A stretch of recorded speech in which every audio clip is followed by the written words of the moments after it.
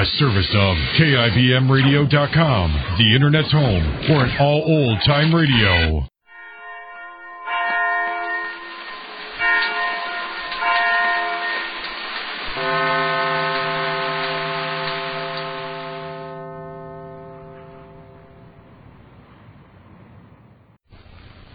And now, Backstage Wife, the story of Mary Noble and what it means to be the wife of a famous star. When Larry Noble found out that it was Mary who had arranged with their good friend, the playwright Tom Bryson, to send for him in Hollywood, he went at once to get his plane reservation for this very night. But now that he's back at the hospital, where Mary is slowly recovering from the burns she suffered when Claudia Vincent hurled acid in her face, he would like to give up the trip and remain at his wife's side, if he didn't think Mary really wanted him to go. Now, for several minutes, neither of them have spoken. And then... Well, honey, if I want to get a bag packed and check out of the Green Room Club and still catch my plane, I'd better get going. Yes, darling. I understand. You'll write to me, won't you? And let me know how you're getting along. Well, of course. All the details, whether you're interested or not. Why, you know I'll be interested. I'm anxious to know what kind of picture they want you for, and if it's something you'll be excited about. And... I'll be excited about making enough money to pay off some of our debts. That's one of my two reasons for accepting the offer. One of them? What's the other? Can't you guess, honey? Or do you think I'm entirely stupid? Larry, I don't understand. Oh, never mind, sweetheart.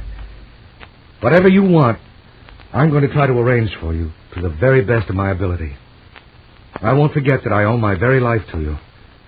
Know that you wouldn't be here in this hospital bed if it weren't for my stubborn insistence in bringing Claudia Vincent into our lives. That's all over and done with, Larry. I don't want you to blame yourself for that anymore. I'll go on blaming myself until the day you're entirely well and back to your old self again. Dr. Allen says I'm doing far better than he expected. Great. Keep it up, sweetheart. And remember, my thoughts will be with you every minute that I'm away, in case it makes any difference to you. Larry Noble, why are you talking like that? Oh, it's all right, dearest. Pay no attention to me. I've got to run now or I'll never make it. You take care of yourself, my love, and leave the rest to me. I swear I'll do everything I can for you from now on. You always have, Larry. Please don't worry about me. Be a big, shining success so that I can be proud of you. Goodbye, honey. I'm the one who's proud. And don't you forget it.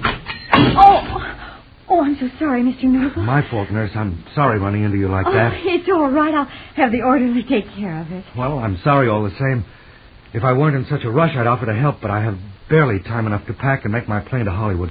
Just be sure to take good care of my wife, Miss Clark. I'm counting on you. I'll do my best, Mr. Noble. Yes, I'm sure you will. Goodbye. I've got to run now. Well, he is in a rush. What happened, nurse? I was bringing you a glass of milk, and as he pushed the door open, it crashed to the floor. Oh, what a shame. It doesn't matter. The orderly will clean it up, and I'll bring you a fresh glass from the pantry. I don't believe I want anything right now. But it's time, Mrs. Noble. And Dr. Allen said you must keep up your strength. I know. Later, perhaps. If you don't mind, I feel rather tired. I believe I could sleep. Would you mind leaving me alone for just a little while? Why, no, of course not. Here, just let me fix your pillow a bit. Let down the head of your bed. Oh, it's fine, just as it is. Please don't bother. I'd rather be alone. Just for a few minutes. Just as you like. I'll be right outside.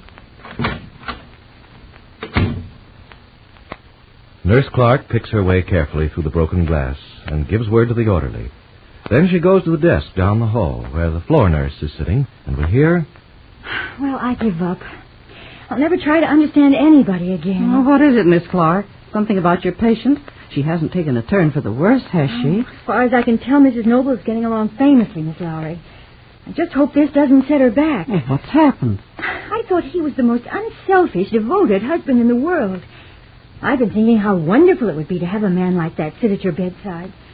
And all the time it was just acting, play acting. I wish you'd tell me what this is all about, Miss Clark. You're talking in circles. No wonder.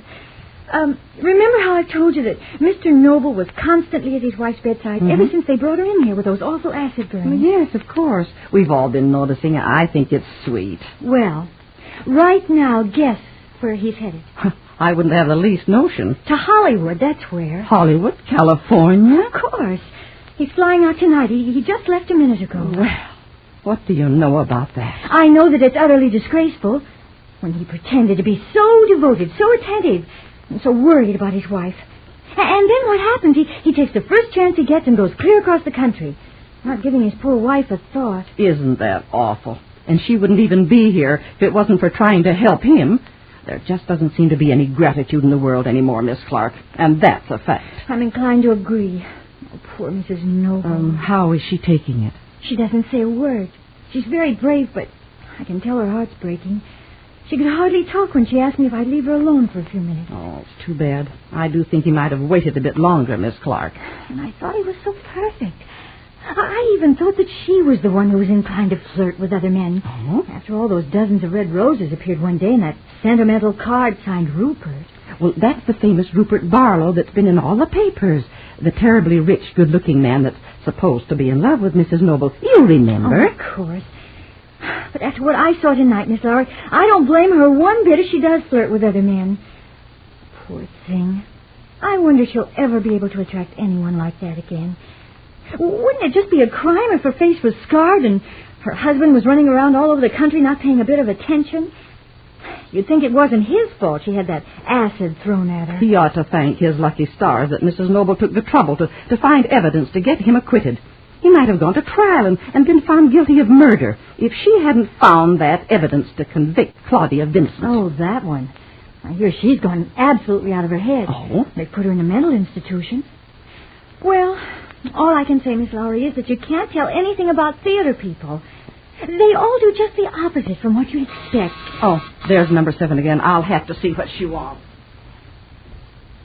And a short time later, we find Larry Noble getting out of a taxi in front of the Green Room Club in Gramercy Square. There you are, driver. Keep the change.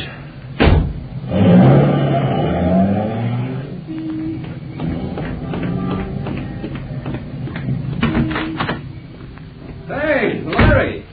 What's the rush? Oh, Lester Jordan. You're just the man I want to see. Come on up to my room with me while I throw some things in a bag. I haven't got any time to spare. Where do you think you're going in such a hurry? Are you skipping out of the country? Have they caught up with you? Oh, never mind the smart talk, Les. Come on. We'll take the steps. It's quicker. Wait a minute, Larry. I'm no longer a sprinter, you know. I don't understand the reason for all the haste. Well, it's not your wife. She's not worse. No, Mary's doing fine. I'm leaving for Hollywood, that's all. Hollywood? When? Just a few minutes. Here, let me unlock the door. Uh-huh. Come on in, Les. I want to ask you to do something for me. Oh, sure thing, Larry.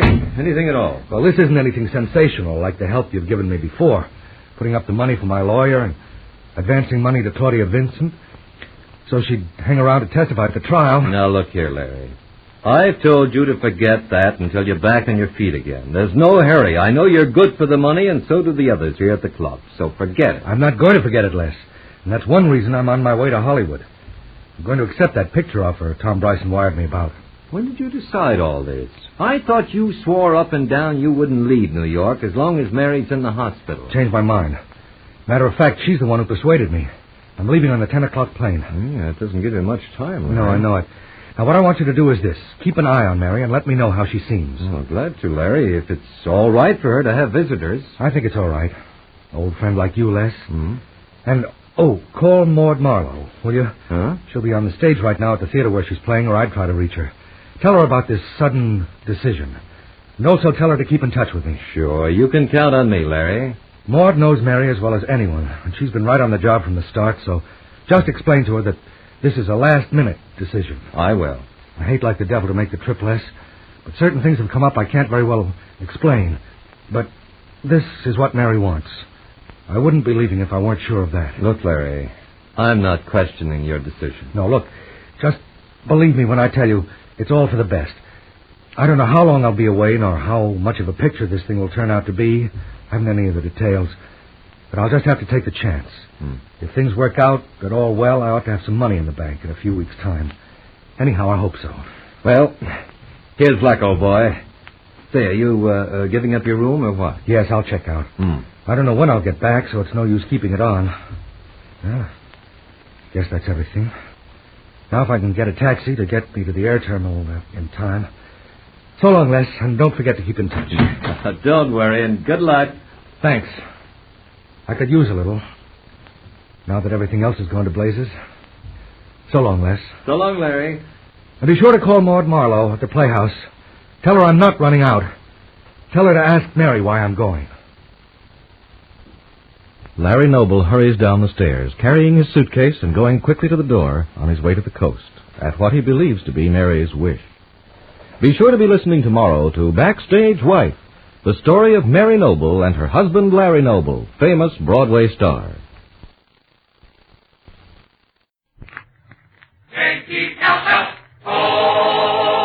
The Jell-O program starring Jack Benny with Mary Livingston, Phil Harris, Dennis Day, and yours truly, Don Wilson. The orchestra opens the program with Old Johnny.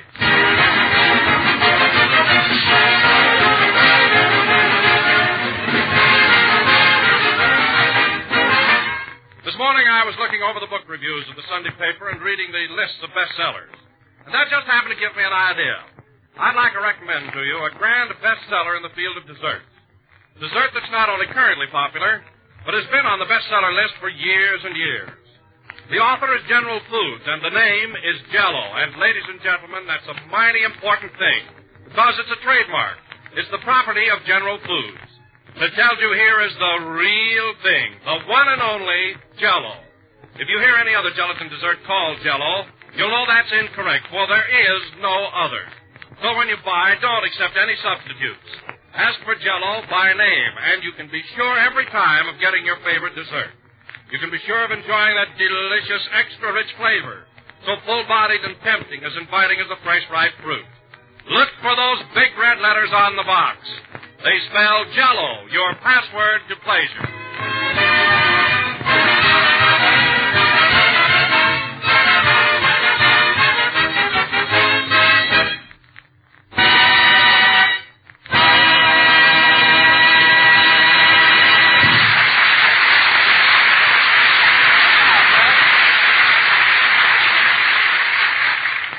Johnny, played by Phil Harris and his orchestra. And now, ladies and gentlemen... Oh, Jack. Yes, Don? Is your tooth still bothering you?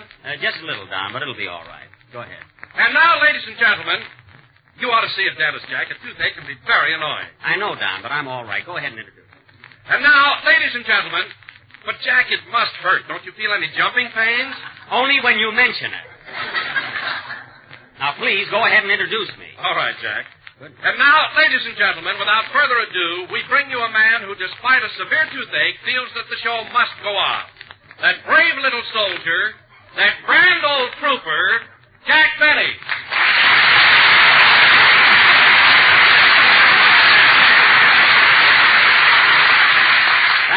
Thank you. Ooh, that tooth. Hello again, this is Jack Benny talking through a murderous molar. Well, Don, here it is Sunday again, and we're back on the old merry-go-round. Time sure flies, doesn't it? It certainly does. You know, Jack, it doesn't seem possible that we've been on the air 6 times already this season. No, it doesn't. No kidding, fellas. Have we been on the air 6 weeks? Yes, Phil, and they sure roll around fast, don't they? Yeah, it seems like I hardly get one paycheck till I have to start battling for the next one. Oh, you do? Well, listen, Phil, if I were you, I'd take my paychecks any way I could get them. Yeah? Yeah, and I wouldn't complain about your job. You're very lucky. You know, in musical circles, they refer to you as Horseshoe Harris.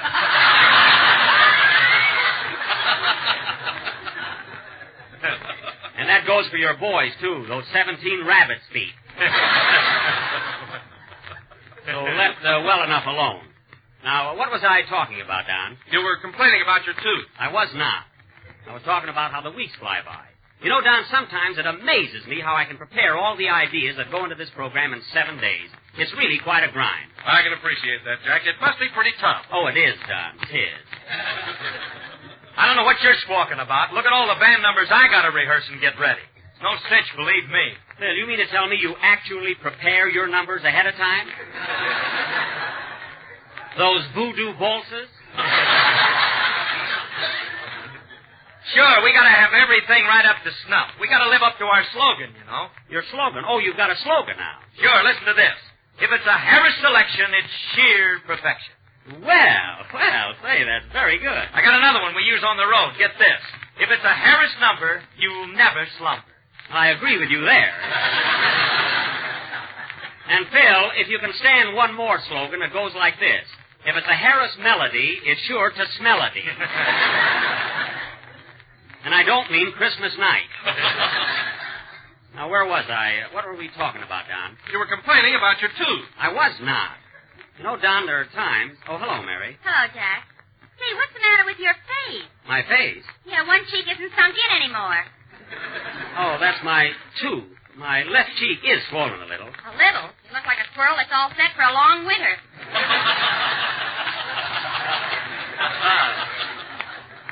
Oh, I do. My goodness, Jack, that tooth's been bothering you all week. Why don't you have it pulled out? Oh, the pain will go away. Say, fellas... I never saw anybody so scared of a dentist. I'm not scared of a dentist. That tooth is loose and will probably fall out by itself. You mean like that thin stuff on top of your head?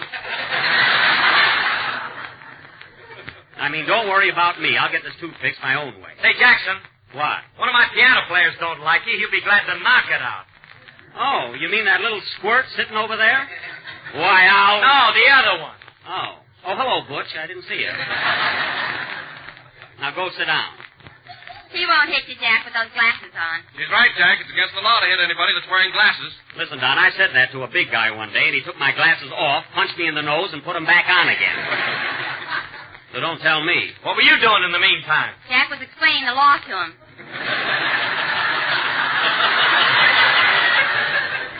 Yes, he'll know better next time. Say, Phil, how about playing a number? My tooth is acting up again. I want to put a couple of drops in it. Okay. What kind of toothache drops are you using, Jack? I don't know. It's something Rochester makes. I think it's chloroform and white mule. It does the trick, though. Go ahead, Phil. Play something. All right, Jackson. Get ready, boys. And remember, folks, if it's a Harris selection, it's sheer perfection. Yeah. Hey, what's that for? Oh, you weren't here, Mary, but Phil has suddenly become slogan conscious. Give her that other one, Phil. Well, here's one you haven't even heard yet. When Smiling Harris plays a tune, every month in the year is June. How's that, Mary? Wow, that's corn that isn't even ripe yet. That's a good one. Say, Jack. What? If vaudeville ever comes back, I got a swell slogan for you. Never mind. What is it, Mary? When Benny plays on his violin, you can shoot him down, and it ain't no sin. Mary, we weren't talking about my violin, so that laugh doesn't count. Now, let's forget our poetry contest and get along with the show. Play something, Phil. Now, wait a minute, Jack. You've all had your little poetry. How about giving me a chance? Okay, Don, let's hear your contribution, said he with a look of innocence in his baby blue eyes. Take it, Don. All right. But I want you to help me, Jack. Now, you start me off with, hello, Joe. Okay. Hello, Joe. What do you know? I just got back from the grocery store.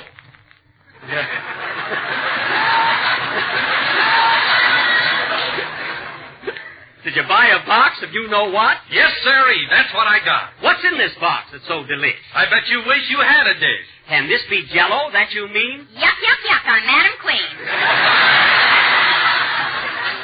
Mary, you spoiled the whole thing. That last line didn't make sense. All right, send me to Siberia.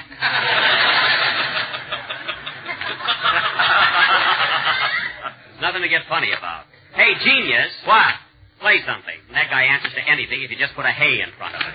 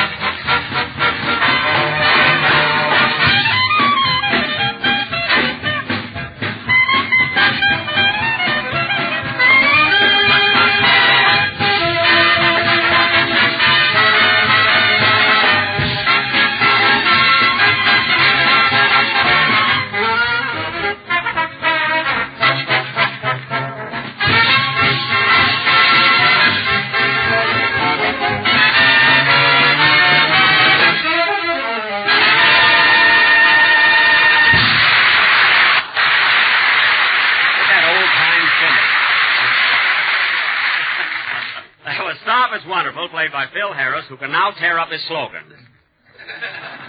Now, Harris' selection is sheer perfection. Oh, Maharaja. And now, folks... Wait a minute, Jack. Are you insinuating that number was inharmonious? What's that? Inharmonious, mediocre, lacking in finesse and euphony. Why, Phil. Well, that's the day's work. Good night, all.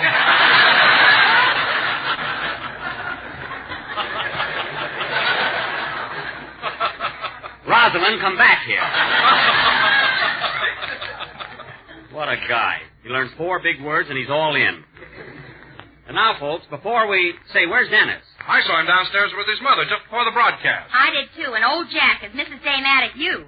Mad at me? Why, we got to be very good friends at my Halloween party. Well, she was home last Sunday listening to our program, and she heard you call her a pest. I didn't call her a pest. I said she needed a rest. Well, she got it, so watch out. Oh, Mary, Mrs. Day is much too broad-minded to be upset about a little joke. And now, folks... However, Mary, I wouldn't mention anything about it when she comes in. You know. Yeah, I know. You know how it is. Yeah, I know how it is. Yeah. And now, folks... Mary, let me alone. And now, folks, following our success last week with our version of The Women, tonight we are going to... Oh, boy, wasn't I marvelous in that play? What? Didn't I give a terrific performance? Yes, Phil, you were sensational. Would you consider a $1,000 raise in salary? I feel guilty having you at these prices. That's a deal. Shake. Get away or I'll break your arm. Terrific performance. Anyway, folks, as I was saying, following our success last week with The Women, tonight we are going to offer... Uh-oh, look who's coming. Well, hello, Dennis. Hello, Mr. Benny. And your mother's with you. Well, this is nice. Good evening, Mrs. Day. How do you do? Well, you're looking very good, Lucretia. Thanks, and you will please refer to me as Mrs. Day. Well. It is now 20 degrees cooler inside. Mary. Well, Dennis, I'm glad you're here, and I know you have a lovely song prepared for us tonight. Are you ready? Yes, I am. Say, Mr. Benny, what's the matter with your jaw? Did someone hit you? No, Dennis, I have a bad toothache. You know, Mrs. Day, it hurts like the dickens. It's really a miracle that I can be funny tonight. You were very funny last week. Very funny. Oh, did you enjoy the show? Yes, especially the part where you called me a pest. It was such a brilliant remark. Why, Mrs. Day, I called you a pest? Yes, you did. On the radio? Yes, on the radio. On my program? It wasn't Duke Ginsburg and his Happy Hawaiians.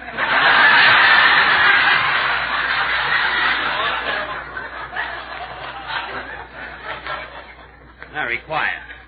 Now, look, Mrs. Day, it may have sounded like I called you a pest, but this darn tooth of mine slurs my words and bothers me all week. Your tooth, huh? Yes, you can see for yourself. Look. It's the red one right here. The one on the urn. Sir? Oh, that does look pretty bad. It hurts like the dickens. Hey, Jack, let me hear you say your name. What? Let me hear you say your name. Jerk Gurney. That's what I thought.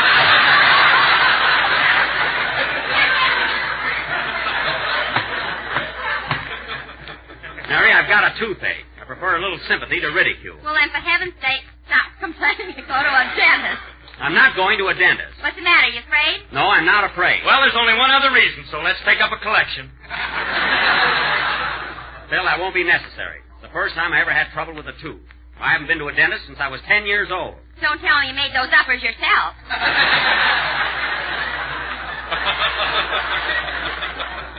No, I didn't make those uppers myself. Well, Jack, I don't want to be an alarmist, but I think you ought to do something about that tooth. It might lead to serious consequences. Well, gee, it does hurt, but I don't know who to go to. I know a good dentist, Jack, and he's just 2 blocks from here. Come on, let's go. Oh, don't pull me. Go ahead, Jack. We'll take care of the program. Sure, I got some swell jokes, and I'm dying to tell them. Oh, I know your jokes, Phil. Oh, waiter, have you got frog's legs? No, I always walk this way.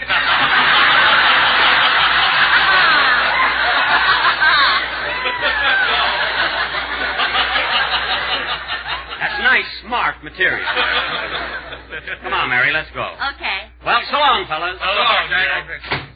All right, Dennis, you can go ahead with your song now.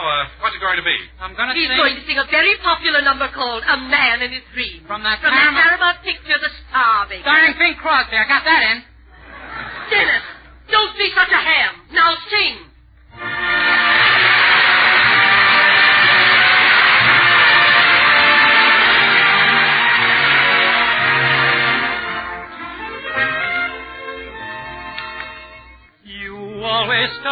imagination.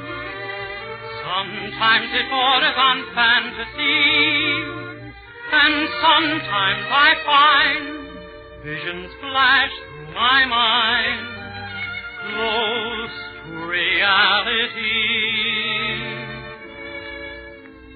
Night, a soft guitar, a hidden lane, a moon, and here and there a star, for a man and his dream. Night, a cricket's cry, a whispered word, a kiss, and now and then a sigh, for a man and his dream. And their eyes, when they meet, seem to say it's sublime, and their hearts proudly beat to a tune that is older than time.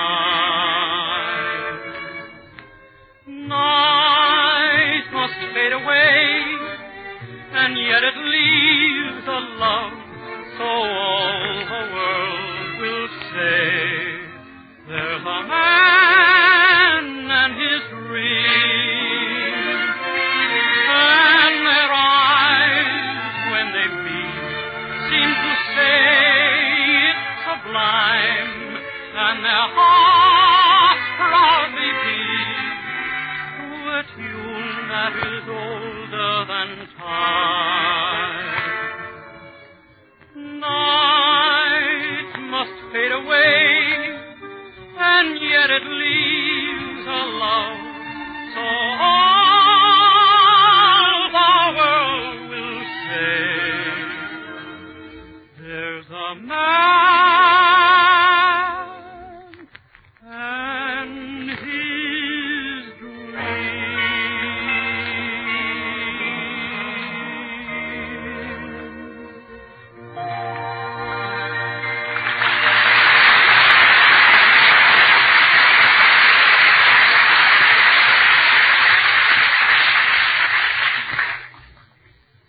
You know, Mary, my tooth doesn't seem to be bothering me now. I think I'll let it go till some other time. You'll do nothing of the kind. Here's the dentist's office.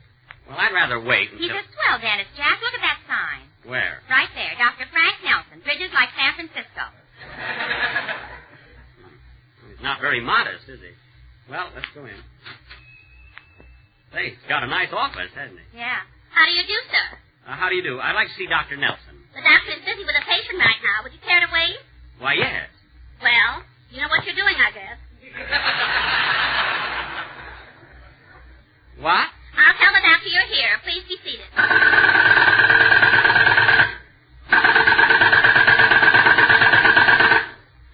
What's that, miss? Is that a drill? Yes, the doctor is working on a patient. Some fun, hey, kid?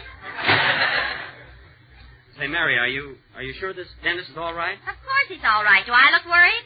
No, but then I'm the one with the toothache. I'm not worried, Mary, but I just want to make sure that...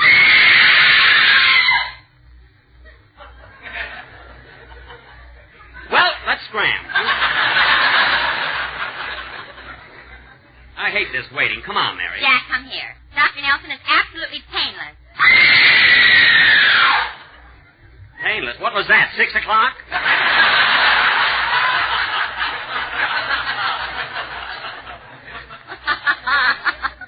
I'm getting out of here. That'll be all for today, Mrs. Stewart. When will I see you again? You should live so long. Well, young man, are you waiting to see me? Yes, but I... Your name, please. Benny. I'm Jack Benny, the actor. Sorry, we don't give theatrical rates. Well, I didn't mean it that way. I expect to pay the same price as anybody else. Eventually. Mary. Ooh, that tooth's throbbing again. Step right this way, please. Follow me. Can I come in, too? Yes, Mary, you stick right with me. Oh, nurse, sterilize my mandibular injector and have the gutta percha ready. Yes, doctor. Now, step into this chair, Mr. Benny, and I'll strap you in. Strap me in? Yes, we don't want you squirming around. Oh. Would you like a manicure, Mr. Benny?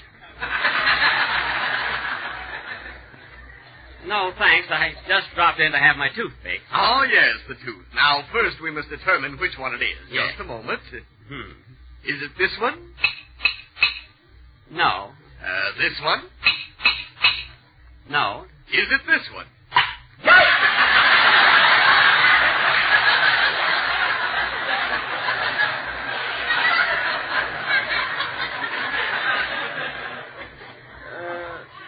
That's the one, Doctor. Hurt something awful. We'll take care of that.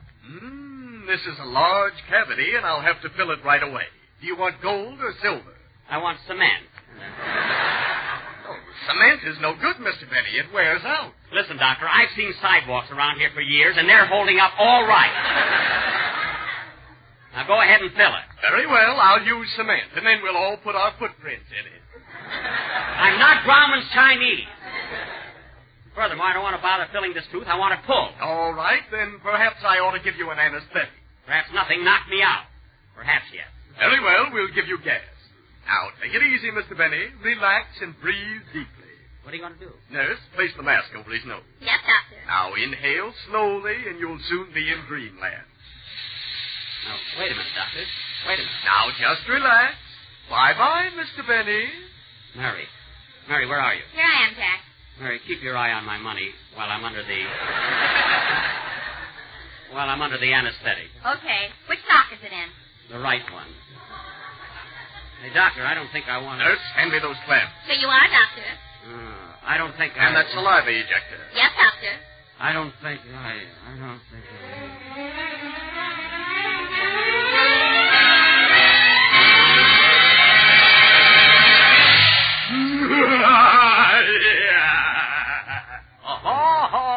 Well, as I live and brush my teeth with my pen, if it isn't Benny, and he's sleeping sounder than his audience on Sunday night. Oh, nurse, nurse. Yes, Dr. Allen? Hand me that chisel. I'm going to do this the hard way. Here you are, Dr. Allen. Thank you, Mrs. Day. Mrs. Day? Fred Allen? Where am I?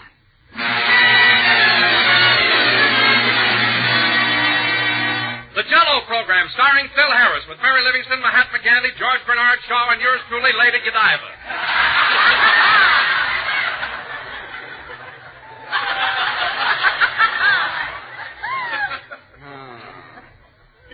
Hello again. This is Jack Benny talking. Now, hold on there, Benny. It's town hall tonight. What? Why, Portland, what are you laughing at? Wait a minute, that's not Portland. That's Mary Livingston. Shut up, Carmichael. Carmichael? Who's Carmichael? Oh, my goodness, look at this white fur all over me. The Jell-O program, starring Phil Harris and his orchestra. The orchestra opens the program with Scheherazade by Rimsky-Korsakov. That's a lie! They'll never make it.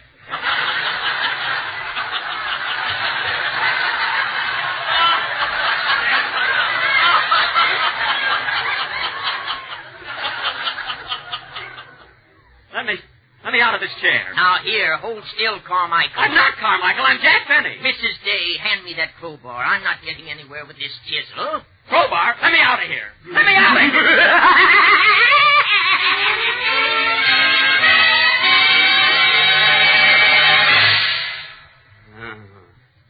Good thing I got away from there. Where am I? What am I doing in this cave? Who's that coming toward me? Carmichael, your day has come. What? I've been waiting a long time for this. Rochester, what are you doing with that razor? Ain't no use backing away, Carmichael. Winter's coming and Papa needs a fur coat. Look, Rochester, I'm not Carmichael. This is me, your boss, Mr. Benny. Mr. Benny? Yes, put down that razor. I'll give you a new tuxedo. I'll give you anything you want. I'll give you a raise in salary. You ain't Mr. Benny. Rochester. Carmichael, you're about to become a fond memory. Rochester, let go of me. Ain't no use scratching. Pull in those long claws. These aren't claws, Rochester. These are my fingernails. Would you like a manicure, Mr. Benny? No, I'm just here to get my tooth pulled. Rochester, get away from me. What are you going to do? Carmichael, I'm going to carve you up and have you for a Thanksgiving dinner. Rochester, you don't even know when Thanksgiving is. Who does?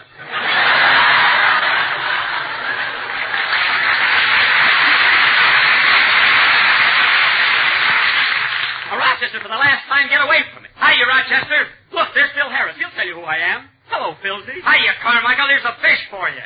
Ouch! Phil, look at me. I'm not Carmichael. I'm Jack, your pal. Jack Benny, the actor. I'm sorry, we don't give theatrical rates. Doctor. Hand me that hacksaw, Mrs. Day. We're coming along fine. Here you are, Doctor. Thank you, Mrs. Day. I'm not Mrs. Day. I'm Carmichael. You are not. I'm Carmichael. I'm Jack Benny. Mary, what are you laughing at? How can I laugh? I'm a poached egg. Mary, what are you talking about? Where are you? Ooh, my tooth. Oh, Dr. Allen, you'll never get the tooth out that way. You'll have to use dynamite. Oh, dynamite is so messy, Mrs. Day. Hand me my machine gun. Machine gun? No. Now hold still, Benny. I want to make a nice, clean job of this. Please, Fred, please. You can't do this to me. I'm a polar bear. Don't you love animals? Don't, Fred! Don't!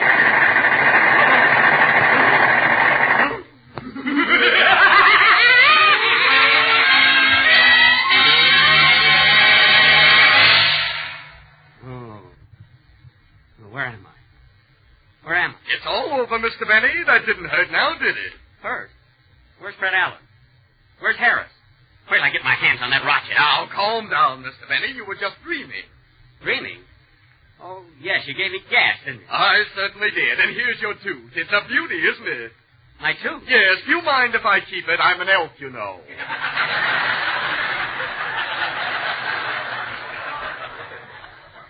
Oh, that's perfectly all right. Well, I feel much better now. How much do I owe you, Doctor? That'll be $35. $35?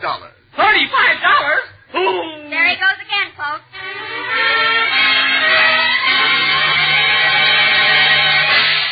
Play, Phil.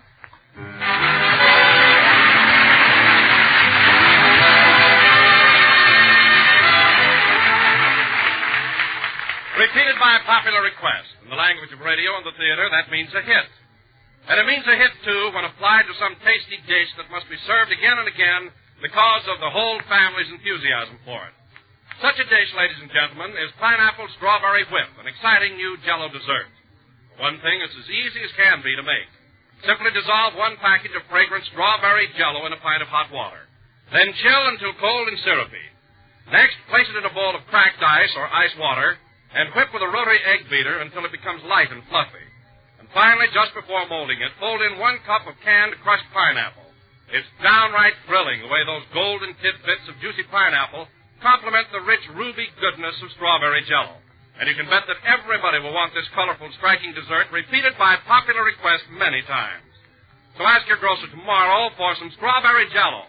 And tomorrow night, when the family gather around the dinner table, surprise them with a glorious bowl of Jell-O's new pineapple strawberry whip.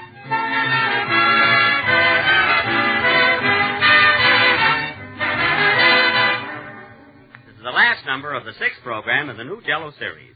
And we will be with you again next Sunday night at the same time. Before we say goodnight, I would like to remind you of the annual Red Cross roll call. Every citizen should join, because your memberships are the sole support of the regular Red Cross program of fighting the suffering caused by disease, accident, and disaster. So may I urge you to join the Red Cross through your local Red Cross chapter. Good night, folks.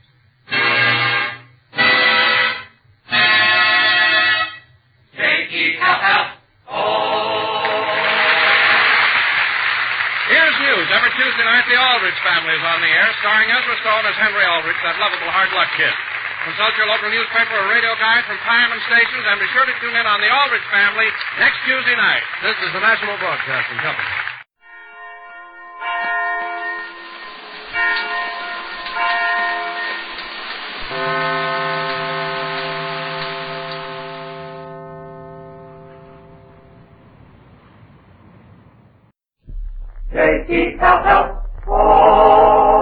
The Jell-O program, starring Jack Benny, with Mary Livingston, Phil Harris, Dennis Day, and yours truly, Don Wilson.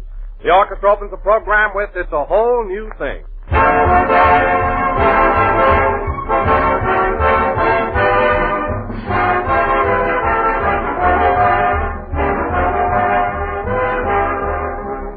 Ladies and gentlemen, this is the age of research. So we've been doing a little research on the subject of Jell-O. Well, we found out that the best days of the week to serve Jell-O are Sunday, Monday, Tuesday, Wednesday, Thursday, Friday, and Saturday, which is just another way of saying that Jell-O is always, anytime, and every time a perfectly swell dessert. For Jell-O brings you that full, extra-rich flavor. A flavor as fresh and sunny as the real ripe fruit itself. And all 6 of Jell-O's famous flavors has the same rich goodness. Strawberry, raspberry, cherry, orange, lemon, and lime. A grand, satisfying flavor that has made Jell-O America's favorite gelatin dessert. And you like Jell-O's gay, appetizing appearance, too. Its shimmering, jewel-like colors that make it look so inviting. So enjoy some tomorrow. Just be sure to get genuine Jell-O and don't accept any substitutes. Look for those big red letters on the box. They spell Jell-O.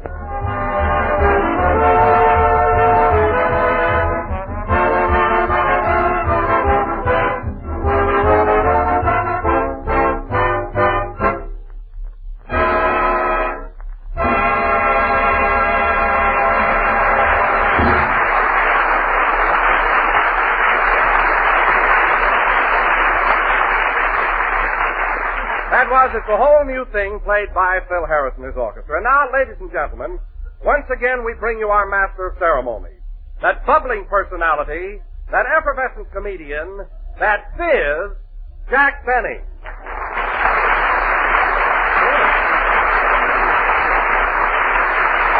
Well, thank you. Hello again. This is Jack Benny, the carbonated kid, talking.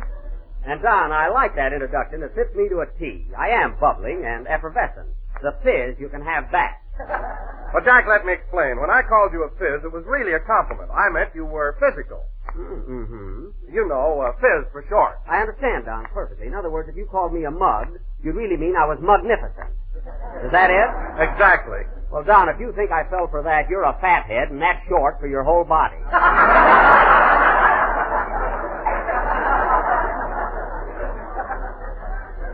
Anyway, Don, let's not get into a routine because I know how you appreciate a good story. And I heard a gag a few minutes ago that will positively put every one of your chins in motion. Oh, it's a honey. It's a good one, huh? Well, Virgil, the sound man, told it to me, and you know what a clown he is. Get this, Don. Don, I haven't even told you the story yet. What are you laughing at? Is it the one about the nearsighted old maid that buried the midget? No, heavens, no, Don. Heavens, not that one. This is a brand new story. Get this. There was a fellow walking down the street, and he was leading a pink alligator on a leash, when all of a sudden it started to act up and snap at him. Uh-huh. So the guy got annoyed, turned around to this pink alligator and said, "You better behave yourself, or I'll take a bromo seltzer, and that'll be the end of you." Oh, isn't that terrific, Don? Oh, it sure is. That Virgil has a great sense of humor. Yes, Gee, that was a funny story, Mr. Benny. Oh, Dennis, I didn't see it. Did you like it? Yeah. But there's one thing that puzzles me. What? If the man was walking down the street, where did he get the bromo seltzer? Well, I don't know. He probably had a box of it in his pocket. Oh. Then I guess he had a glass of water in his other pocket. Yes, Dennis, and a banjo on his knee.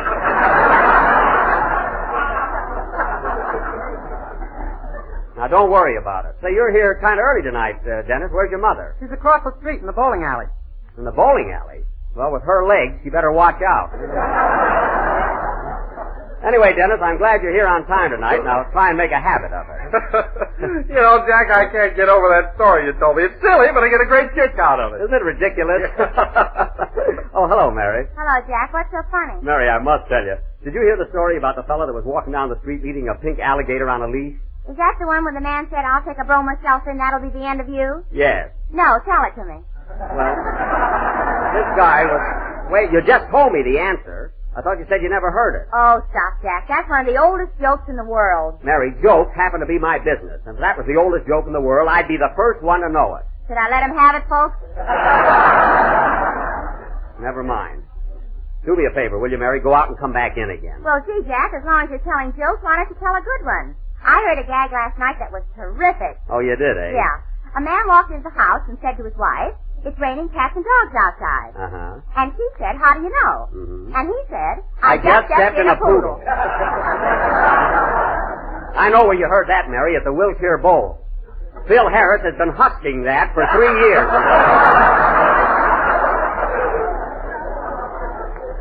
That's his theme joke. You know, Don, Phil's idea of humor is really pitiful. Oh, I don't know about that, Jack. I was at the bowl one night, and the people screamed at him. Sure they scream at him. Every time he finishes a gag, he has a waiter throw a custard pie in his face. That's why. I didn't see anybody do that. Oh, well, you must have been their bucket of water night. That's his idea of changing material. Well, I'll say one thing about Phil. He sure attracts the young collegiate crowd. All the college boys go there. They have to go there, Mary. That's part of their initiation.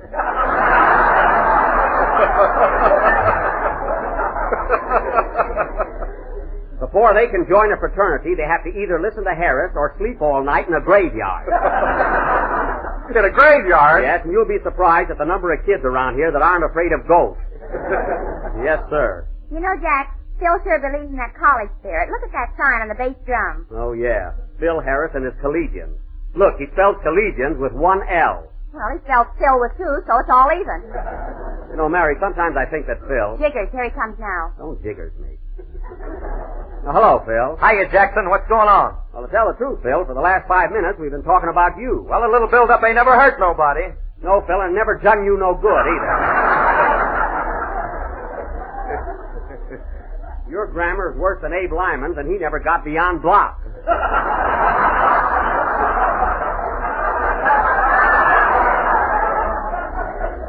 Well, who cares about grammar? I got other things to worry about. Oh, I can imagine. Say, Phil, I noticed that new sign you got on the bass drum. What happened to that corny painting you used to have there? Corny? Yeah, you know, the one with the yellow moon and the green river and the purple trees. Remember that one, Mary? Yeah, he used to call it Gypsy Doodle by Rembrandt. That's the one. Whatever happened to that painting, Phil? I sold it to the Metropolitan Museum in New York. You mean the Museum of Fine Art? I don't know what they got there, but that's the joint that bought it. Phil, are you crazy? Crazy nothing. Someday that picture will be hanging in Paris, right next to the Mona Lulu.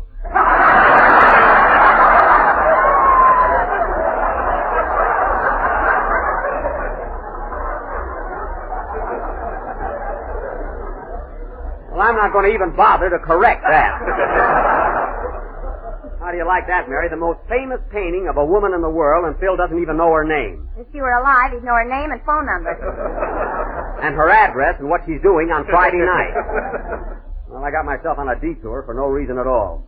And besides... Hey, Jack, why don't you tell Phil that story the sound man told you? He'll get a kick out of it. Oh, he wouldn't even get it. Come on, Jackson, what is it? Let's hear it. All right, Phil. Do you know the one about the fellow who was walking down the street and his pink alligator snapped at him? Know it. I'm the guy that drank the bromo. There you are, fellas. He's always got a brilliant comeback, even if he has to make a bum out of himself. Oh, Dennis. Yes, please? How about a song before we get involved again? Okay, Mr. Benny. I'm going to sing an old favorite by Stephen Foster called Jeannie with the Light Brown Hair. Oh, that's swell, Dennis. I love those old songs. Old songs, old gags. What this program needs is glands.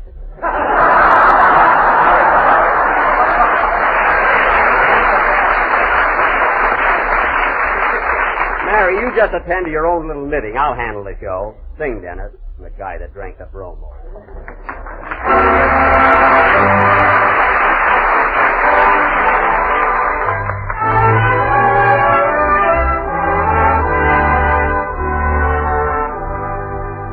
I dream of Jeannie with a light brown hair, on like a vapor on the golden air. I see her tripping where the bright spring plays, happy as a daisy along her way. Many are the wild notes a merry voice would call, many are the blithe birds that warble them all.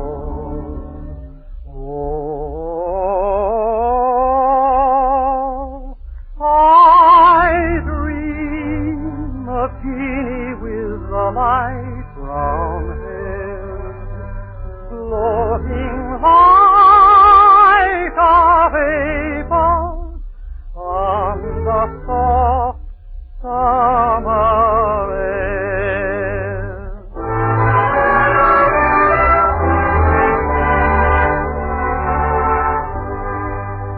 I long for Jeannie with a day-dawn smile, radiant with gladness, warm with winning guile. I hear her melodies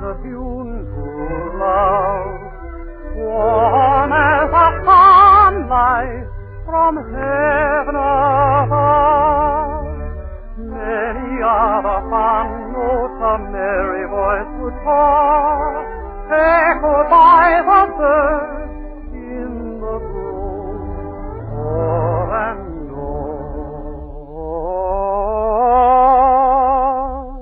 I sigh for Jeannie with a light brown hair, floating like a vapor on the soft summer air. On the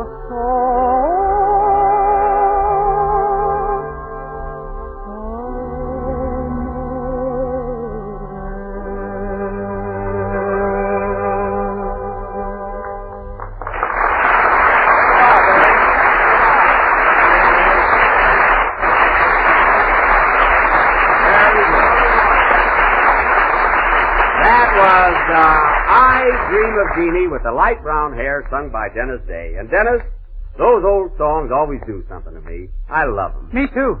Jeannie with the light brown hair. What a grand title. You know, Dennis, I used to have light brown hair in my hair. Why, Jack, from the pictures I've seen of you, I thought you had black hair. No, Don, it was brown. Sort of a russet brown. You know, just like the leaves in autumn. Well, rake 'em up and let's get on with the show.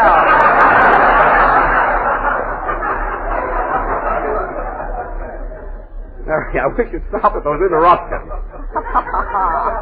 Anyway, Dennis, I noticed another thing. Your singing seems to improve every week. You're gaining poise and confidence. Well, thanks, Mr. Benny. Just think, this is your 7th week on my program. 7 weeks. Gee. Yes, sir. Am I going to get paid pretty soon? Pretty soon, Dennis. And now, ladies and gentlemen, tonight we are going to... Hey, Jackson, why don't you pay the kid? Bill, I intend to pay him. I'm merely holding his salary until he's a little older. I'm teaching Dennis how to save money. Well, he's learning from the top man. Thanks, Miss Livingston. And if I were you, I wouldn't say another word unless you rube it up on the Lum and Abner program. And now, ladies and gentlemen, tonight we are going to... Here you are, Dennis. Did you sing your song yet? Yes, Mother. Well, good evening, Mrs. Day. Good evening. Oh, Mother, you should have been here a few minutes ago. Mr. Benny told the funniest joke. It was rather good. Tell it to her, Dennis. Well, Mr. Benny was walking down the street leading a pink alligator. Oh, dude, eh? Dude, it wasn't me, Mrs. Day. Dennis got the story all wrong. I never touch a drop of liquor. Then why have you got that red nose? Because I'm a comedian. What do you think? My tie lights up, too. This story, Mrs. Day, is about a man who takes a bromo seltzer and gets rid of a pink alligator. What's funny about that? Nothing. It's very sad. I'm crying like anything. Oh, what a dame. What's that? I said, oh, what a game. I saw UCLA play Santa Clara yesterday. It was thrilling.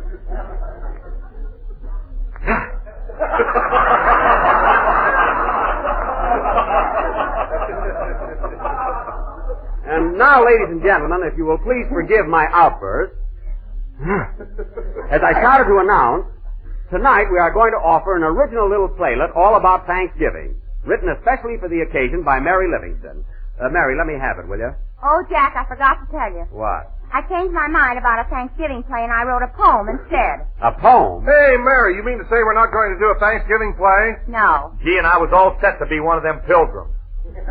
Oh, fine. You'd make a great pilgrim, Phil. Well, I would. Listen, buddy, my ancestors came over on the Mayflower. Oh, did it dock in Dixie?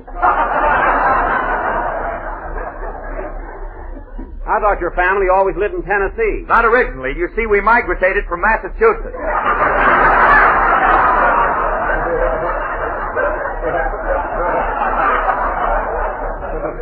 Migrated? You don't by any chance mean you migrated? All right, we moved. Forget it. Migrated. You hear that, Mary? Yeah, he put in an extra syllable in it. You're not palooling. Ladies and gentlemen, before we get out of the mood, let me say a few words about Jalelo. Jalelo? It is economical, easy to make, and comes in 6 delicious flavors. So look for the big red letters on the barack. Thanks, Don. You surveyed the day.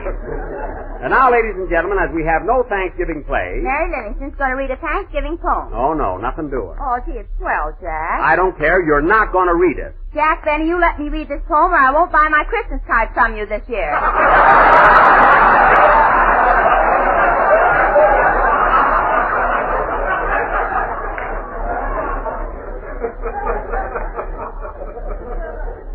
All right, a lot I make on the ones you get. You don't even have your name printed on them. Now go ahead with your poem. Okay. What's the title of it? The title is Thanksgiving. You're a little mixed up, aren't you, kid?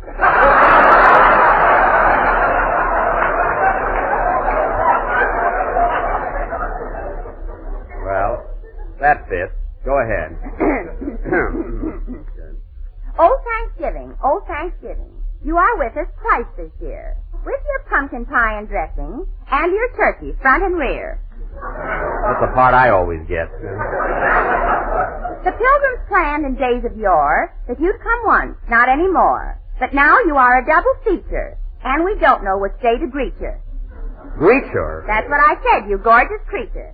Now, don't be funny. Go ahead with the poem. Suppose we had 2 everything. 2 New Year's Eves to laugh and sing. 2 Christmases, 2 Labor Days, and 2 Jack Bennies with 2 toupees. Mary, you're too pressing. Are you through? No, but I'm coming into the stretch. Oh. So Thanksgiving, I don't mind. If you're a week before or a week behind. What's the difference? What the heck? The turkey's the guy that gets it in the neck. The end.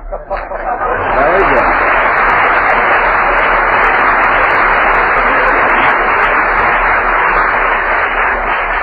Mary, that was silly, but you came through with flying colors. And now, Phil, how about a number to kind of break things up here? Okay, Jackson, what do you want us to play? Anything special? Well? You name it and we'll play it. All right, how about that number you rehearsed all morning? You know, the only one you can possibly play. Oh, okay. Hit it, boys. He asked for request yet. Hold it a minute, Phil. Come in. Mr. Benny? Yes? Are you a little mixed up on account of the 2 Thanksgivings this year? Yes, I am. Why? I was in a fog when we only had one. Goodbye. He's not kidding, folks. He's got his shoes on backwards. Play, Phil.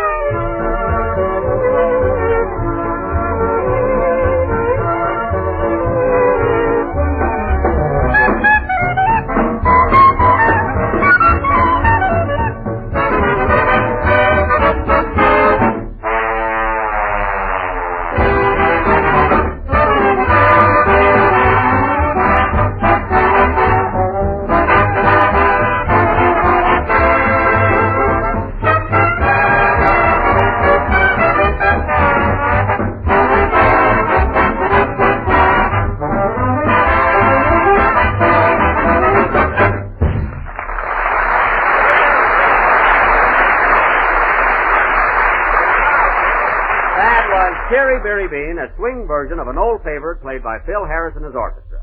And now, fellas... Hey, what's the matter? Aren't you going to complain about the number we just played? No, Phil, I thought it was pretty good. I liked it, didn't you, Mary? Yeah, it was swell. Did you like it, Don? I thought it was okay. How'd you like it, Jack? Oh, it was great. How'd you like Phil's number, Mary? Well, I thought it was a little loud in spots, didn't you, Don? Yes, it seemed a little off here and there. What did you think of it, Jack? I thought it was lousy.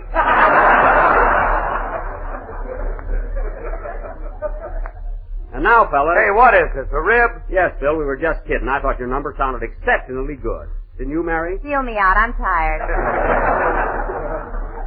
Now, fellas, as I started to say a little while ago, and before I forget it, Thursday being Thanksgiving, I want all of you to come over to my house for a real old-fashioned turkey dinner. How about it? Oh, that's great, Jack. Dennis, this invitation goes for you also. His mother, too? Yes, Mrs. Day, my party wouldn't be complete without you. You don't sound very sincere about it. Well, what do you want me to do, send you a mash note? Glad to have you. The more the merrier. Good heavens. Say, Jack, is this party going to be like the one you gave last Thanksgiving? What do you mean? I mean, is the turkey going to be leg of lamb? Don't worry about that, Mary. This is going to be a real dinner. I've got the biggest, fattest, juiciest turkey you ever saw. Where'd you run over it? I didn't run over it. It's a live turkey. I got it in my garage right now. It's roosting on my Maxwell. That's all that car needs. Now, you wait till you see that bird. I bet it weighs 65 pounds. 65 pounds? Why, Jack, you must be mistaken about that. Oh, no, I'm not, Don. I had it on the scale. It's an enormous thing. 65 pounds. Oh, you're kidding. I'm not kidding. Wait till next Thursday and you'll see for yourself. It's going to be a swell party. How many people are you expecting, Jack? Well, there'll be our gang, and then I invited Clark Gable and Carol Lombard, Bob Taylor and Barbara Stanwyck, Tyrone Power and Annabella. Oh, Jack, you always ask them to every party you give, and they never show up. Well? Why don't you stop inviting them? I can't stop now. They'll think I'm mad at them. You know how it is. How can they be mad at you when they don't even know 'em? I don't even know them. Listen, Phil, I know every one of those stars personally. Sure, Jack sells them their Christmas cards. Mary, will you stop harping on that? The only reason you ever got cards from me is because I happen to have some left over. Every year. Oh, quiet. Now, don't forget, fellas, Thursday night at my house. Oh, wait a minute, Okay, Jack. You Jack. know that. Boy, we're going to have a big turkey and cranberry sauce and mashed potatoes. And, Don, guess what kind of jello we're going to have for dessert? Strawberry? No. Raspberry? No. Cherry? No. Orange? No. Lemon? No. Give up? Yes. Lie.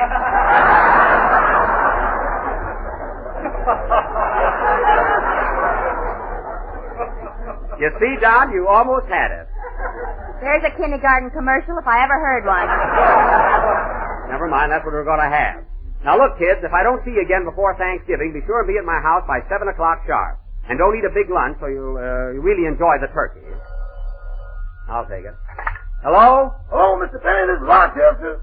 All right, what do you want? Well, boss, I just heard you talking about a big Thanksgiving party Thursday night. That's my night off. I'm sorry, Rochester, but you'll have to work. You can take a day off some other time. I can get my twin brother to take my place. I don't want your twin brother. Well, he looks just like me. I don't care if he did. I want you to be at my house on Thursday night. How about me in spirit and my brother in person? Rochester, don't try any tricks. I can tell the difference between you and your twin brother. That's more than the gal can.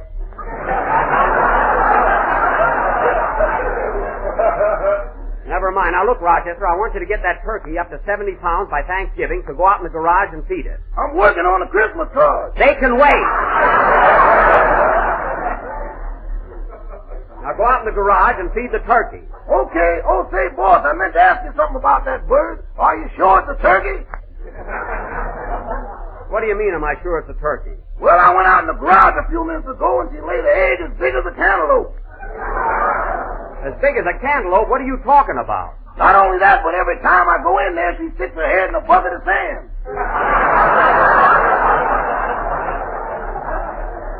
What? Boss, you bought an ostrich.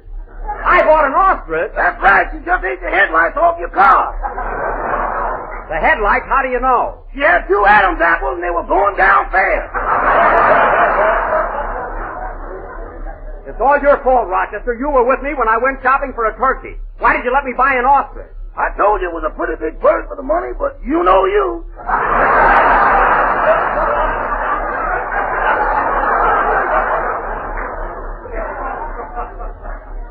I guess there's nothing we can do about it now.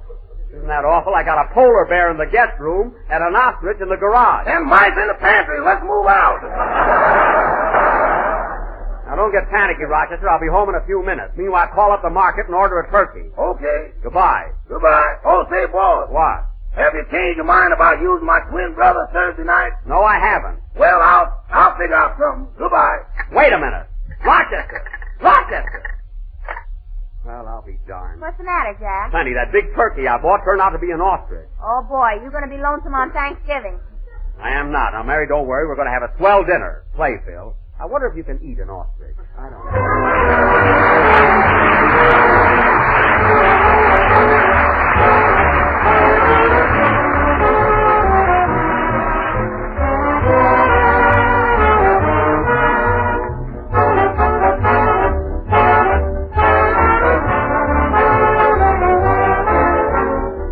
This year, some folks are celebrating Thanksgiving on the 23rd of the month, others on the 30th.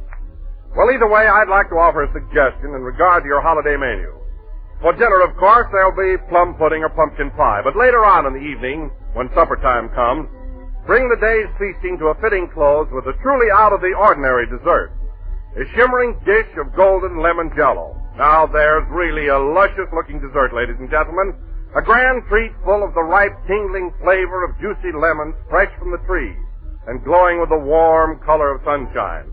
And you can serve it in shapely molds garnished with fruit, nuts, and maraschino cherries. Or it can be sliced into dainty cubes, tumbled into parfait glasses, and topped with snowy whipped cream. Either way, it adds up to a mighty slick dessert that will catch every eye and capture every taste. And that goes for all the rest of Jell-O's 6 delicious flavors: strawberry, raspberry, cherry, orange, lemon, and lime. Jell-O, remember, is a light dessert, just the thing to appeal after a heavy midday meal. And it's quick and easy to make, and Mother will appreciate it after cooking a big Thanksgiving dinner. So order genuine Jell-O from your grocer tomorrow.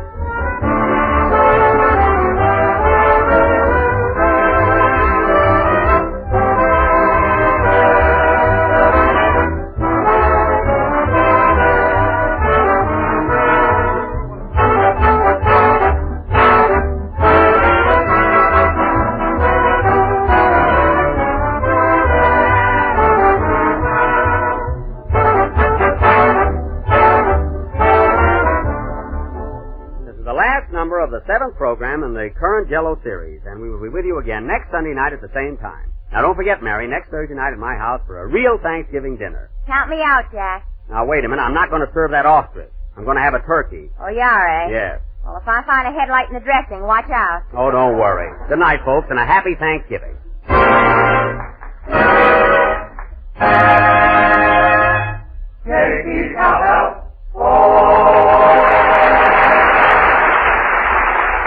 Here's news. Every Tuesday night, the Aldrich family is on the air, starring Ezra Stone as Henry Aldrich, that lovable hard luck kid. Consult your local newspaper or radio guide for time and stations, and be sure to tune in on the Aldrich family next Tuesday night. Bluebirds in the Moonlight is from Gulliver's Travels. This is the National Broadcasting Company.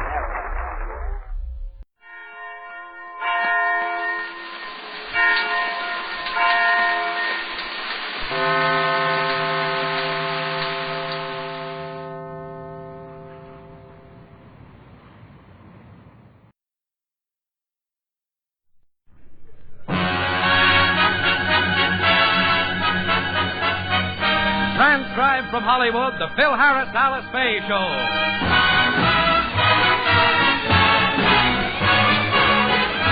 For your enjoyment, here is the Phil Harris Alice Faye Show. Written by Ray Singer and Dick Chevrolet, with Elliot Lewis, Walter Tetley, Robert North, Janine Roos, Ann Whitfield, Walter Sharp in his music, yours truly, Bill Foreman, and starring Alice Faye and Phil Harris.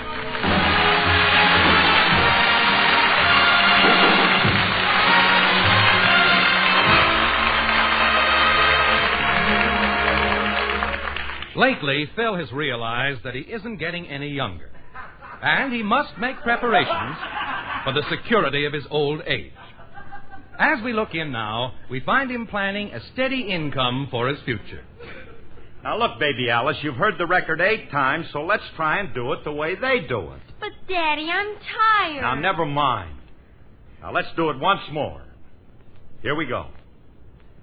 Here's a happy tune. That'll bring you a smile all the while when you croon it. You're really in style. And the title is Sam's Song. It's as catchy as can be. With a slight little beat in the melody, sweet keeps you tapping your feet. And the title is Sam's Song. With a lesson on your mind. No.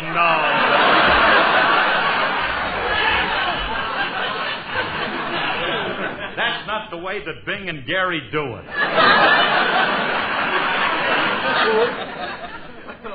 Look, kid, you'll never make a buck for me if you're going to sing that way. Why can't my kids have talent like Crosby so they can support me? But, Daddy, I don't like to sing.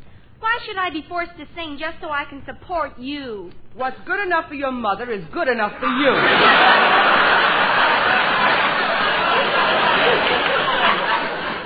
Alice, please. I'll thank you not to interrupt while I'm coaching my little moneymakers.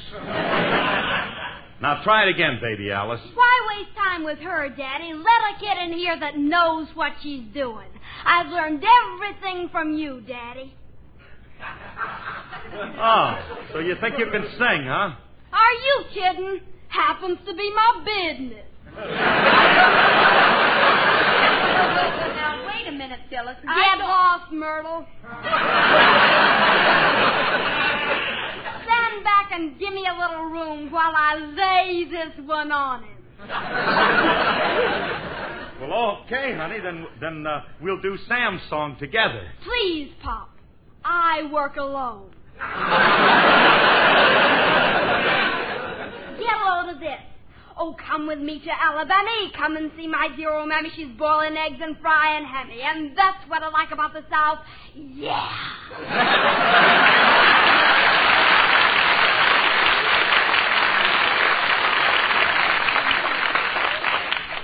Well, I don't have to worry about this one. Only 6 years old, and already she's got talent. That kid will be making money before she reaches her obsolescence.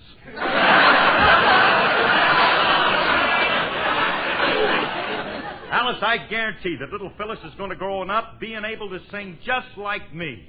Is that what you really want, dear? Now, Phil, leave the children alone. My girls don't have to sing for money. Maybe yours don't, but mine do. Besides, if it's good enough for Bing's kids, it's good enough for yours. But, Phil, we don't need the money. Bing does. He's the only one I know of who has as much money as you do. The only difference is that you have it in the old bills.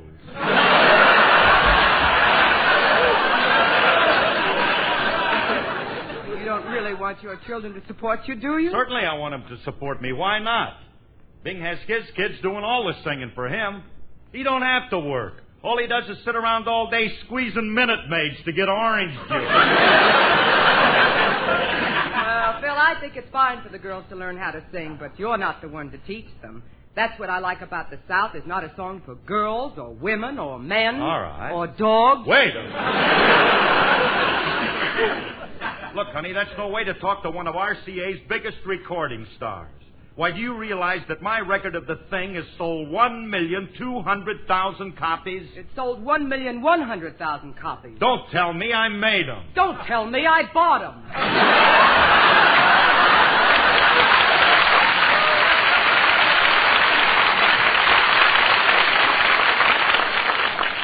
You didn't buy that many. I didn't, huh?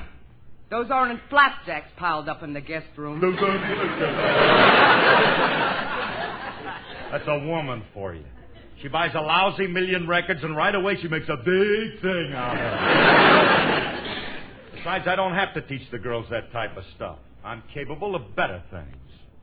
I'll teach them semi-classical stuff like Waterboy, Sweet Mystery of Life, or One for the Road to Mandalay. Listen closely, kids, and watch how I do this. I love life, so I want to live. I want to live. I want to live. With a voice like that, would you mind telling me why? All right, Lovely, all right. Now, where did you come from? I heard the screaming, and I rushed in. I thought somebody was being attacked. No, nobody's being attacked. I was just singing to my children. Shame on you, Curly. Going around trying to puncture little kids' eardrums. My voice wouldn't puncture anybody's eardrums. Anyway, the girls like to hear me sing. Don't you, baby Alice?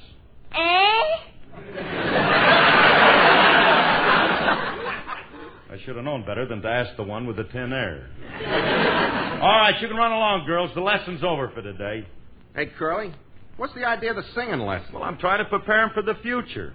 And little Phyllis has a lot of talent, and I'm going to train her to be a professional singer. Well, that's no career for a woman. There's so many more important jobs that a woman can hold today. Like what? Well, there's a crying need for girl jockeys in Tijuana. All right, Remley. Or you can stretch her neck and make her the goose girl at Hollywood Park. They're not racing there now. But next year, it'll take a year to stretch her neck. All right, Now, what's wrong with a woman being a professional singer? I've done all right. Oh, yeah, but you're different, Alice. You can't teach a child to have a voice like yours. You were born with unusual talent. True. But the girls do have good voices, and with a little training, they might amount to something. I think we ought to get them a good coach. Coach, huh? Well, maybe you're right. Well, we're rehearsing our show in a couple of hours, and I'd better get dressed. Okay, honey, we'll meet you at NBC later, huh? You know something, Frankie? Alice has got an idea. Yeah? Sure. I'd like to get a good coach for the kids. You know, somebody with a nice, soft, cultured voice that has resonance. Mm-hmm. The kind of a voice that sends you. A voice... Hey, Curly, I know just the person.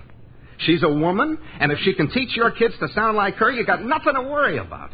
Let's go see this girl. All right, Remley. Wait a minute. This girl... She's okay, Curly. I give you the word of a gentleman. We'll bring him along, and I'll go. Now, look, I'll take one more chance, Remley. I'll go with you. Now, let's go. You know something? What? You know where it is, huh? Yeah. I'm going with you, Dad. And pretty soon my girls will be able to sing just like me. And then they'll have no trouble getting a job. I don't know. There ain't much demand for female baritones. Tallulah does all right. Baritones do okay. If you don't believe me, listen, Dad.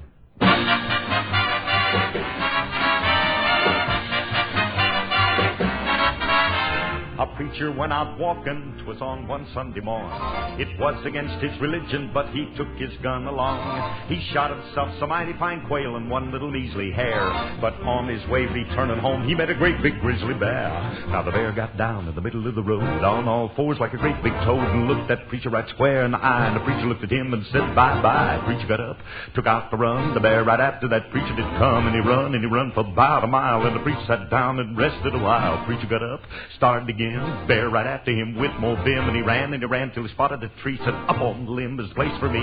Bear reached up, made a grab for him. Preacher leaped and he bait the limb, pulled himself up and turned about, cast his eyes to the skies, and he did shout, oh Lord, you delivered Daniel from the lion's den, also delivered Jonah from the belly of the whale, and then the Hebrew children from the fiery furnace of the good book do declare, yes, Lord, if you can't help me, for goodness sake, don't help that bear. Now, just about then, that limb let go, and the preacher come tumbling down. Reached in his pocket, pulled his razor out just before he hit the ground. He hit the ground with an awful bang. It was a terrible sight. That preacher and the bear with the razor in his hair just a-cutting left and right. They rolled around on the ground. The preacher was up, and then he was down. The bear let out an awful moan. It looked like the preacher was holding his own. Said, if I get out of here alive with that good book, I will abide. I'll never sin on Sabbath day, and Sunday come, I'll pray and pray into the heavens. He did glance, said, Lord, just give me one more chance. Then his suspenders gave away, and he knocked that bear 10 feet away. Preacher got up, made a bound for the tree where he'd be safe and sound, pulled himself up and turned about, cast his eyes to the skies, and he did shout, oh Lord, you delivered Daniel from the lion's den, also delivered Jonah from the belly of the whale, and then the Hebrew children of the fiery furnace of the good book do declare, yes, Lord, if you can't help me, for goodness sakes, don't help that bear.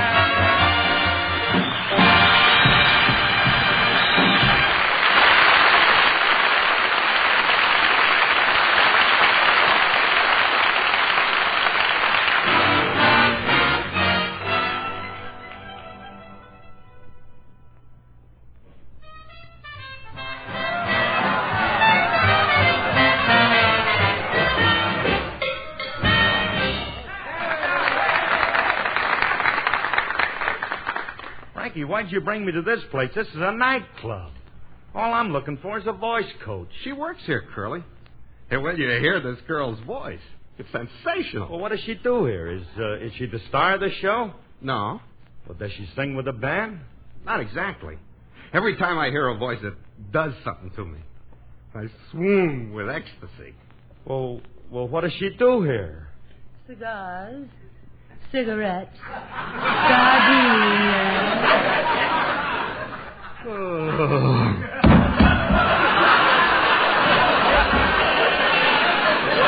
Bradley, will you get up off the floor? You mean to tell me that this cigarette girl is the voice coach? Yeah. If your kids can pick up her voice inflections, they'll be sensational. Oh, yeah. That's all I need is my 2 kids walking around the house saying, cigar, cigarette,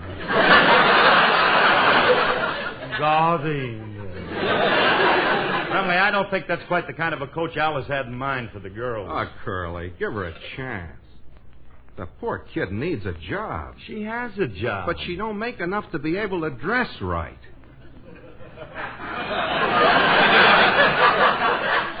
Look at that skimpy costume she has to wear. It only reaches from under her arms to just below her hips. She can't even afford a whole dress. That's a whole dress. She just ain't in it for her now. Curly, at least talk to the girl. Let me call her over. I want you to get a load of her talent.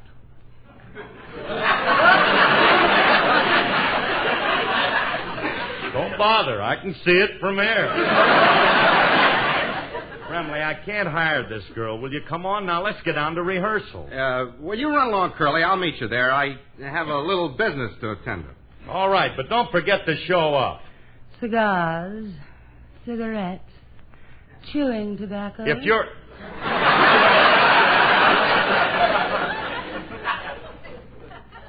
Chewing tobacco? Well, I guess she ran out of gardenia. I'll see you later, Remley. Yeah, okay, Curly. Curly's making a mistake not hiring that girl. We can't let all that talent go to waste. I guess it's up to me to do something for her. Oh, miss. Yes, sir. Is there anything I can do for you? Sit down, my child.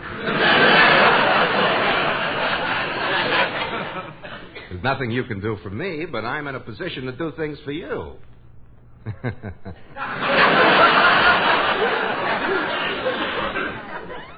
How'd you like to be in pictures, honey? I wouldn't. You're fighting me. Being a producer, I can do things for you, dear. You're a producer? Surely you've heard of Cecil B. DeRemley. Well, what pictures did you ever produce? Did you see Born yesterday? Yes.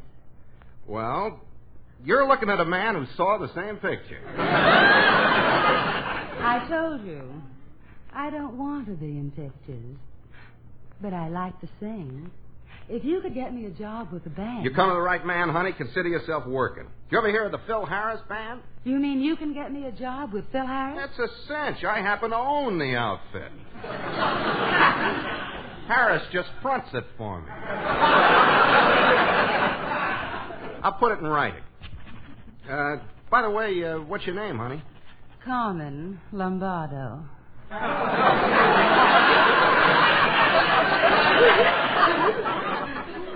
You're not one of Guy's brothers, are you? No, I just happen to have the same name. Yeah, well, here's the contract. It says, I hereby agree to pay Miss Carmen Lombardo $500 a week, 52 weeks, signed, Phil Harris. Now, about the date. I'll pick you up later as soon as I get back from band rehearsal. Oh, I'll go with you, darling. It'll give me a chance to practice with the band. Well, I don't know. You see... Don't argue, Cecil. If you want a date tonight, I'm going to band rehearsal with you. Yeah. Mm-hmm.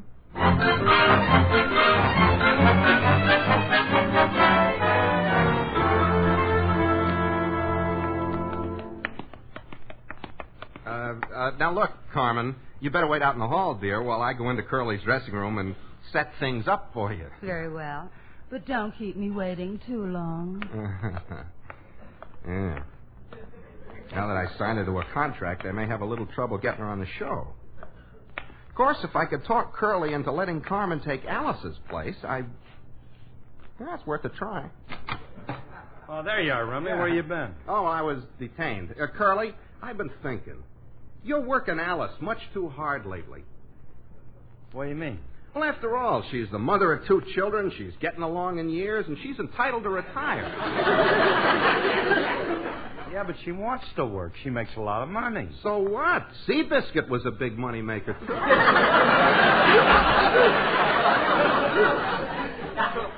But after a while, they retired him and put him out to pasture, and he has nothing to do but eat grass. Yeah, but I don't know if Alice would like to live in a pasture. Besides, grass gives her heartburn.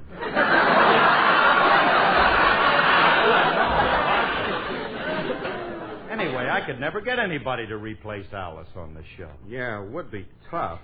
But I'm sure you could find somebody if you looked around.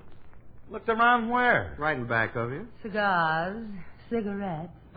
Remley, get that tobacco auctioneer out of here. Take Speedy Riggs back to Kentucky. Now get out of here chewing tobacco. Let's get out of here. I don't want... Curly, that's no way to talk to the new vocalist that you just signed to a contract. What do you mean I just signed? I don't even know that girl. I'll introduce you, Curly.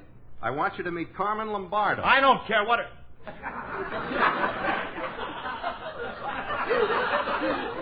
Carmen Lombardo? Egad, how you've changed. You're not the little coquette I used to know. No, she's not that Carmen. Hey, she'll look great standing up in front of the band, Curly. You want to put her in front of my musicians? Yeah. Are you kidding, Elliot?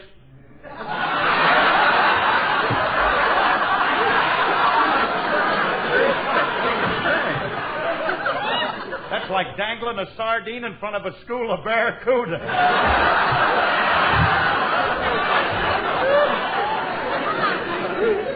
Look, Carm.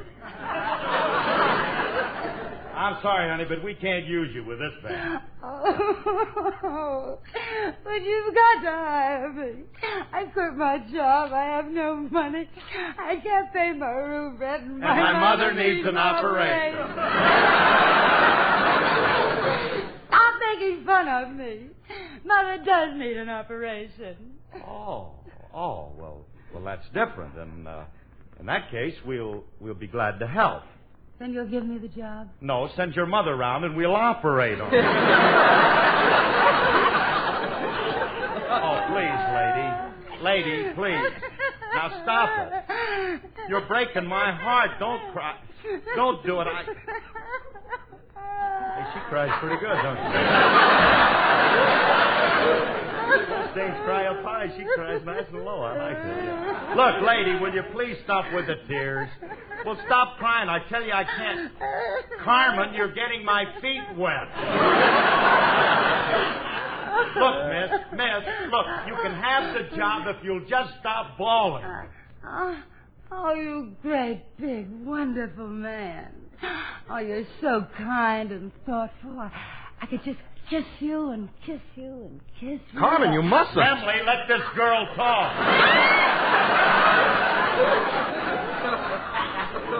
I'm ready to start to work right now. Shall we go in and rehearse my song? Now, not so fast. You wait here in my dressing room, and I'll call you when I'm ready for you. Come on, Emily. Don't try any tricks, boys. Remember, I have a contract. I can't understand you for the life of me. The things you get me into. What are you trying to do? I don't want that dame around here. We got to get rid of her before Alice sees her. We can't, Curly. Carmen has a contract, and she's liable to sue us for everything you got. All right. Now, let's get into the studio, and maybe we can talk Alice out of singing. I never heard... Oh, where have you been, Phil? I'm ready to rehearse my song again. Oh, yeah, your song. Look, honey, You know, after thinking it over, I don't think you ought to sing. You know, I just found out that singing is not healthy. It causes baldness. That's right. Some of our best crooners haven't got a hair on their head. Well, maybe so, but you're not talking me out of singing. I'm going up on the bandstand and do my song right now. But, honey, I tell you... Let her sing. I got an idea.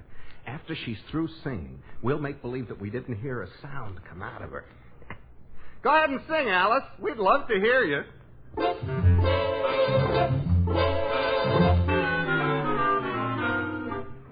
Why fight the feeling, the fabulous feeling? Why fight the feeling?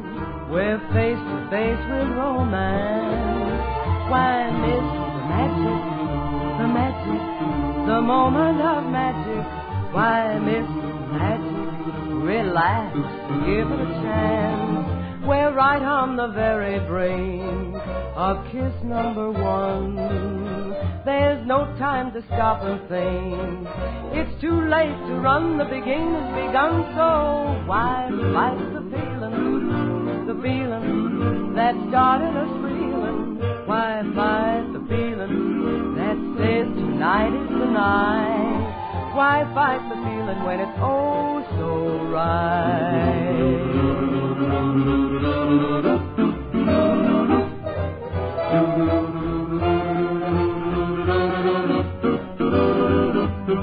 Why fight the feeling, the fabulous feeling? Why fight the feeling? Relax and give it a chance. We're right on the very brink of kiss number one. There's no time to stop and think. It's too late to run, the beginning has begun. So why fight the feeling that started us reeling? Why fight the feeling that says tonight is the night? Why fight the feeling when it's all so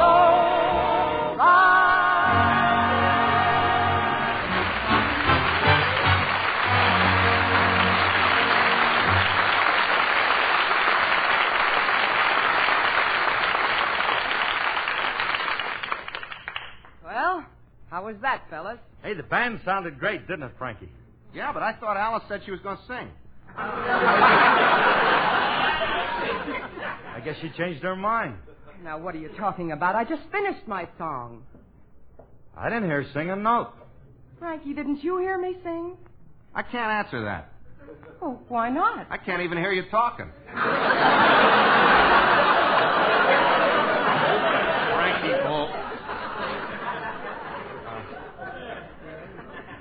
I should have my tongue cut out.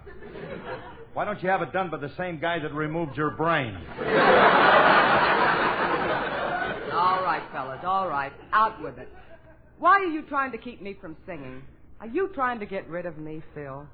Don't be silly, honey. Why should I want to get rid of you? Who could ever take your place? Hey, Mr. Harris! What? Who's that dame you got stashed away in your dressing room? Julius! Get on out of here, Julius. Oh, no, wait a minute. Just a minute, Phil. Julius, what about this dame in Mr. Harris's dressing room? Who is she? I don't know. As soon as I walked in, she looked at me and tried to sell me a gardenia. Gardenia? Oh, Alice, that must be that little old flower lady that always comes around. She's 80 years old, dear. If she's 80, she better put more clothes on before she gets pneumonia. I'm going to find out who's in there. Come on, boys. We'll see who's in that dressing room. But, honey, I don't think... Come on. Cigars, cigarettes, gardenias. What are you doing here? I'm waiting for Mr. Harris. All right, Phil, start talking. Who is she? Well, that is, I don't know. I never saw her before. Oh, Philip. You know who I am. It's Grandma. Why, Granny, when did you get in from Tennessee? Hey, Alice, I want you to meet my grandmother. This is a grandmother? Yes, it is. Where's your grandfather hang out?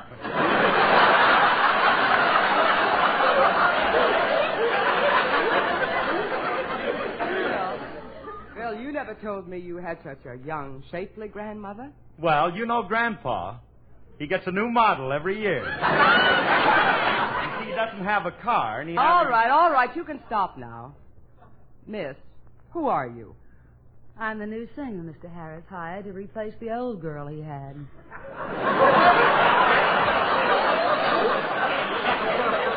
Who are you? I'm the old girl. And I've got news for you. I'm still with him. But I have a contract with him. I have a contract with him, too. Mine is signed by Mr. Harris. Who signed yours? A minister and 2 witnesses.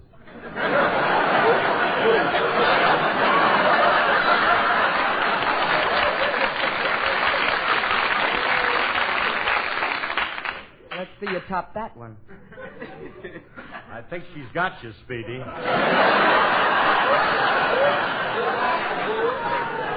Alice, I didn't sign no contract with her. Frankie did. Well, if Frankie signed it, it's not valid. You might as well run along, miss. I've never been so humiliated in all my life. And it's for you, Mr. Remley. I never want to see you again. Goodbye. But, darling,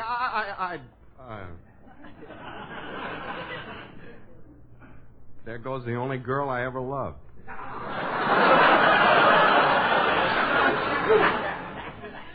Vaughn Monroe. Her name's Carmen Lombardo. Well, I was close. That's close. All right, let's go home. And you boys walk in front of me so I can keep my eye on you. Where did you find that girl? Oh, she was a cigarette girl in a nightclub, and Frankie fell for her sultry voice. Oh, Frankie did, huh? You wouldn't fall for a sultry voice, would you, Phil? Of course not. Remley's a weakling. I don't know what's the matter with you, Frankie, being taken in by a dame just because she has... Cigars, cigarettes, gardenias. Pardon me, miss, you got a lot of talent. I can get you a job. You can stop, Curly. It's only your wife. Oh.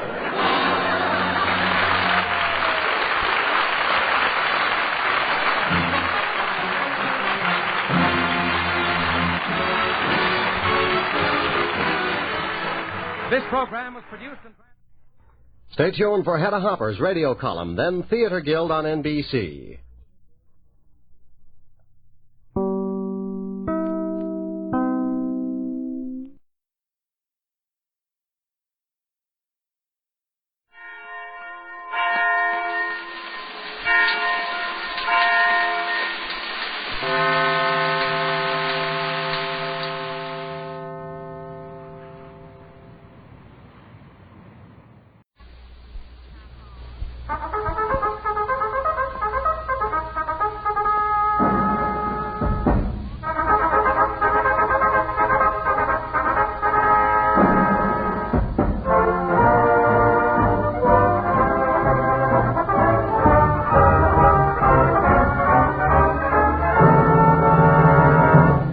Performance USA, the greatest entertainers in America, as requested by you, the fighting men of the United States Armed Forces throughout the world.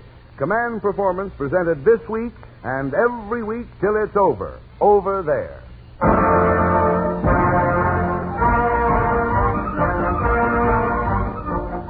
Okay there, men, here's that big league show of yours where all the players are all stars and everyone a 4-letter star, with letters from the Army, the Navy, the Marines, and the Coast Guard. So let's get rolling with the Command Officer of Command Performance tonight, your choice for Master of Ceremonies, Mr. Edward Arnold.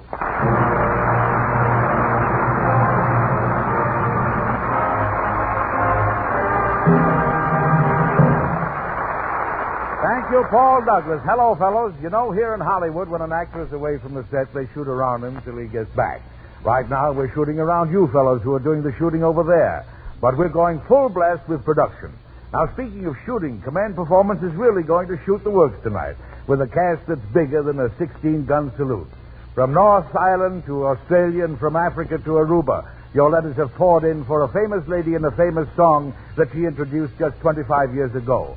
And, fellows, here they are, assisted by Reginald Bean, Laura Vaughan, and Ella Lashley, and the St. Louis Blues, and Ethel Waters.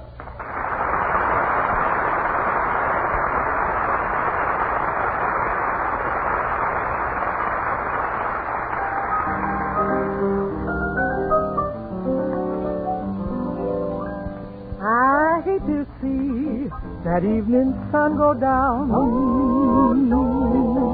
I hate to see that evening sun go down. 'Cause my sweet man done left me in this town. If I'm feeling tomorrow like I feel today, feeling tomorrow like I feel today, I'm packing my grip and making my getaway. While that St. Louis woman that wore them diamond rings, let my man ride by her apron string. If it wasn't for her powder and for her snowboard hair, the man I love wouldn't have gone nowhere, nowhere but the St. Louis blues, and I'm blue as I can be. My man's got a heart like a rock has in the sea, or else he wouldn't have gone so far from me. But when you see me leaving his creep on your door, won't be dangerous in coming back no more. Got my railroad blues, railroad fare, feel like riding and I get nowhere. Even get me a train 15 coaches long. When you look for waters, I'll be gone. The train I ride is marked fantasy. Carry me back yonder to Tennessee to my dear old mama and dad. That's the time I ever had. So long, 'cause I'm on my way.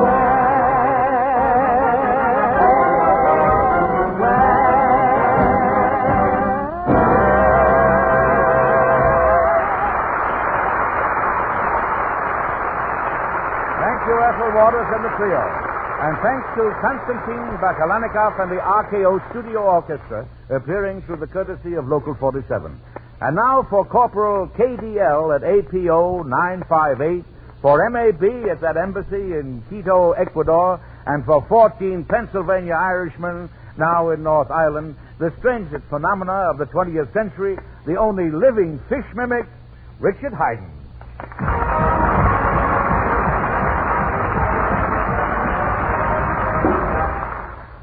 Ladies and gentlemen, I stand before this microphone, the only natural fish mimic in the entire universe.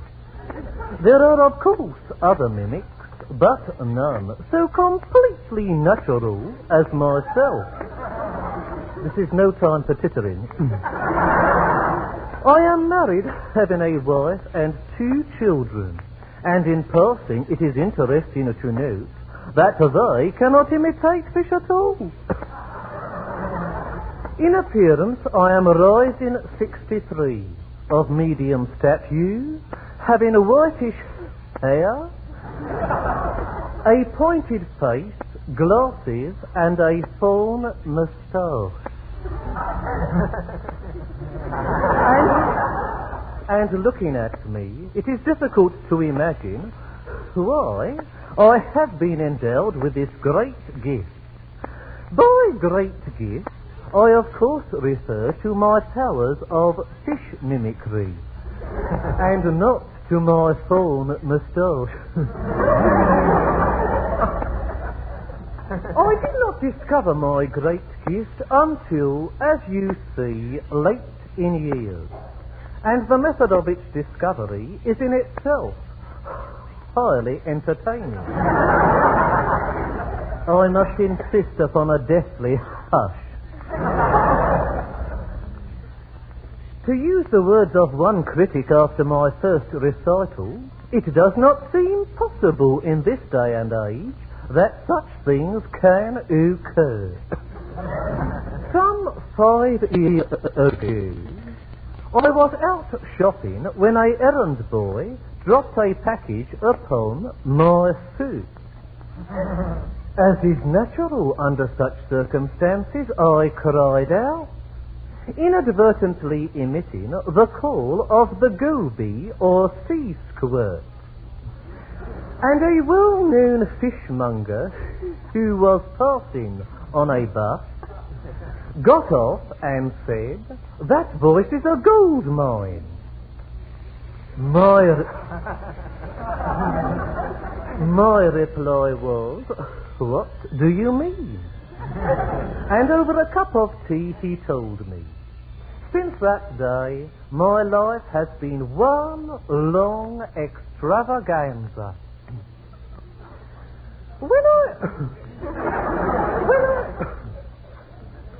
When I decided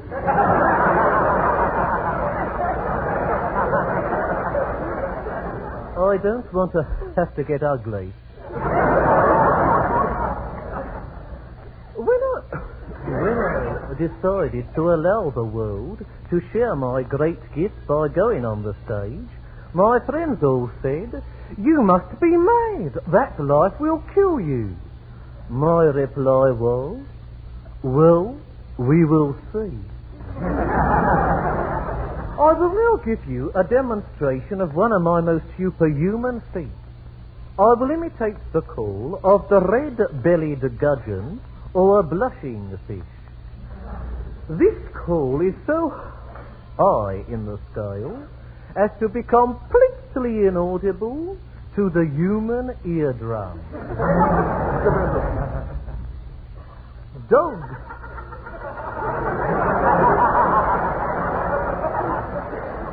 You'll do yourself an injury. Dogs can hear it, however, as their eardrums are highly sensitive.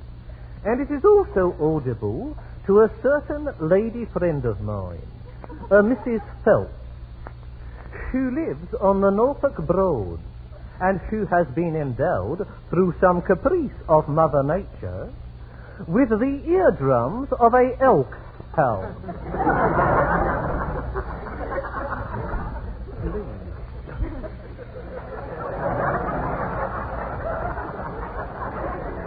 Silence, I beg of you.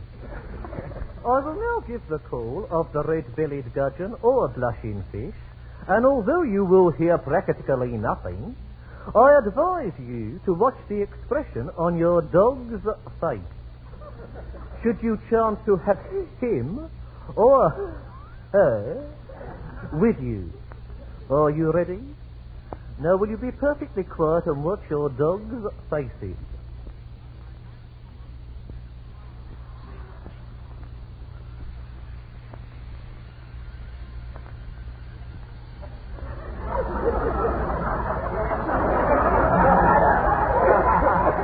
Amazing, is it not?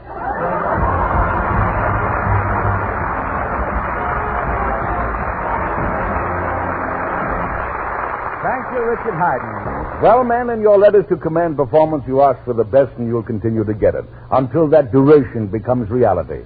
And that's why tonight, in answer to those letters from Australia, Trinidad, and the Canal Zone, from ships in the Pacific and the Atlantic, from you men on the islands out there west of the West Coast, from pilots and bombardiers, from men in the tank corps and infantry, and hundreds more, your country's greatest violinist, Jascha Heifetz.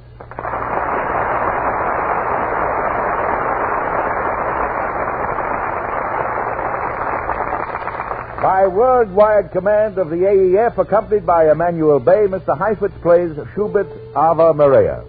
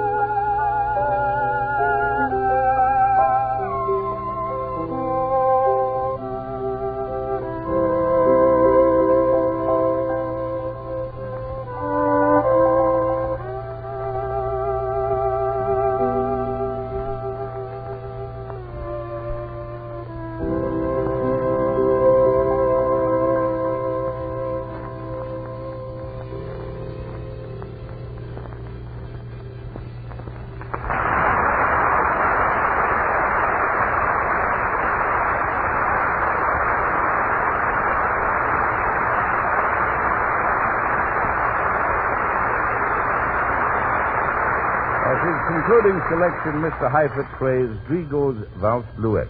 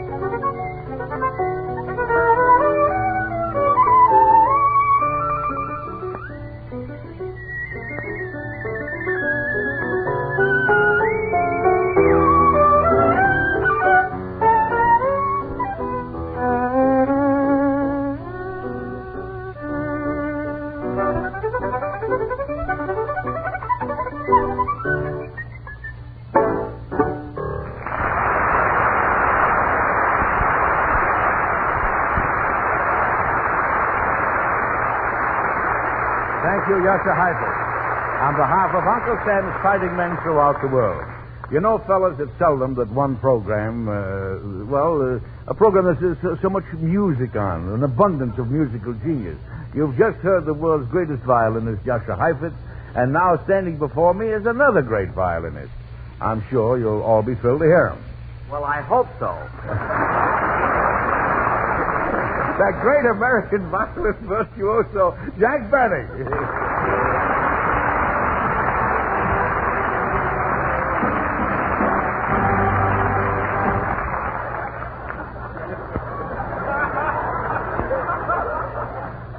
Thank you, Edward Arnold. You know, fellas, I'm in a terribly embarrassed position tonight, as it just so happens, well, you may not believe this, but the two numbers that I had prepared for this evening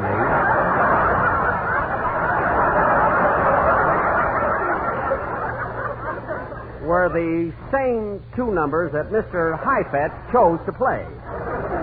When I heard Mr. Heifetz play the first number, I said to myself, oh, Jack, this is just a coincidence. I still have one more. But when I heard him play the second one, I damn near swooned. Of course, our technique is entirely different. You see, Mr. Heifetz is more of a straight violinist, whereas I go in for novelties. In fact, last week, at a benefit performance, I played a beautiful song called When the Swallows Return to Capistrano. This was quite novel, as I had a string attached to the little finger of my bow arm. And in this number, When the Swallows Return to Capistrano, as I would draw my bow to and fro across the violin, it would ring a mission bell.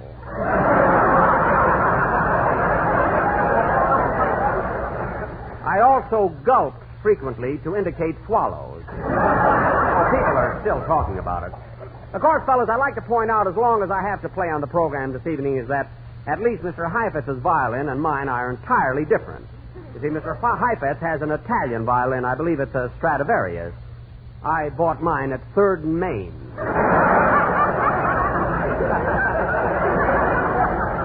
I got a hell of a buy on it. Of course, I'm in kind of a spot now. I hardly know what to do, as both of my selections have been, shall I say, nipped by Mr. Heifetz. Let's see. Mr. Heifetz.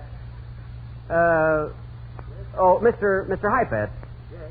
Mr. Heifetz, I'd like to introduce myself. My name is Benny. Benny? Yes, Jack Benny. I'm a violinist, too, you know. Oh, yes. You're a radio comedian, aren't you? Oh, well, I do dabble in radio occasionally. My real talent lies in the field of music. And incidentally, I do want to congratulate you on your rendition of those two selections. Thank you so much. Which I had intended to play. Well, I'm sorry that happened. If you'd spoken to me before this program, I could have substituted other numbers. Well, it doesn't really make any difference because I have other numbers up my sleeve too, brother.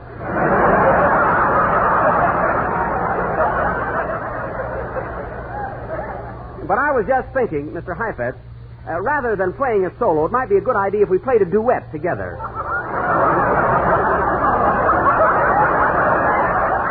What the hell are you laughing at?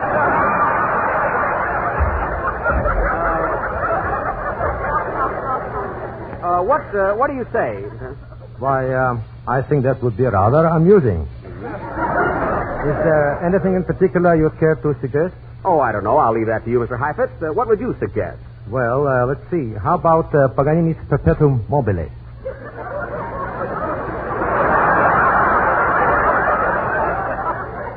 Well, what was that? What was that, Mr. Heifetz? Paganini. Paganini's Paganini. Perpetuum Mobile. Oh. Well, I'll tell you the truth, Mr. Heifetz, that song has been done to death. Isn't there something else you could suggest? I mean, something? Yes, I suppose so. Let's see. How about the Saint-Saëns introduction and Rondo Capriccioso? Well, you know, the sun. Saint-Saëns. The Saint-Saëns. You know. Yes, I see. I don't know. That number never seemed to get anywhere. I mean, people don't hum it, you know. Look, Mr. Heifetz, how about our playing Love in Bloomiocio? It's very catchy. Blooming what? Love in Bloomiocio. Love in Bloomiocio. Yeah. Bloomiocio. I don't believe I know that one. He's supposed to be a great violinist. Well, look, Mr. Heifetz, let's you and I play. I have a suggestion. We'll play McDowell's To a Wild Rose. How would that be? McDowell's To a Wild Rose? Yeah, you know, Jeanette McDowell's To a Wild Rose. Oh, shall we? Yes. But, unfortunately, I haven't rehearsed that number in years. Good. If you take the first strain, I'll take the second, and we'll alternate throughout the number. And then, could I have A, please?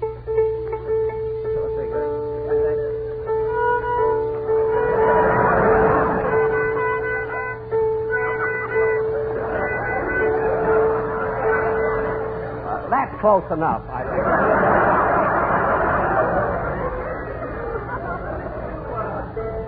We have an introduction. You take the first strain, will you, Mr. Heifetz? Thank you. If you please. Yes. McDowell's to Wild Rose. An introduction, please.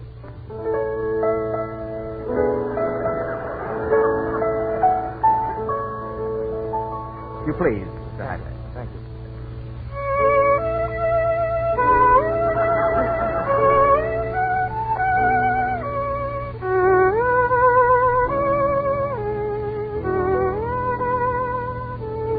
I'll take it from here.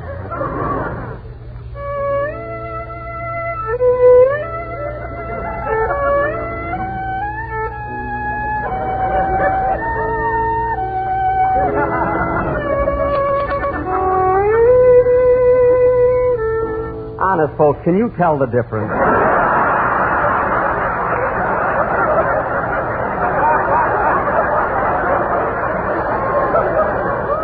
Continue, Mr. Heifetz, please.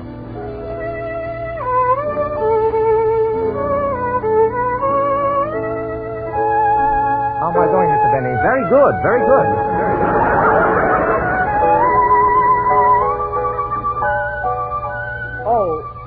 Oh, pardon me, Mr. Heifetz. I believe right there, in that last strain...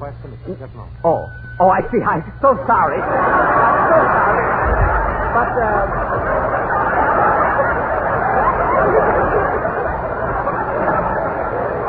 look, I didn't mean to interrupt there, but look, Mr. Heifetz, I did think in that last strain, if I remember correctly, you should have played it in double stop. May I show you? May I show you what I meant in that?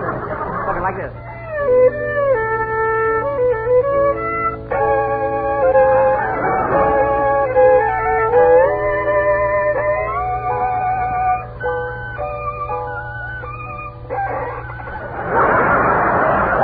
See what I mean there? Much better. Much better. I have a little cadenza in here. Go ahead.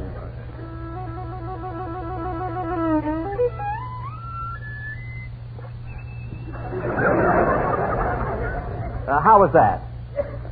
Shall we continue? Yes.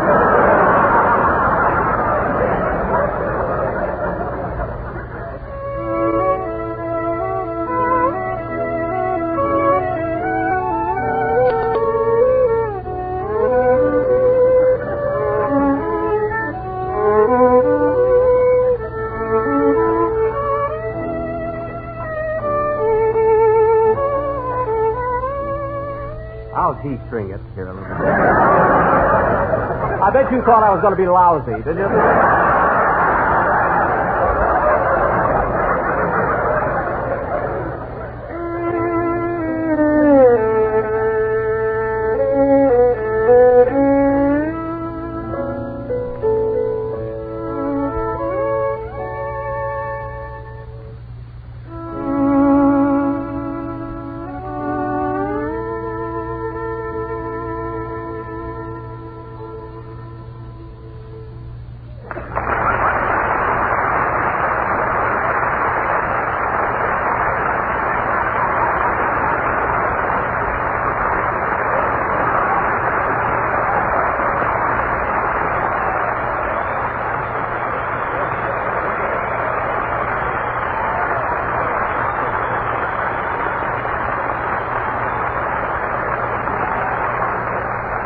Thank you, Yasha Heifetz and Jack Benny.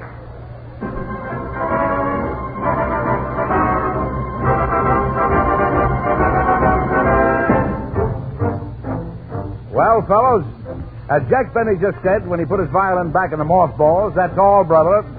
Again next week, Command Performance will be on deck to show a good time to you guys who are giving the actors a bad time. This is Edward Arnold speaking from Hollywood, where the stars come through with flying colors for you men who keep the colors flying over there. And by the way, fellows, if you run across a little jerk named Hitler and he's complaining about the summer heat, tell him it's not half as hot as the hell he's going to get from Uncle Sam. So long.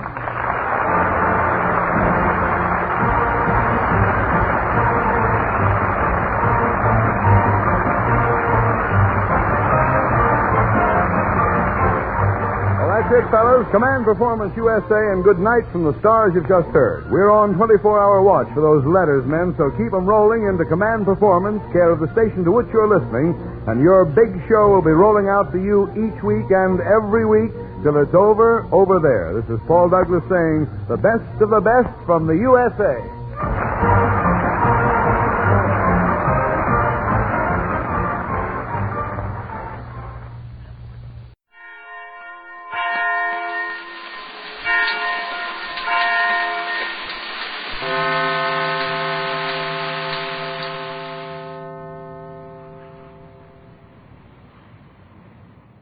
Please, here is Eddie and Ida's first anniversary gift of the evening. Dinah Shore singing Let's Get Lost.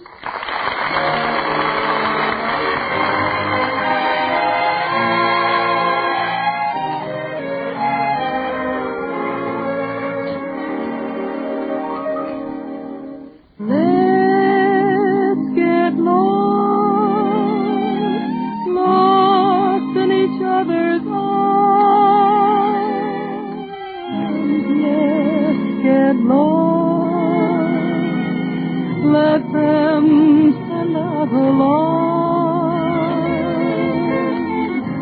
and though they'll think us rather rude,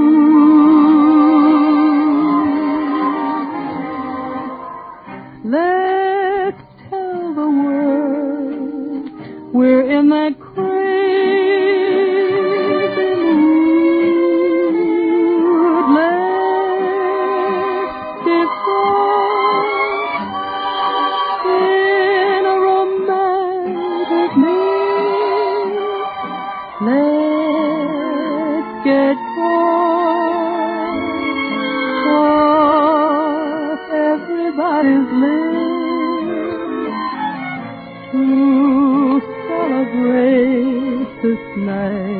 we found each other before. Let's get lost.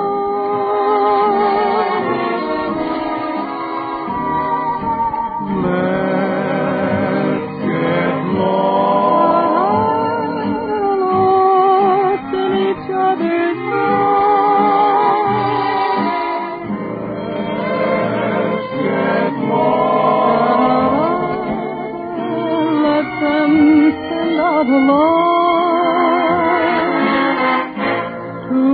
break this night and found each other.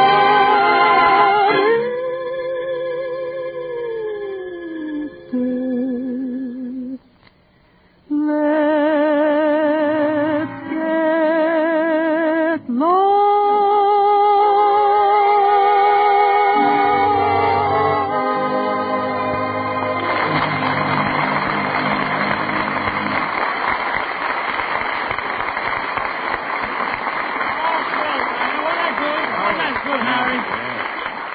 Wasn't Dinah grand, Harry? She's so versatile, sings so many new songs.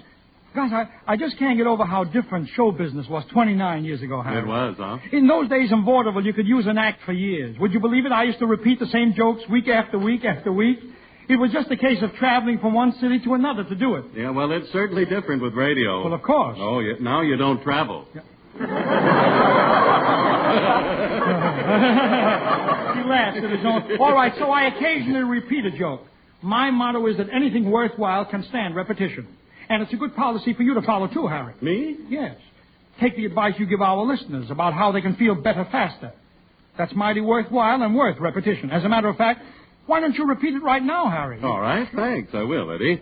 Ladies and gentlemen, the next time you wake up in the morning feeling headachy and out of sorts due to the need of a laxative, remember that Sal Hepatica helps you feel better faster. Because then Sal Hepatica brings quick, gentle relief, usually within an hour.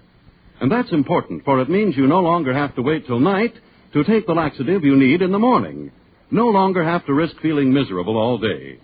And here's something else worth remembering about this famous mineral salt laxative. Sparkling Sal Hepatica also helps sweeten an upset stomach by helping to reduce excess gastric acidity. So get a bottle of Sal Hepatica from your druggist tonight or tomorrow. It's important to use only as directed. Then anytime you need a laxative, morning, noon, or night, see how much faster you feel better when you take gentle, speedy Sal Hepatica.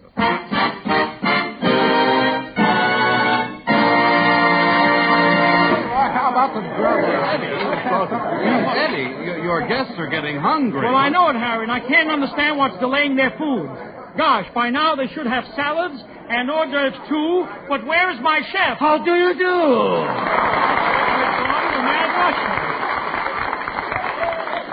Russian, I wanted a French chef for my party. Russians don't make good cooks. No, who do you think is cooking Hitler's goose? You're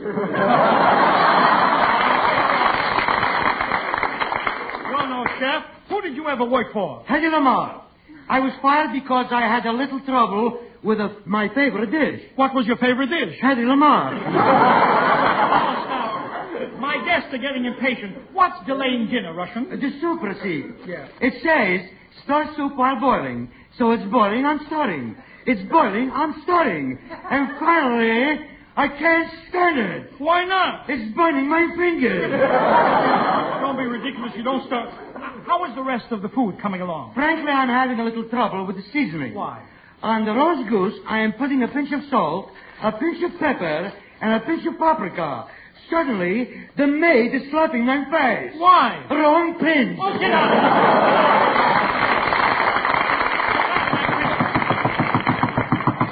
Yes, Cookie? Oh, Master, some guests are arriving. They are? George Burns and Gracie Allen.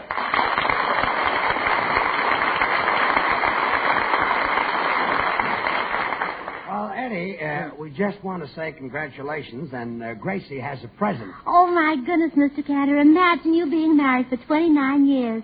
Well, you certainly look it.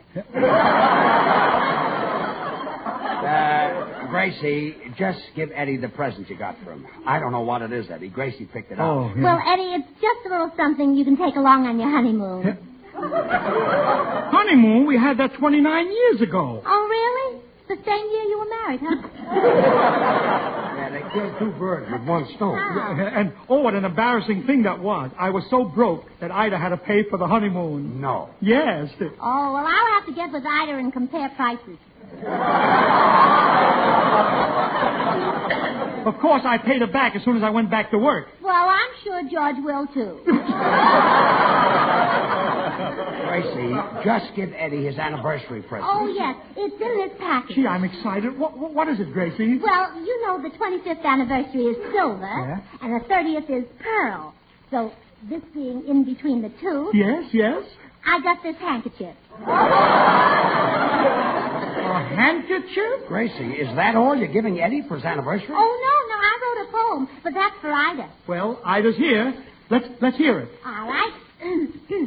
Congratulations to you, Ida. From Gracie, sweet as apple cider. Wait a minute, Gracie. Ida is supposed to be sweet as apple cider, not you. But, Judge, how would that sound? Congratulations to you, Ida. You're supposed to be as sweet as apple cider. Sounds like I don't believe it. Okay, read on. The husband you picked was a mighty good choice. Too bad he couldn't have had a few boys.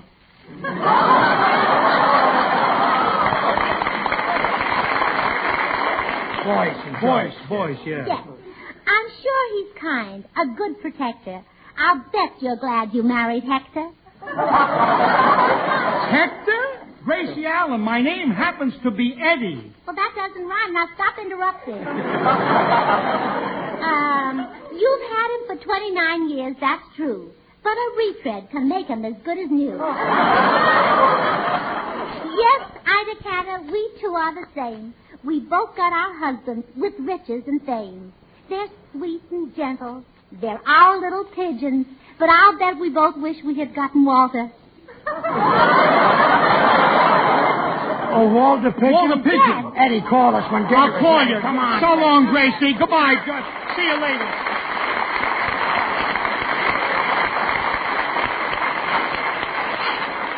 Wait a minute. What is that racket? Cantor, I am serving a sizzling platter. And look how fancy I've placed the roast chicken on his back. On his back? Russian, that chicken is standing on his legs. Give me a stick, I'll kill it. A fine chef. I hope you killed the roast goose. Don't worry. He's a dead pigeon. Yeah. That goose is now sizzling in the oven at 400 degrees for Fahrenheit. That's me. No. You don't? I can't help laughing at you. At who? At you. Gesundheit. No. You're crazy. I didn't sneeze. You didn't? Then give me back my Gesundheit. Oh, stop. Look, are you sure you put the roast goose under a hot flame? Well, positively. Well, tell me, how did you dress him? I just put him in one of your old suits. Look, you're impossible. Listen, Russian, when the roast goose is ready, have my English butler serve it. You got an English butler? Well, of course. Has he got bushy eyebrows and a very British face? Well, that's right. No wonder that roast goose was wearing a monocle. Get back in the kitchen. Get out of here.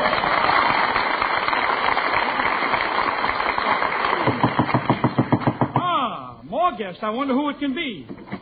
Announcing Mr. Groucho Marx.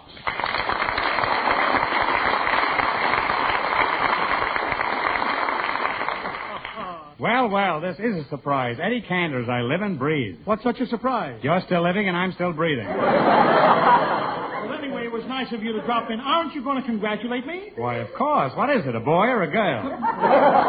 Groucho, look at me. It's Eddie Cantor. Well, that's pretty confusing. You gave birth to Eddie Cantor? No, Groucho, it's my wedding anniversary. Don't you understand? I've been married 29 years to the same woman. Well, there's no use getting mad at me. You've got no one to blame but yourself. No, Groucho, please understand. I've been married 29 years to the same woman. Well, don't give up now. Just hang on. And if nobody calls for her at the end of 30 years, she's yours. Oh, Dinah, will you come here? Come here, will you? Groucho, I'd like you to meet a lovely Southern belle. This is Dinah Shaw. Why, Mr. Marx, the show is a pleasure. Well, it sure is a pleasure to meet you, Miss Shaw. I'm Shaw. Thank you. I'm mighty pleased at making your acquaintance, sir. Listen, kids. Quiet, Yankee.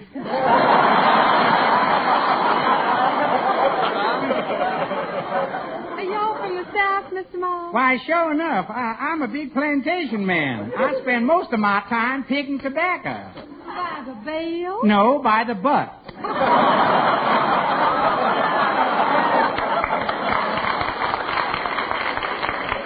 Groucho, you are certainly loaded with corn. Well, what do you all expect from a Kentucky colonel? I see they drafted your writers, too, huh? What's that? I said you ought to have new writers. I've got new writers. I've had a pain in my shoulder for the last 3 weeks. See you later. Bye now. Goodbye. Yeah, Groucho, how about some champagne? You can have your choice. Veuve Clicquot... I made my choice. Quiet. I mean to drink. Veuve Clicquot, vintage 28, or Paul Roger, bottle 32. Here comes the plug. I'd rather have a short beer, draft 15. Make it Pabst Blue Ribbon. After all, I have 2 children and a sponsor to support in Blue Ribbon Town. All right, you got that right. But Groucho... Yes, it was a pretty long speech. You'll enjoy drinking champagne. Pretty dull speech, yes. too. You'll enjoy drinking champagne, Groucho. Would you mind me making that speech over again? No! Can you stop now? We're late already. Look. You've enjoyed drinking champagne. Don't you like to have Bubbles tickle your nose? I don't know. I never met Bubbles. What's her phone number? Maybe she'll let me tickle her nose. Who knows? Oh, you fool. This is a great party, isn't it, Groucho? I feel marvelous. Just think I've been married 29 years. Yes, Eddie, it's wonderful. Our marriage always makes me feel sentimental. I'll never forget the time I went on my honeymoon. I cried like a baby. Why? You know a better way to get to Niagara Falls than half fare? Soup on! Oh! Frankly, Soup's on! Wait, Russian. When you say soup's on, why do you scream? It's on me! Quiet. Groucho, this is my chef, the Mad Russian. Well, with a face like that, I'd be mad, too. Let me congratulate you, Russian. I've seen off-the-face hats, but this is the first time I ever saw an off-the-face face. That calls for a duel, sir. And there is only one thing that keeps me from fighting for my honor. And what's that? Who's got honor? He wants to fight a duel. Why, Russian, if you were half a man. Wait a minute, you are half a man. What happened to the other half? Meat shortage. Back in the kitchen, monster. Hey, Marshal, remember to serve some Philadelphia cream cheese. Understand? Philadelphia cream cheese. Right, I'll be back in a sneeze with the cheese. Gesundheit. All right. Well, I'll see you later, Eddie. My feet are killing me. I think I'll take off my shoes and rest my feet. Or maybe I should take off my feet and rest my shoes. I can always get another pair of feet. Groucho, if I don't see you later, thanks for coming to my wedding anniversary. Why, Eddie, are you married? Of course I'm married. Where do you think I got my 5 children? Out front, applauding like mad. Oh, get out.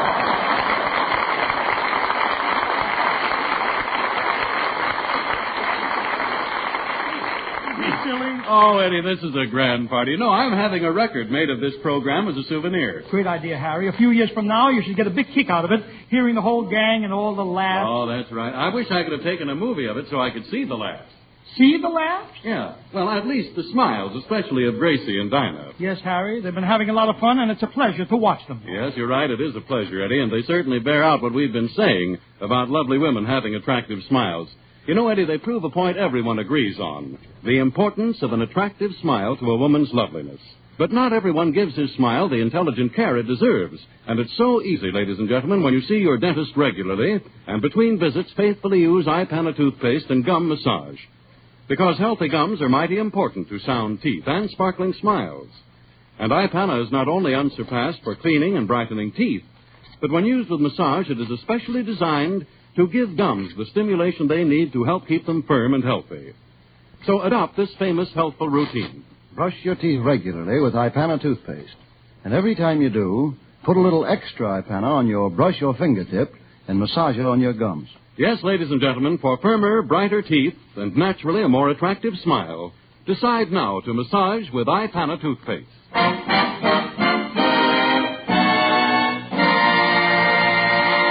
Oh, Harry, what's keeping the mad rush? Is it so hard to get Philadelphia cream cheese? Well, I don't know. I'll look for him. Will you? Oh, Master. Yes, Cookie. There's a Western Union boy here with a telegram. A Western Union? Well, send them in.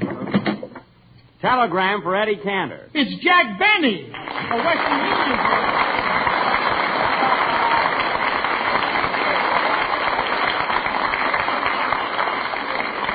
Jack, you're delivering a telegram? I don't understand. Well, it's very simple, Eddie. See, I went to Western Union to send you an anniversary wire. Then I figured till they're able to send you a boy, you'll be waiting and waiting. And you know, Eddie, you know what it is to wait for a boy. But, Jack, it doesn't seem right for you to deliver your own telegram. Why not? I paid for it. I paid for every word of all it right. myself. All right, read it, Jack. Read it. Certainly I'll read it. I paid for it. I know out of my own money. I paid for the telegram. Jack, you told me you paid out of my own shoes. All right. What does it say? Says to Eddie Cantor, Beverly Hills. And it's a straight wire. This is not a night letter. I know. I paid for a straight wire. I know. Read it. Will you please read it? No, I can show you the receipt. Please, Jack, read it. Receipt from Jack Benny, 35 Not the cents. receipt. The wire. Read the wire, will you? You mean the one I paid for? You... Heartiest congratulations on your anniversary. Good luck to you and... Well, go on. Go on, Eddie. That's 10 words.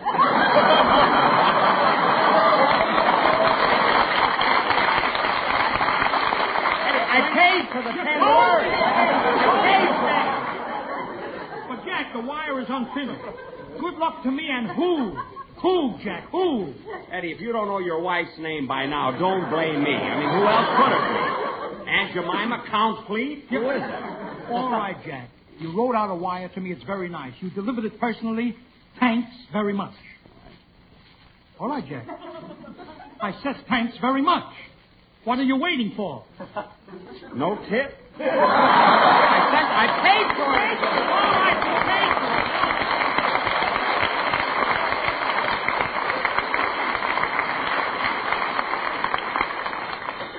How do you like that, Jack? Hello? Long distance for Eddie Cantor. Long distance? What? I'll take it. Hello? Kemper, this is Matt speaking. It's terrible. It's terrible. Russian, what's so terrible? And why are you calling long distance? Where are you? I'm in Philadelphia. They got no green peas.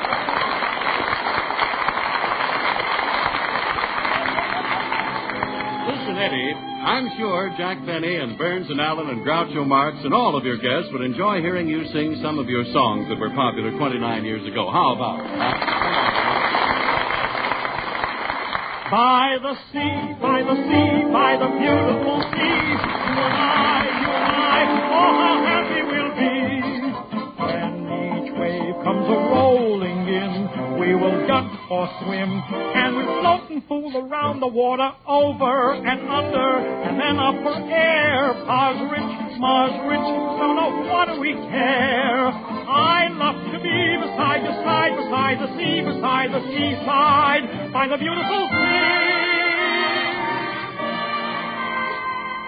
When you are a tulip, a sweet yellow tulip, and I wore a big red rose.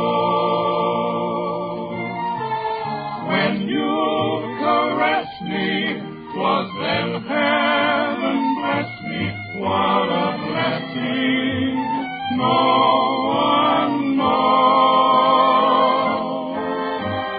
You made life cheery when you called me dearie. 'Twas down where the blue grass grows.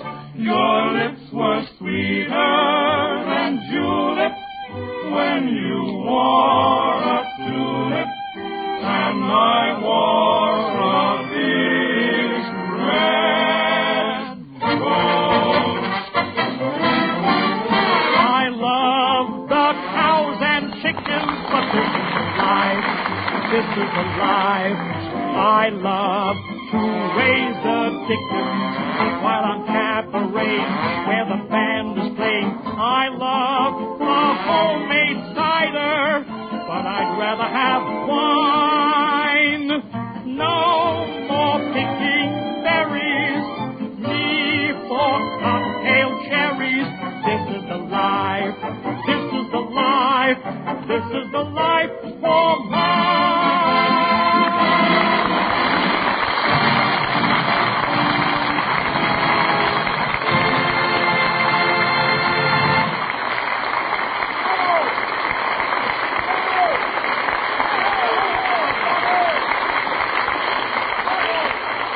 Thank you, ladies and gentlemen, and thank you, Jack Benny, George Burns, Gracie Allen, and Groucho Marx. It's really been a wonderful anniversary for me. Pardon the interruption. What is it, Cookie? But did you know that the last 17 minutes of last week's program only went as far as Colorado and never reached the east? I wonder why. The jokes were too old to make the trip. No, Cookie, look. The lines were down. We had to tell the people because they've been writing in and wiring. But be with us next week, ladies and gentlemen, when our guest will be my very good friend, Joey Brown. And in the meantime, don't forget the two products that make our Wednesdays together possible. Ipana for the smile of beauty, Sal Hepatica for the smile of health. Ipana, Sal Hepatica. And so remember, I love to spend each Wednesday with you. As friend to friend, I'm sorry it's through. Good night.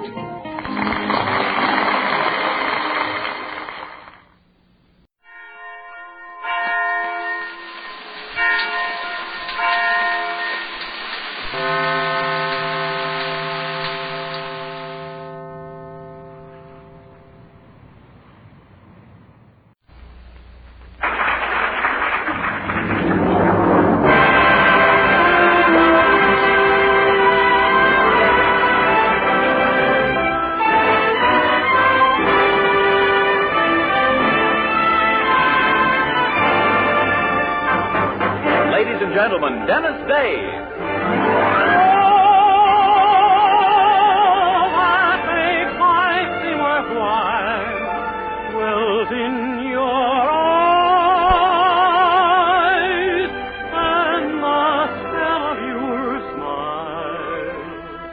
Dennis Day is brought to you by Palmolive Soap and Colgate Dental Cream. Palmolive Soap, your beauty hope, and Colgate Dental Cream to clean your breath while you clean your teeth.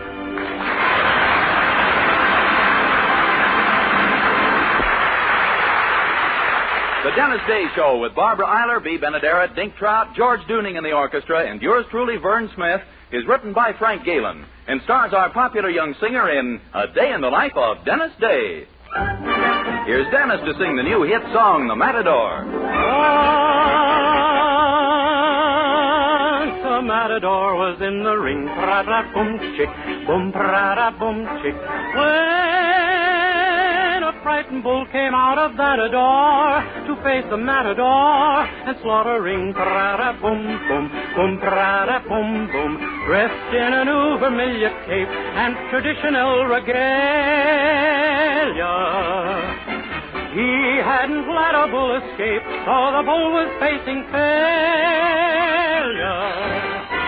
He moved in at an angle, and the two began to tangle as the crowd let out a roar. And to this day, no one has seen the matador. Pra-da-boom-chick, boom-pra-da-boom-chick. No, they cheer the bull in wild acclaim. Pra-da-boom-boom, boom-pra-da-boom-boom. No, he's standing in his pen and taking bows, and all the gorgeous cows are all aflame. Pra-da-boom-chick, boom-pra-da-boom-boom. This 700 pounds of fake is reputed to be some steer. This is a very big mistake, for the people got a bond steer.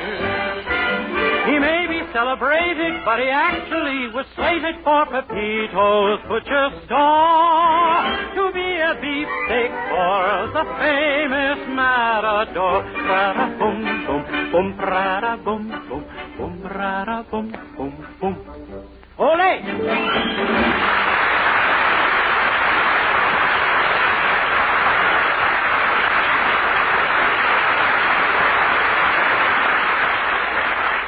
Palmolive Soap is giving away prizes worth $67,000.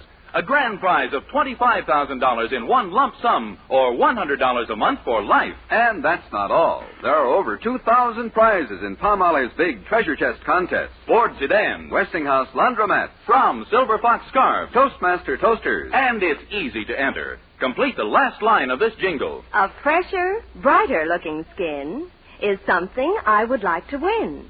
I'll get Palmolive Soap today. Da-da-da-da-da-da-da. Write your last line on a plain sheet of paper or use an official entry blank giving complete rules obtainable at your dealers.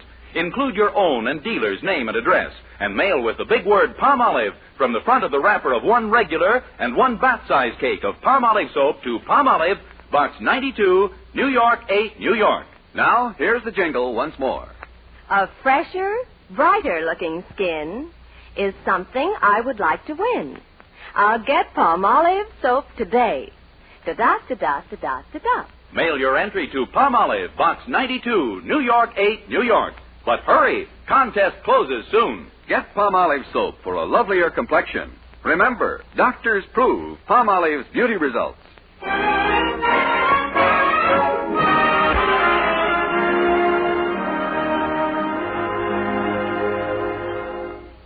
Did you ever notice that the average intelligent male mind, no matter how efficient at retaining all sorts of abstruse information, is completely incapable of remembering birthdays, anniversaries, and other events dear to a woman's heart? Well, this being the case, you would expect our young hero, Dennis Day, to remember them perfectly. But, alas, in this one particular, his mind is similar to the average intelligent male's. So, tomorrow, being Mildred Anderson's birthday, she finds it necessary to operate somewhat coyly, like this. Dennis? Huh? Do you know what tomorrow is? Oh, naturally. Tomorrow's the day all the kids have fun bobbing for apples and burning down houses and stuff. Dennis, I know it's Halloween, but it also happens to be something else. It does? What? Well, let's put it this way. Just 21 years ago tomorrow, my mother was in the hospital, and all my father's friends were congratulating him. Well, what do you know? So he did win one of their fights.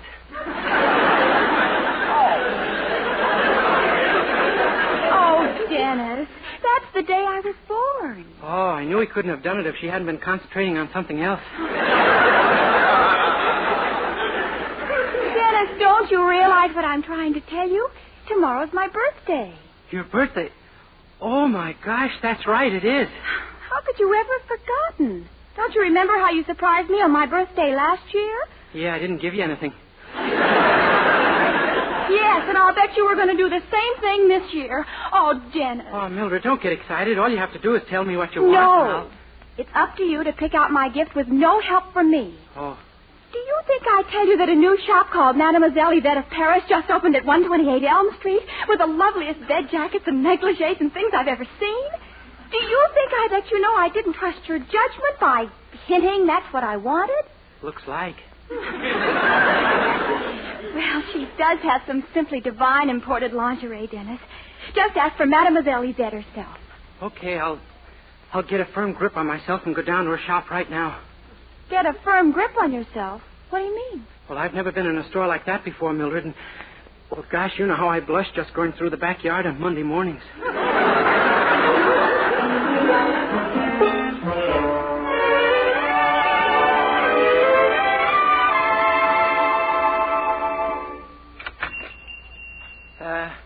Good morning, miss. Banjo Monsieur. You have a desire? Oh, yes, ma'am. Could I speak to Mademoiselle Yvette of Paris, please? You're speaking to our Mademoiselle in person, dearie. You're Mademoiselle Yvette? They match. Gee, you have the most peculiar accent. What part of France are you from? Oh, a little place outside Paris called Green Turns.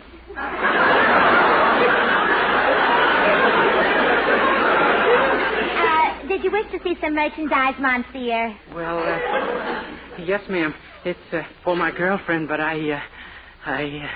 what's the matter, bashful? Yes, ma'am. I understand. Well, how about a pair of these? Oh, put him down! Put him down!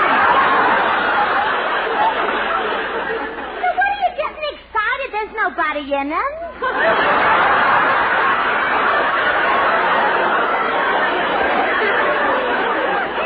I know, but I can't help it. Okay, if you ain't interested in stockings, I'll show you something else. I have a new number here I was just unpacking. A lovely nightgown, see? Yeah. Okay, take it out of the tissue paper. What tissue paper? That's the nightgown. Oh, my gosh.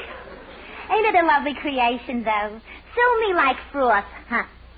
It's a special Parisian importation called the Marie Antoinette 90. How much is it? $150. How much without Marie Antoinette? You mean 150 is too high for you, huh? Well, a little. To tell the truth, I was looking for some lingerie at around $3. Sonny, for $3 it ain't lingerie, it's underwear.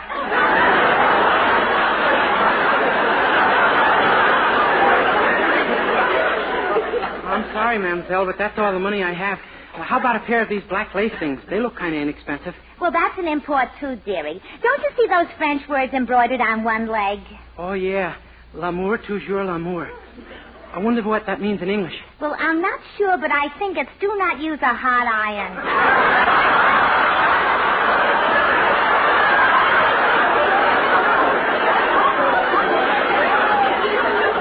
However, I doubt if those step-ins would interest you anyway. They're $85. $85?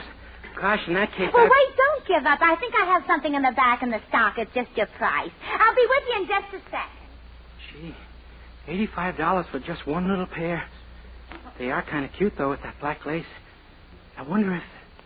Nah, still they might. Oh, no, it's ridiculous. I'm sure they don't make them for men.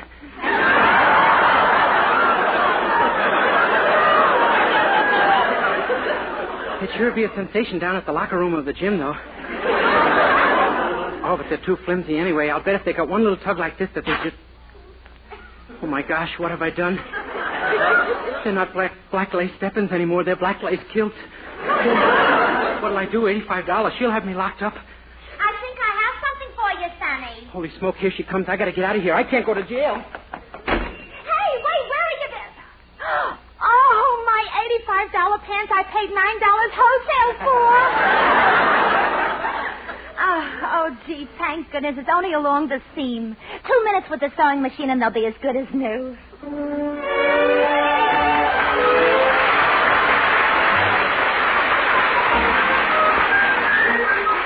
Listen, thank goodness you're home. I gotta talk to you. I'm in trouble. Oh, my, here we go again. What now, boy? Well, suppose a person had an accident and then ran away from the scene of the crime. That would be pretty bad, wouldn't it? Oh, my, yes. Hit and run is a very serious offense, Dennis. Well, this wasn't exactly hit and run. It was more rip and skip. Dennis, just what kind of trouble are you in? Oh, it's bad, Mr. Anderson. Have you got $85 you could give me right away?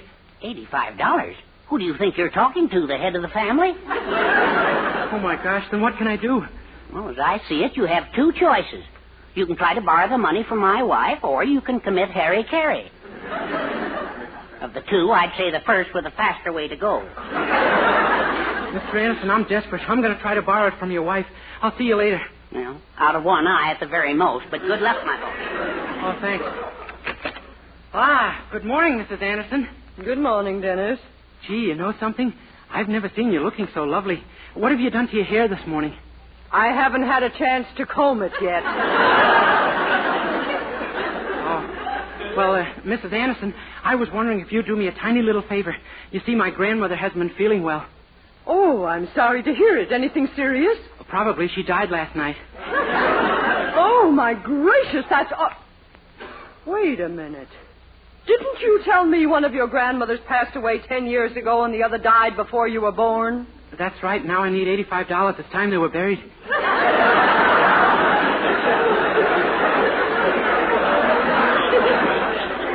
Dennis, do you by any chance happen to be out of that vacuum-packed head of yours? Oh, no, ma'am. Look, Mrs. Anderson, I'm desperate. I just got to get my hands on some money. And you want it from me? Would you please, ma'am? Would you please? Don't be fantastic. Not a red cent will you get. But, Mrs. Anderson... That's final, Dennis. Now get your hat. I want you to run an errand for me. Yes, ma'am. I want you to take these diamond earrings down to the jeweler on Main Street and have them cleaned and the stones reset. Do you think you can handle such an errand? Well, sure. What gives you the idea I can't do a simple thing like that? We haven't time to go into that now. Just get them there and don't breathe a word to Mildred about it. I'm giving them to her as a surprise for her birthday. Oh, yes, ma'am. Now hurry, and remember, Mildred mustn't know a thing about this. Oh, no, ma'am, she won't. Oh, hi, Dennis. Where are you going in such a hurry? Oh, someplace. Yes, but what have you got there? My goodness, Mother's earrings. Oh, my gosh, I didn't mean for you to find... Mildred, you got to forget you saw them. Please, will you? Well, sure, but where are you taking them? Well, I can't tell you, but believe me, you're going to get a nice birthday present. Goodbye. Now, what in the world? Was that Dennis who rushed out of here like that, Mildred? Yes. Daddy, have you any idea why he's rushing off with Mother's valuable diamond earrings? Her diamond ear... Oh, my sacred Aunt Petunia's little lace pencil. Daddy, what is it? Well, He told me he was in a bad jam and needed money desperately. Mildred, you don't Oh, my goodness. And he just told me I was going to get a nice birthday present. But, Daddy, you can't think he stole those earrings. Of course not. Only a dope would do a thing like that. Oh, then you do think so. Well, I'm afraid our Dennis is in trouble and has done something very foolish, Mildred. Oh, Daddy, I always wanted to take an ocean trip for my honeymoon, but not to Alcatraz.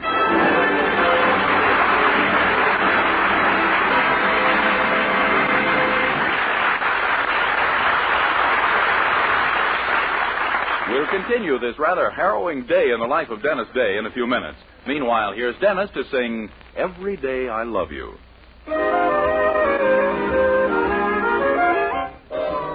Every day I love you just a little bit more, just a little bit more, just a little bit more.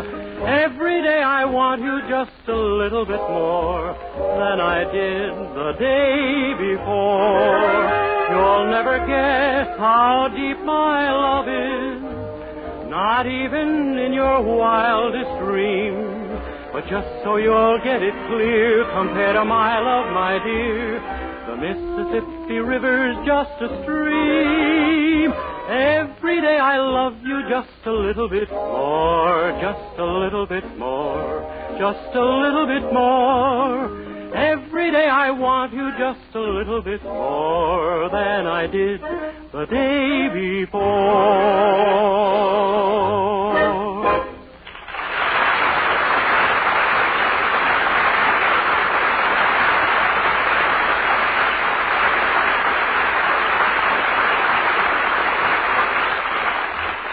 Well, our Dennis is in a jam. He expects to be arrested any moment for accidentally tearing a pair of black lace step-ins in a lingerie shop.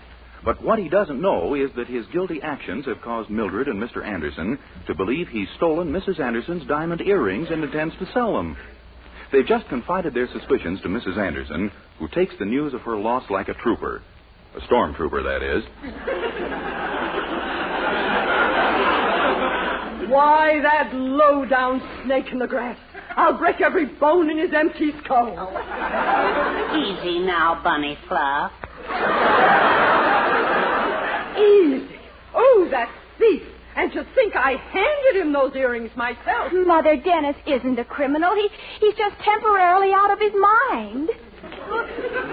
22 years is not temporary. That's what he is. No, Mother, there must be some mistake. He can't be a crook. I tell you he is. And you wanted to marry him. Well, I still do. I don't care what he turns out to be. I'll marry the man I love in spite of everything. That's a fine way to talk. And with the example of your mother right in front of your nose. I've decided to overlook that for any number of obvious reasons. However, the main problem right now is what to do about Dennis. Problem? What problem? I'm going to call the police and have him locked up. The police? Oh, Mother, you can't. No, lover girl, I won't let you. Oh, you won't let me, huh? No, Poopsie. You make one move toward that phone and you have me to deal with. You understand?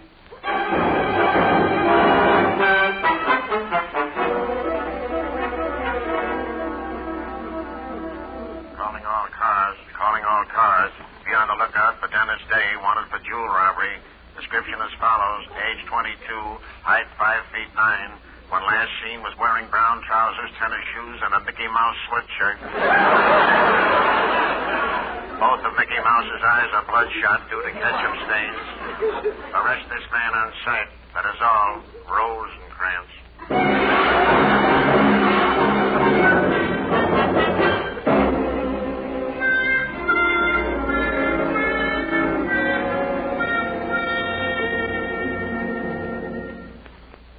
Well, did the kid talk yet, Dunnigan? Yeah, sure he talked, only who can make sense out of what he's saying? What do you mean?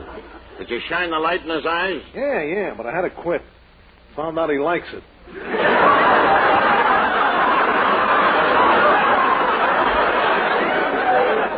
Well, did you threaten him with the hose? Yeah, 3 times. Kept saying, no thanks, he just had a shower. We got to get a confession out of him, man. I'll find out what he did with those earrings if it takes all night. Now, I'm warning you, Cap, his answers ain't like any that you ever heard before. Baloney. Wait till I work on him a while. Come on. All right, Dave. Sit down. Oh, that's all right. I've been sitting all evening. Here, you sit down. Shut up. Yes, sir. Didn't I tell you, Kevin? You keep quiet, too. Dave, have you got a record? Oh, no, sir. I don't even have a phonograph.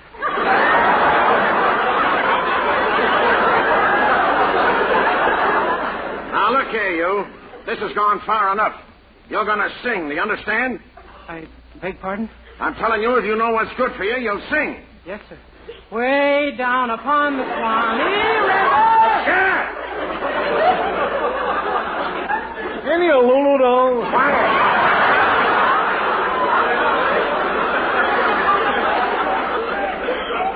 Once and for all, Day, are you guilty or aren't you? Oh, yes, sir, I did it. But they were such flimsy things that I couldn't help. Never mind the excuses. What I want to know is, have you got them on you? Oh, no, sir. No, sir. I'm strictly a red flannel man myself.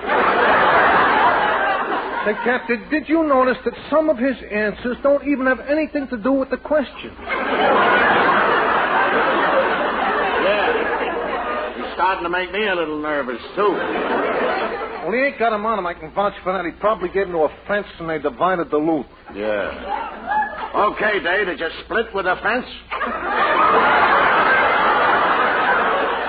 I told you I wasn't wearing them, so how could I have split them on a fence?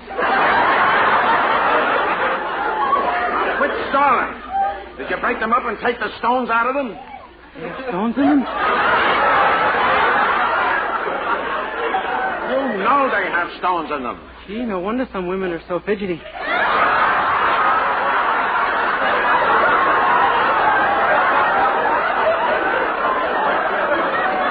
What?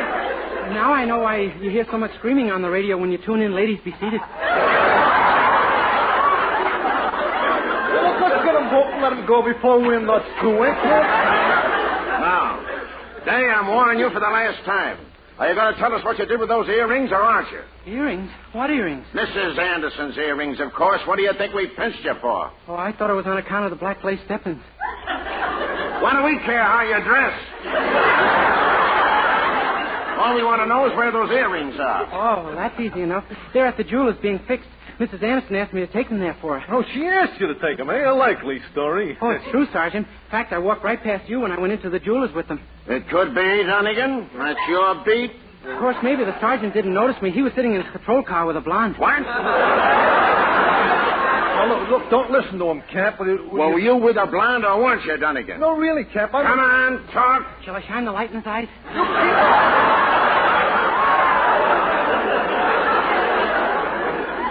Look, you got my reports every half hour, didn't you, Cap? What are you worrying about? I want my men to do their jobs, Dunnigan. Yeah? All right. Where were you when I phoned in at 11:45 this morning? Answer me that. None of your business. I thought so. Out guzzling beer again, eh? Now, see here. Where were you or weren't you? Shall I give him the hose? Dunnigan, go get that jeweler on the phone and check the kid's story. Okay, Cap. But I'll tell you one thing, Dave. If you're lying to us, I'm sorry for you. You're going up the river for so long that you... Ah, so you finally caught the scoundrel, huh? Oh, hi, Mrs. Anderson. Well, I must say this is a very inefficient police force. There isn't a mark on him. Mrs. Anderson, how can you talk like that? Lady, the boy says you gave him those earrings yourself. Well, of course I did. But this thief planned... Hey, look, it's like the kid says, all right, Cap. The earrings are at the jeweler's and they're under Mrs. Anderson's name. What? See? Yeah. Why, I don't understand. I thought that he... I don't care what you thought, lady. This boy is innocent. Well, yes, I guess he is, and I'm sorry about what happened. Sorry? Do you realize he could sue you for false arrest and defamation of character and get every nickel you own? I could? Gosh. Oh, but he wouldn't do that, Captain. Why, we're such very dear friends. Why, we love each other, don't we, Dennis?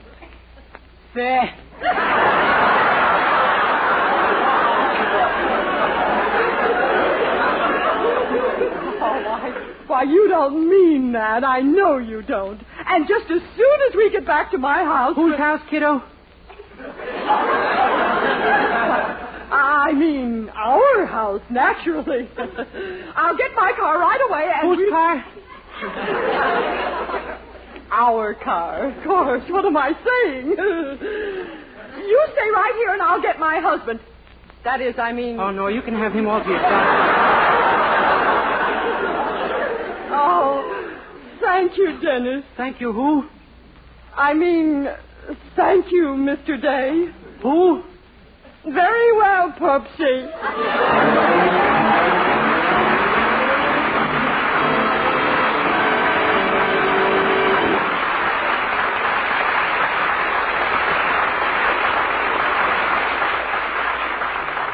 Colgate Dental Cream cleans your breath while it cleans your teeth. No other toothpaste does a better job of cleaning teeth than Colgate Dental Cream.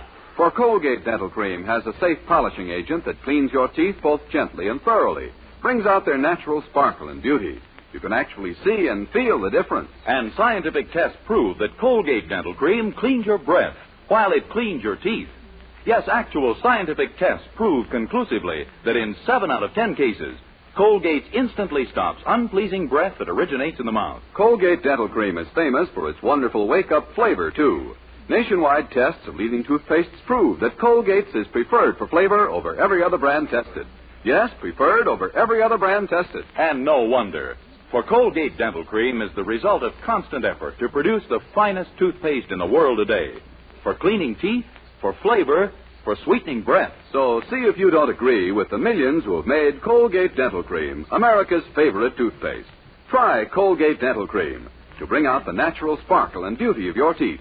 For a wake-up flavor you'll thoroughly enjoy. And always use Colgate Dental Cream after you eat and before every date to clean your breath while you clean your teeth.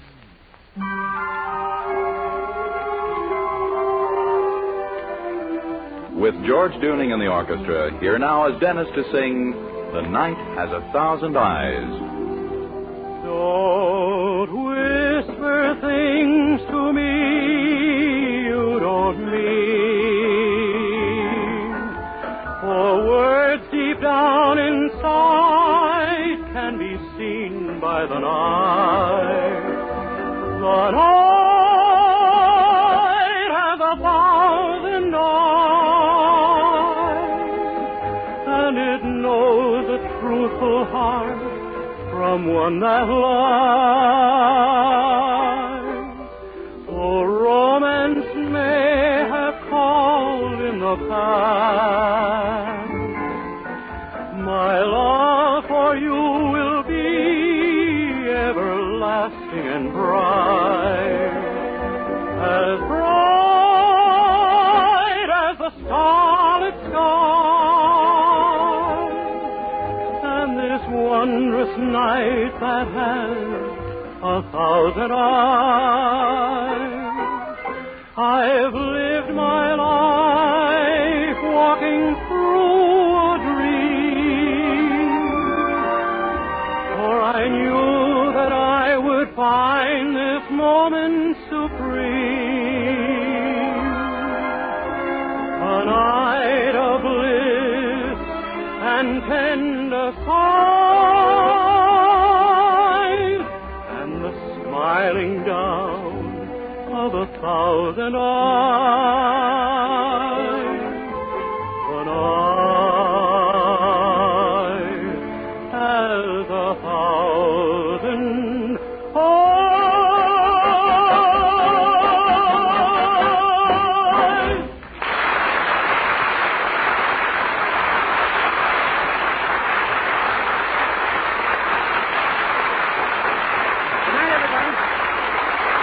Next week, tune into another Dennis Day Show brought to you by Palmolive Soap, your beauty hope, and Colgate Dental Cream to clean your breath while you clean your teeth.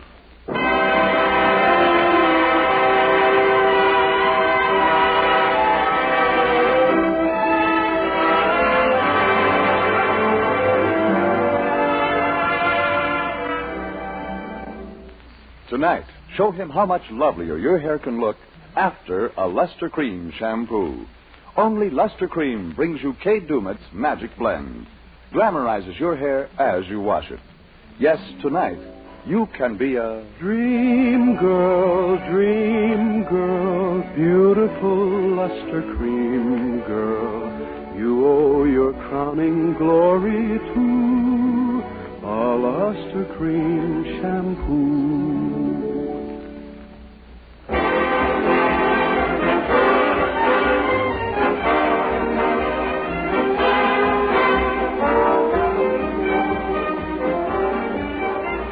Listen again next week to Colgate's Hour of Fun, Judy Canova, followed by Dennis Day. And for another great comedy program, hear Blondie next Wednesday evening over your favorite NBC station. This is Vern Smith speaking. Good night.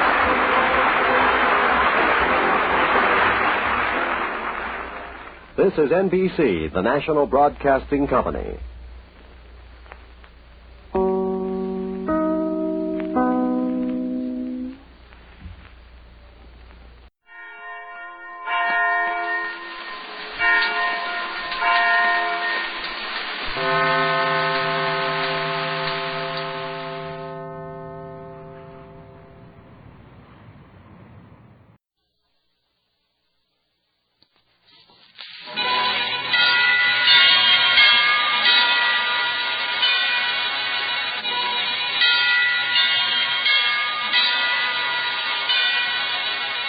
of Ivy, starring Mr. and Mrs. Ronald Colman.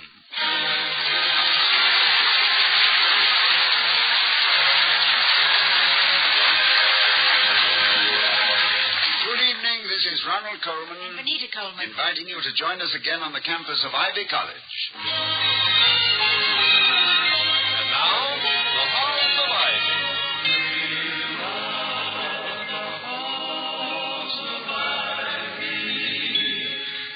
Around us here today, and we will not forget, though we be far, far away.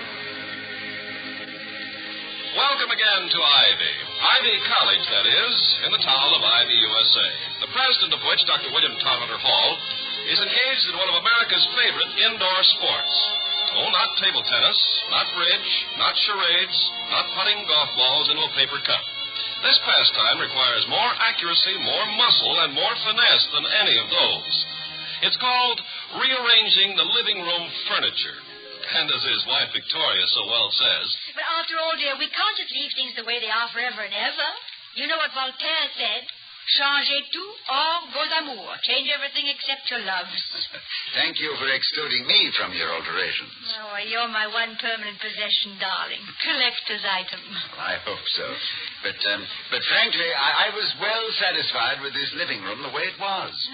To quote another French authority, Alphonse Carr, plus ça change, plus c'est la même chose. The more it changes, the more it is the same thing. Darling, you really have a lovely Parisian accent. It's gorgeous. Naturally. I spent 3 whole days in Paris learning how to say, Où est la Express Company Americaine? Now, where did you say you wanted this armchair? In the corner there, just to the right of the bay window, see? Oh, but that's where we had it, darling, 10 minutes ago, and you didn't like it. Yeah, but that was before we put the piano over here. Oh, yes. Well, how silly of me. But tell me one thing, before I suffer complete muscular collapse. Yes, dear. Do you think by any chance that this final rearrangement will be final? Yes, Toddy, definitely. Would you care to make an informal agreement to that effect? In writing? Well, for how long? Say, 90 days. Non-renewable. 90 days? Well, good heavens, in 10 days you'll want to change things. You'll say, I don't like this big chair here because there's no light to read by. And you'll be perfectly right. And I'll cheerfully admit it, and we'll move everything back. But there's a man for you, always wanting to be reasonable. Well, it's an arguable point, but I'm too weak for rebuttal. All right, here we go. Yeah, a little more to the left here. Oh, yes, more. That's it. Oh, that's perfect. Oof, I'm glad that's done. Are we through now? Yes, darling. All through. Good. except for rehanging the pictures. Couldn't we settle for something simpler? Such as scraping off the wallpaper with an old razor blade and painting a mural? This won't take but a minute, Toddy. Now, we'll leave the Toulouse-Lautrec where it is and put the Gauguin over the fireplace. You know, there's one nice thing about having good reproductions instead of originals. Yes, we don't have to keep lending them to museums. Yeah. What I meant was that nobody can come in, look at our pictures, and say, oh, that's a fake. How much do you get stuck for it? Now, if we had mural paintings in here instead of... Oh, good heavens. What's the matter? Oh, Vicky, I just had a moment of almost divine revelation. What? Even the early Etruscans of mysterious origin knew the secret. The Egyptians, the Babylonians, the Mayans, and the Aztecs, they all knew it. And I, in my stupidity, never realized it until now. Oh, the shame of it. William, what on earth are you talking about? Why, the origin of mural painting. The why of it. Why did those ancients start painting on the stone walls instead of boards and canvases? Well, why did they? Well, simply so some woman couldn't come along 2 weeks later and say, I don't like it yet. And it also accounts for all those dead civilizations. It does? Yes. The people got so sick of seeing the same paintings in the same place year after year, they burned the cities, covered them with 90 feet of dirt, and ran away. Yes, it's possible, I suppose. Though it would seem to be carrying artistic criticism to a rather frantic extreme. Now, where do we put the Gauguin? Leave it where it is. Then we'll hang the Matisse over the mantelpiece and put this one over the sofa. What is that? It's a painting I found up in the attic. Don't you remember it? No, and please don't accuse me of having bought it. Darling, you painted it. This is an early William T. Hall. Is he down the corner there? Is he? William T. Hall, 1934. See? Yes, I do remember it now. I submitted that to the Chicago Art Institute once for an exhibit. They sent it back with a very interesting appraisal. What did they say? Well, I don't recall the exact wordage, but the sense of the comment was, hanging is too good for it. You really like it? But, Toddy, I liked it even before I knew you did it. It was dusty, but I washed it gently with soap and water. And I think it's really stimulating. Has it got a title? Oh, no. No, it's an abstract. It doesn't mean anything. Well, if it doesn't mean anything, why did you paint it? Oh, possibly for the sheer pleasure of expressing myself in form and color. For the same reason that a pianist practices runs and chords. However, piano exercises don't make concerts. This painting of mine now, you can't. It doesn't make a... It's not... you know, it is interesting, isn't it? I said so at the beginning. Now, where should we hang it? In the garage, along with my old license plates. But for the moment, let's hide it. I have an appointment with Alfred Chermondy. Who is he? He's a young gentleman who is quite pertinent to this discussion, oddly enough. A very talented art student who, as president of the Art Society, has dictated what type of painting shall be entered in the annual exhibit. Well, there can't be much wrong with that. You said he was talented. Yes, in an abstract sort of way. As a matter of fact, in a totally abstract sort of way. He doesn't like anything else and isn't allowing any other type of painting in the art show. Abstracts are his first and only love. Then he must have had a very strange first love life. Or else his craft is ebbing. Vicky, I'm afraid you have gone too far. You're too young. Oh, no, you win. Why is this abstracted young man coming here? Well, as a traditional formality, the president of the Art Society will drop by to ask the president of Ivy to be one of the judges. And what will you say? I only know what I would like to say, if dignity and courtesy permitted. I sometimes wonder, in view of Mr. Chermondy's presumption, if now and then a painting doesn't get a shellacking which is more deserved by the artist.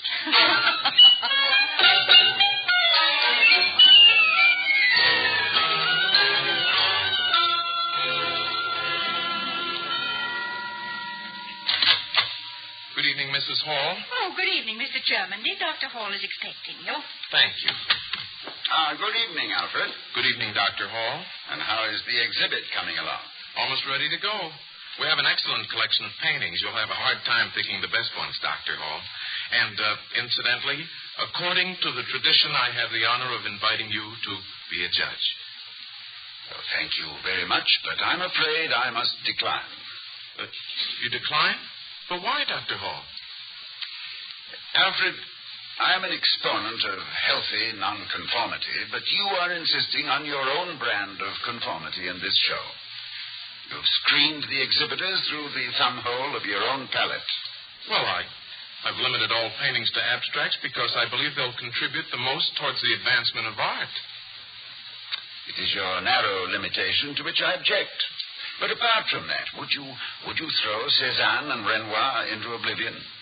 And Rembrandt into the ash heap? Do you also mean to dispense with early Picasso? Of course not. Picasso is a total conceptualist in simultaneity, just as I am. Oh, I say, are you really?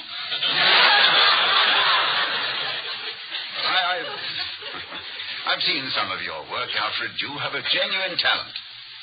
But I cannot see anything of real life or emotion in it. And you seem to demand that I do. Well, the world has seen enough of real life. What has it led to? Confusion. We propose to point the way out of that confusion. With a paintbrush? That's quite an assignment. Look, we propose to create a new reality. Well, I kind of like the one we've got. It may not be a palace, but it's home. Alfred, I had a good art teacher at one time. And while he failed to make a master painter of me, he taught me to see. I can look into a puddle of mud and see the subtleties of gray and brown and green and the iridescent beauty of a swirl of oil. I can see form and pattern in a barbed wire fence and the blue and the violet in the shadow of a dead tree. I cannot accept your kind of perception which does not see the puddle, the fence, or the dead tree. Well, that may be, Dr. Hall, but we tell people what to see. That's the function of the plastic consciousness of sympathetic universalism. That's its unique advantage. Advantage. Now, there's a word I recognize. Now, consider the unique advantage of the interpenetration of planes. Velocity is an absolute. 'Twas brillig in the slidey toves to jar and gimble in the wave. What was that again, Mrs. Hall? All mimsy were the borogoves and the mome rats out grave. That's Lewis Carroll's Jabberwockies, like your Jabberwocky. Only he made fun of such things and you proposed to make use of them. At a moment when mankind needs artists to remind them of their essential dignity, you would make them feel doubtful about the value of kindness and pity. So you see, I'm prejudiced. And that's why I must decline to serve as a judge, Alfred. I'm sorry, our viewpoints are not en rapport, Dr. Hall. En rapport? Où est la express company américaine? It's also discouraging to find the head of an educational institution unwilling to accept new concepts. Well, I'm sorry to have taken up your time, sir. Oh, not at all. Good night, Dr. Hall. Good night. Good night. Awfully young, isn't he? Yes, I'm afraid this young man has taken his gift of self-confidence back to the store and exchanged it for a package of ego. Yeah. I feel a little sorry for him. He wants to express himself and doesn't know yet that self-expression is from the heart as well as from the head. Oh, I'm in favor of Alfred expressing himself. Preferably to some place like British Guiana, and I will be happy to pay the express.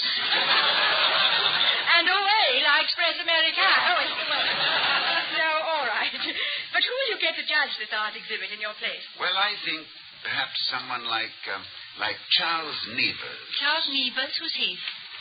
He's a man with sharp critical judgment and a superb collection of contemporary art. He understands both its creative and its functional aspects. Yes, Nevers is definitely the man for this. I never heard of him. Is he an artist or just a collector? Well, he's a wallpaper manufacturer. Just the critic to give our Alfred a metaphorical pasting.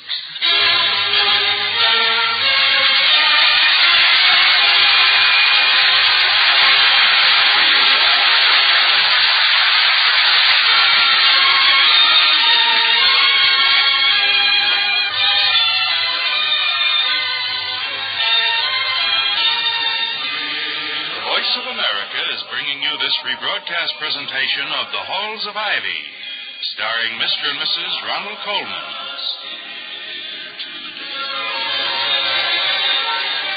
As we return to the Halls of Ivy, the Halls are wearing a single-tone look of concern with contrasting words of relief. Dr. Hall's acquaintance, Charles Nevers, has consented to take over the job of judging a coming Art Society's exhibit. I appreciate your asking me, Dr. Hall, but why do you want me to replace you? Well, because I formed an opinion even before the contest begins, and that is the gravest wrong a man can perpetrate against his fellows. To judge with prejudice. Yeah, and because you're a specialist in modern art, Mr. Nevers. I like all forms of art so long as they're honest. Yes, in art as in any other department of life. There's no substitute for integrity. I don't feel that if I fail to understand a painting, that painting is bad per se. On the other hand, I have no compulsion to join any cult of admiration because it is the thing to do. A model gets paid for posing. Too many artists and too many critics do it for nothing. Well, it's unfair competition. And if I... Louisa's marketing, William. I'll get it. Excuse me. Thank you, darling. Now, where was I, Mr. Nevers? Oh, good afternoon, Mr. Wellman. Thank you, Mrs. Hall. This won't take long, even if you do have company. Hello, Mr. Wellman. I'm not in the habit of asking favors. Hello, Dr. Hall. After all, it's not a request, just a recommendation. Mr. Wellman, this is Mr. Nevers. Nevers. Nevers? Ah, yes. Convention, Chicago, trademark, yes. Wallpaper, as I remember, 1947 wallpaper. I never forget a wallpaper. How do you do? Glad to meet you, Mr. Wellman. Mr. Nevers and I were just having a discussion about modern art. Well, I'm not really interested, not in art exhibits, even though this one is different. I still don't understand it. But my wife does, and that's good enough for me because I don't understand my wife. And that's what I came to talk to you about. What, your wife, Mr. Wellman? Yes, exactly, Mrs. Hall. My wife has a friend who has a daughter. Well, it's a small world, isn't it? And her daughter goes to Ivy. She paints. She painted the picture in this exhibit, and that's what I came to see you about. Nothing very big, nothing too obvious, something small. Good prize. But, Mr. Wellman... See what you can do. Porter. I beg your pardon? Porter. That's the girl's name. Oh. I told you, Dr. Hall. Well, Mr. Wellman, I'm sure you don't mean that the judges of this exhibit should be biased or show any kind of favoritism. I don't? No, well, I guess not. No, you are. You are simply suggesting that Mr. Nevers here should not overlook the entry of the daughter of the friend of your wife. What has Mr. Nevers got to do with my wife's daughter? I mean my friend's wife. I mean my daughter's friend. What do you mean, Dr. Hall? Mr. Wellman, I am not a judge in the contest. Mr. Nevers is taking my place. But he's a businessman. I mean, what has business got to do with art? Unless you want to sell it. I agree with you, Mr. Wellman, that this is an exhibit and not a sales convention. However, Thank you, Mr. Nevers. Naturally, you as a businessman would see the situation clearly, but I am shocked, Dr. Hall, that you would turn a cultural event into which an opportunity for an art exhibit into a sordid commercial enterprise. If I were doing that, then I would also be shocked, Mr. Wellman. However, the simple fact is that I have disqualified myself because of a prejudicial viewpoint. Oh? So, you don't understand that doodling either. Well, in that case, who'll know the difference? Give a first prize. No, Mr. Wellman, many people will know the difference, especially Mr. Nevers, because there's a difference of merit between the various samples of what you call doodling. Well, I told you I wasn't interested. But what am I going to tell my wife? Well, tell her the truth, that you didn't get to first base. She hates baseball, Mrs. Hall. Well, all I can say is, wallpaper. Good day, Mr. Nevers. Good day, Dr. Hall. Don't bother Miss Hall. I know my way out. He seems to have a strong resistance to a contrary opinion. Yeah, or a contrary resistance to a strong opinion. Well, your awareness of that fact is one of the reasons why I'm glad you're going to be a judge this afternoon, Mr. Nevers. Are you sure you still want me? I'll have to give my honest opinion, and that might lead to more trouble with Mr. Wellman. If your opinions of the art show don't lead to trouble with Mr. Wellman, I shall suspect their integrity. Good hunting, Mr. Nevers.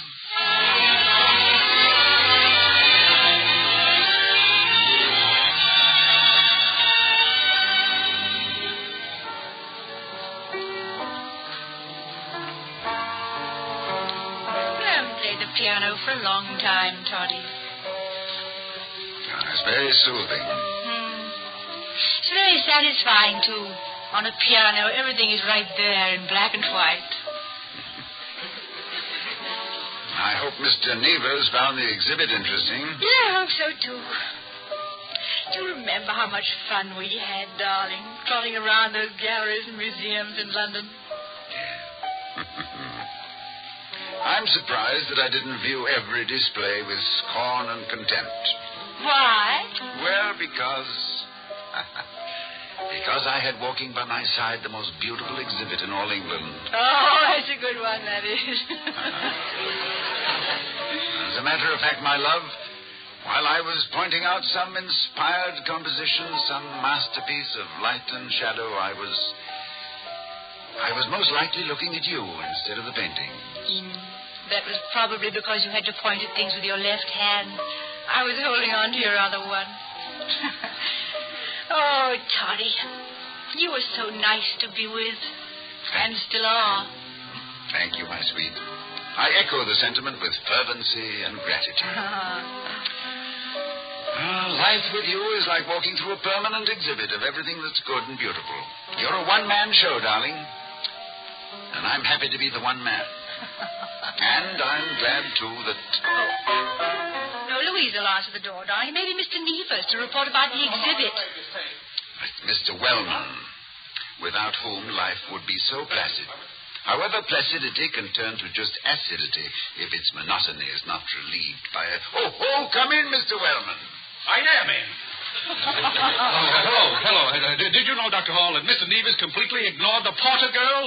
Ignored her painting completely. Not even honorable mention, despite my personal recommendation. Did you know that? No, we didn't, Mr. Wellman. Oh, I'm sure, Mr. Wellman, that he judged her work solely on the basis of its merit, without any other consideration. Of course he did.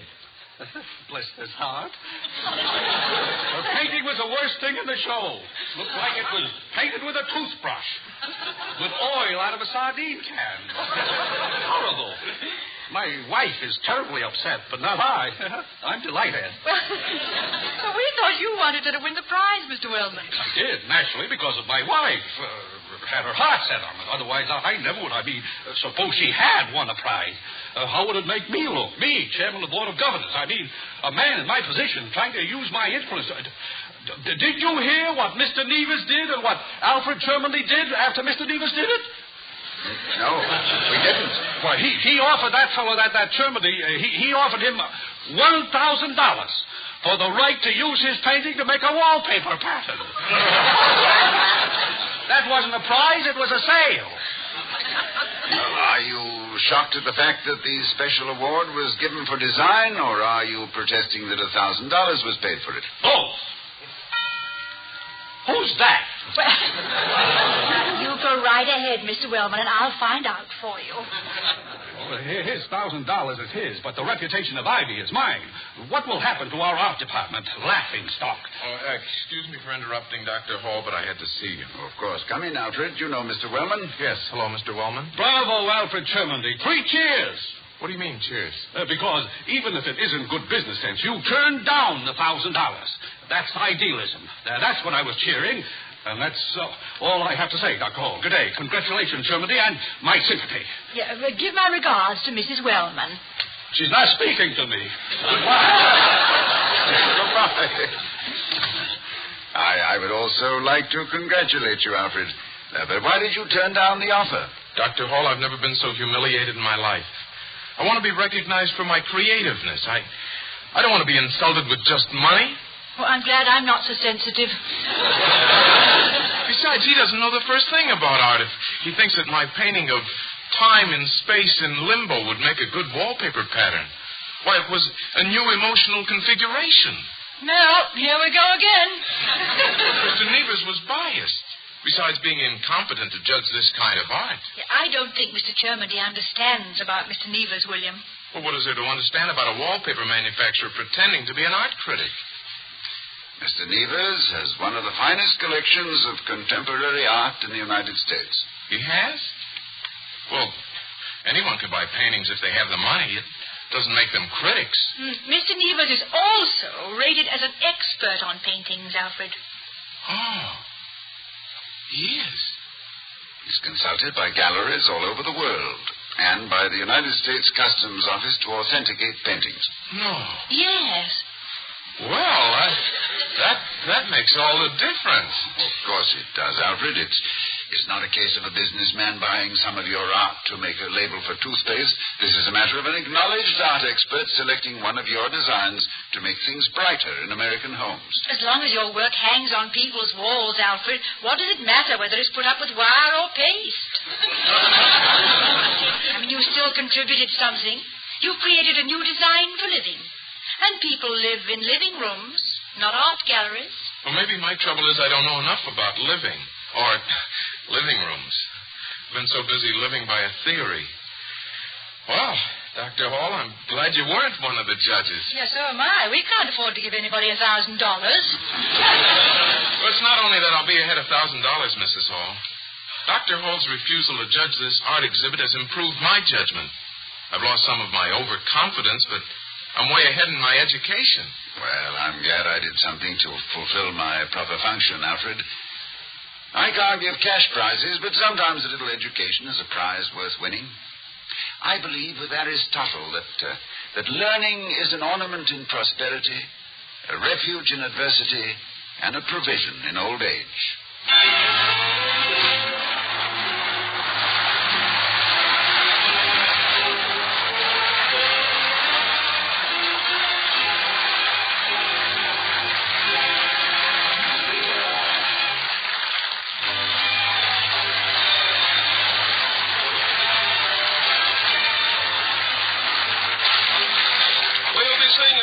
At this same time at the Halls of Ivy, starring Mr. and Mrs. Ronald Colman. Mr. Wellman is played by Herbert Butterfield. Alfred Tremondy was Paul Freese, and Mr. Nevers was Stanley Farrar. Tonight's script was written by Arthur Ross and Don Quinn. Music was composed and conducted by Henry Russell.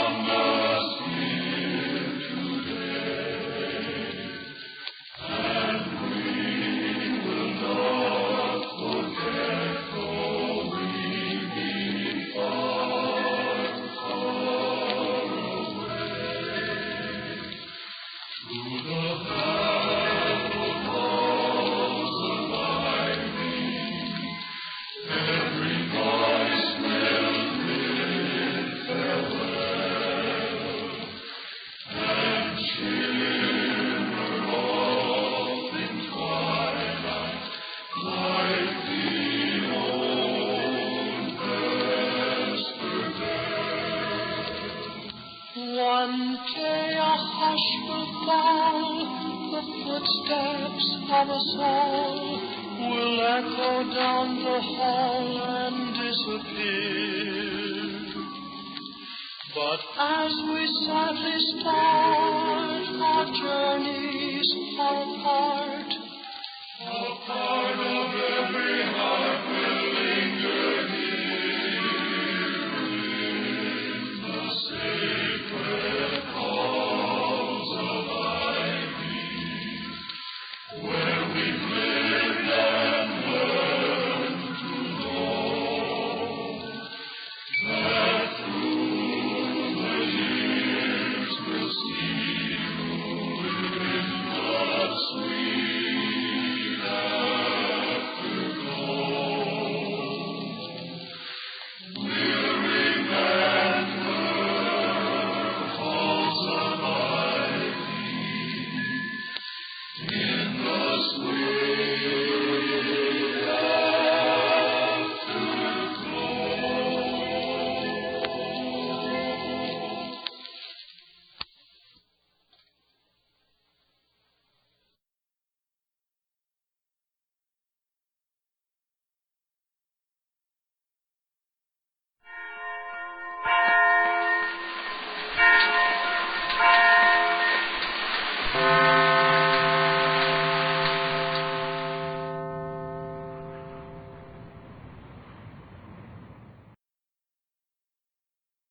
From Hollywood, Colgate Tooth Powder for a breath that's sweet and teeth that sparkle presents the Mel Blanc Show.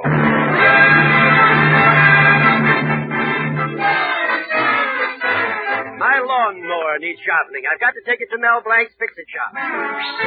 My wife's percolator top is cracked. I've got to take it to Mel Blanc's Fix-It Shop. Oh, my stocking has a run in it. I've got to take it to Mel Blanc's Fix-It Shop. My wife's going to have a baby. I got to take her to to the hospital.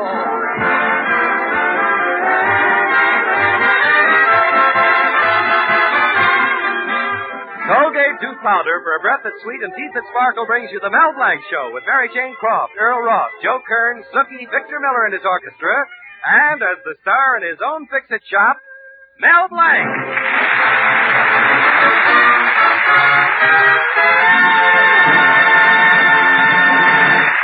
Now let's drop in at Mel Blanc's Fix-It shop. You know, Mel is one of those fellows who'll tackle any odd job and make it come out even. But it's an even bet that when he's through, the odds will be against him. You'll see just what I mean as soon as you listen to Mel talking things over with his girlfriend, Betty. Gee, honey, your father's going to be proud of me when he sees how I fixed up everything for the company picnic tomorrow. The tables, the chairs, the barbecue. Yes, Mel. Yeah, but I keep remembering last year's picnic. You and I stayed after everybody left. Uh-huh. You slipped your arm around my waist. I slipped my arm around your waist. Yeah. And then we both puckered up and... Yeah. We blew out the fire together. Oh, silly. But really, tomorrow's picnic means a great deal to Father. Well, what's so special about it? Well, this year, Lionel Owens, the district manager of Supermarkets Incorporated, is guest of honor. Oh, that's nice. But you and I will be together all day. Now, listen. Huh? You see, Daddy has an idea Mr. Owens may promote him to be assistant district manager. Gee, that'd be nice for your father. Hey, look, honey, tomorrow, let's you and I take a rowboat. Now, I'm trying to tell you something. Huh? Lionel Owens is very important to Daddy. And I have to be with him most of the day, make things pleasant for Mr. Owens at the picnic. Oh, I get it. We just want to help Daddy in any way we can, you know. I know, and I'm trying my best. Look at this banner I painted to welcome Mr. Owens. Wait till I read it to you. The employees of Supermarket Incorporated Number 12 welcome Lionel Owens, Big Ham. No! Big Ham and Shrimp Barbecue. Guess I put the comma in the wrong place. Honey, you don't really mind about Mr. Owens and me tomorrow, do you? Well, I had it all planned to be with you. I know, but what about Father? Let him get his own girl. Darling, if Mr. Owens has a good time at the picnic tomorrow, there may be a promotion in it for Daddy. Remember, Mr. Owens is pretty important. Yeah, he must be. Your father came here this morning just to tell me that Mr. Owens is a big success in business. Not like some other people he knows. Oh, Mel. And he told me Mr. Owens was a big athlete in college, all-American, a real man. Not like some people he knows. He said Lionel Owens is the kind of a man any father would be proud to have for a son-in-law. Not like some other people he knows. I wonder who all those people are your father knows. Mel, you know Lionel Owens couldn't possibly mean a thing to me. You're just as big a success as he is any day. You know it and I know it. Yeah, too bad it's just a secret between you and me. Well, honey, anyway, tomorrow, remember, I'm spending the day with Mr. Owens to please Father. It's strictly a business deal. Yeah, and I'm getting the business.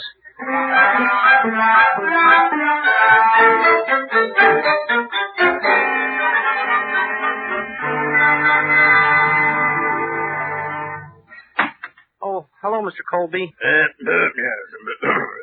Yes, it is a nice day, isn't it? Melvin, I'm a little worried about the picnic tomorrow. Oh, there's nothing to worry about. Uncle Rupert, Zuki, and I fixed everything. The chairs, the barbecue, the banner for Mr. Owens. Mr. Owens, I'm worried about. He has an idea. He's just as good an athlete as the day he left college. He thinks he's as strong as an ox. Well, gee, Mr. Colby, he ought to enjoy showing off on those two strength testers. You know those 2 muscle meters we rented from the amusement park? Yes, he'll be tickled pink if he wins. But if by some freak he loses, I'll never get that job as assistant district manager. Well, then you have to find somebody who'll compete against Mr. Owens. Somebody who'll be sure to lose. Yes, what we need is a little weakling, a surefire pushover. That's right. I know just the man, but I don't know whether or not he'd do it. Oh, Mr. Colby, anybody who'd refuse to help you in a situation like this is That's all I wanted to know. Then I'll ask him. What's his name? Mel Blanc. Mel Blanc. Me? Oh, hey, Mr. Colby, I'm no athlete. Exactly. You get the idea. Oh, no. I posed for one of those health ads. You know those before and after pictures? Which one were you, before or after? Neither. I was heaven forbid.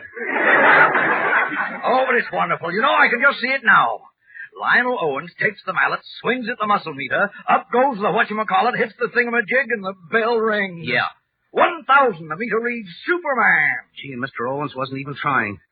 And then comes your turn. Yeah. You step up, swing the mallet down with all your might. The thingamabob flies up and up and up and up. What does the meter read for me? 100, Mickey Mouse. Oh, but Mr. Colby, what will Betty think of me? Now, we won't say a word about this to anyone, understand? I knew I could count on you, son. Oh, now I must get down to the station and pick up Mr. Owens. Must you? In fact, I think I'll bring him here first, just to let him see what kind of competition he'll be up against tomorrow. Well, I heard a cutthroat competition, but why must it be my throat?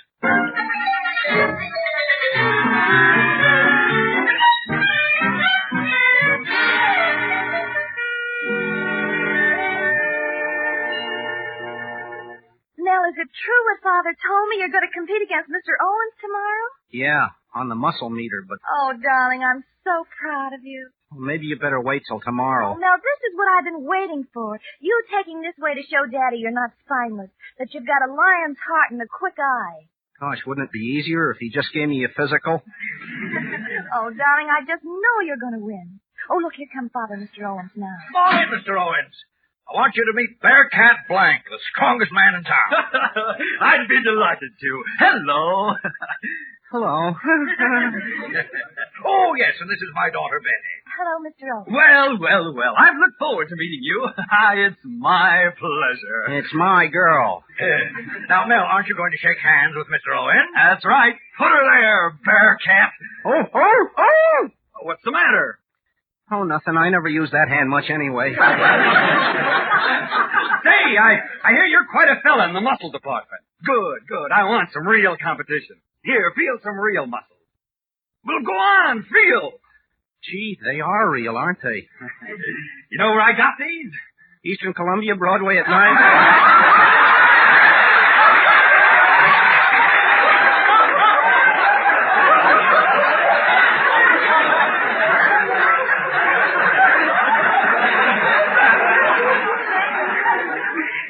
Back in my college days, I used to get up every morning and chop up 6 cords of wood for breakfast. Boy, was that good. I like Wheaties much better. Smell a card, Mr. Owens. Well, we'd better be going. Come on. Good to know you, Blank. Put her there. Oh, I'd rather not. I might hurt your other hand. Goodbye, Mel. You coming, Father? I'll be right with you. Now, look, Melvin, it's all understood then, huh? I guess so. Owens wins, you lose. If Owens doesn't get a chance to show off those muscles of his tomorrow, he's going to be feeling real awfully bad. And if he feels bad, I'll feel bad. And, well, you know what that means. Yeah, I'll feel worse.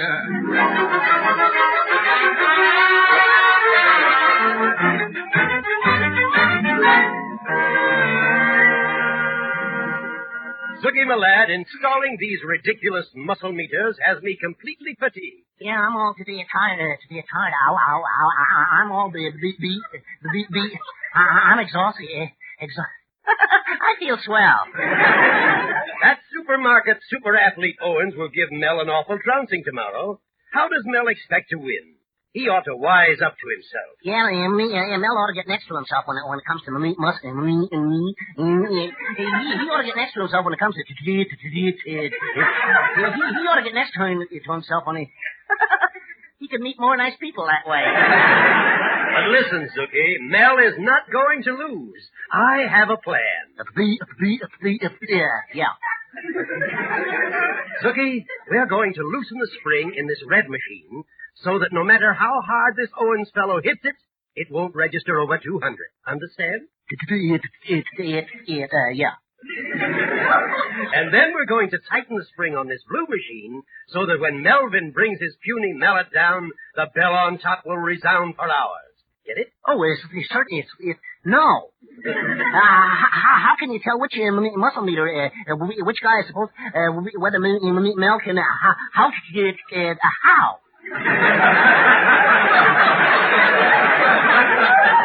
Don't you worry, Zookie. I'll see that Mel works only on the blue machine. I've taken care of that. Honest Uncle Rupert had himself appointed referee. You did? Yes, my lad. Melvin just can't lose.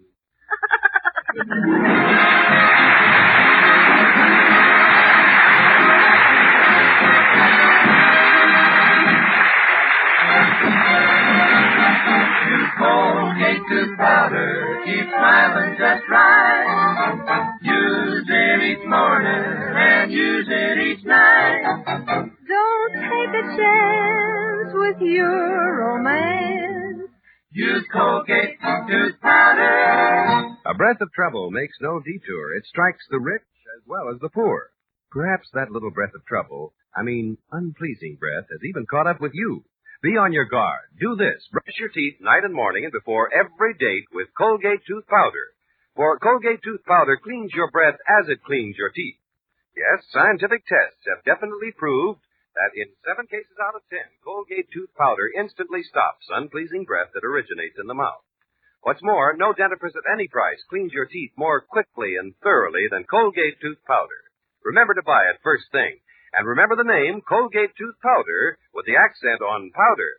Don't take a chance with your romance. Use Colgate tooth powder.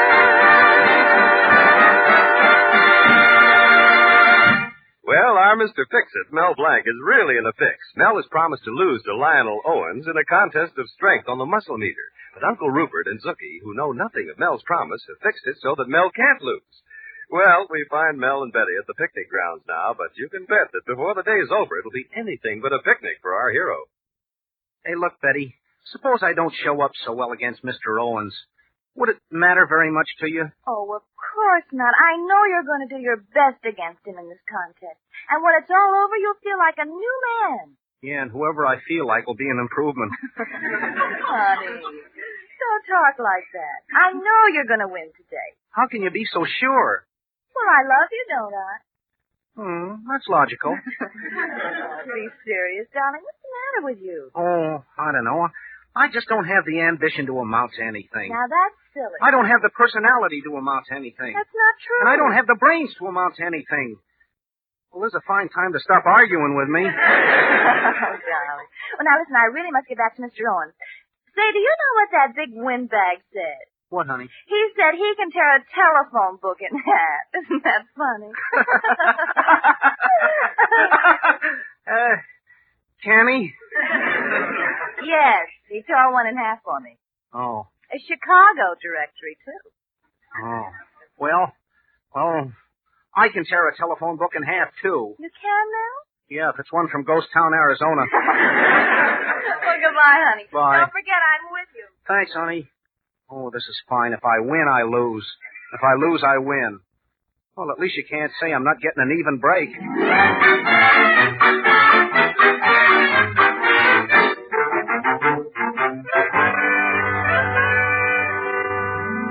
Zookie, oh, Zookie! Yes, Uncle Rupert. Hi, Rupe. Are you sure you fixed those muscle meters so that Melvin can't lose? Oh, yeah, everything is okay. Check.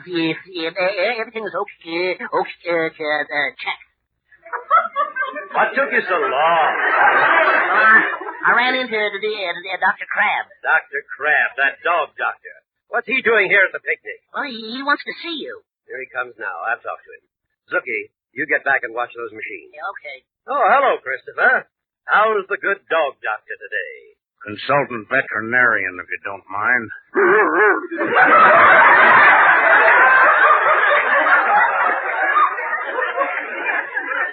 What's the matter with you? Nothing's the matter with me. Just got a catch in my throat. Could I have a pan of water?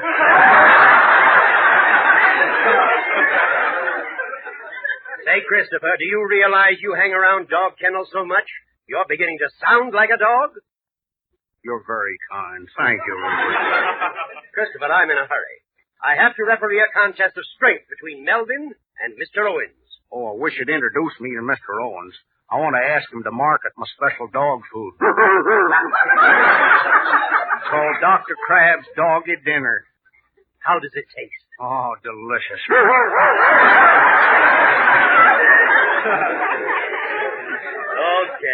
Okay, Christopher. I'll tell Mr. Owens. Thanks. I'd have told him myself, but I couldn't get to him for all those wild kids here at the picnic. Oh, come now, Christopher. You must have been pretty wild yourself when you were a pup. Oh, no. I lived a very sheltered childhood. In fact, I was kept on a leash. My mother saw to that. Your mother? What about your father? Who do you think was on the other leash? Oh, go away. Go away. I've wasted enough time already. I'll go. Goodbye, Rupert. Remember, don't put a dash hund in a revolving door. He's much too long, my friend. He'll only catch up with himself and say, brother, this is the end.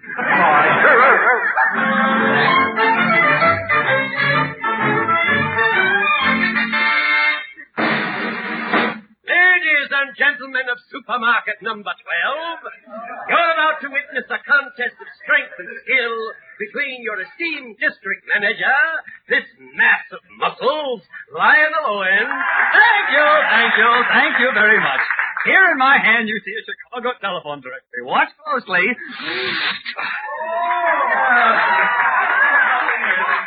Wish he'd stop tearing up those telephone books.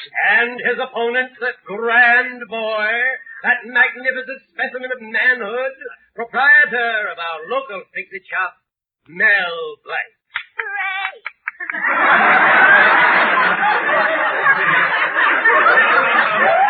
Thank you, Miss Colby. And now, Mr. Owens, step right up to your muscle meter. No, not that one. Right here. The red one. Anything you say. Now, gentlemen, the first one to ring the bell will be the winner. You have 3 tries. You're first, Mr. Owens. Go ahead. Okay. Stand back, everybody. This is going to be a cinch. 1,000 the first time. 100?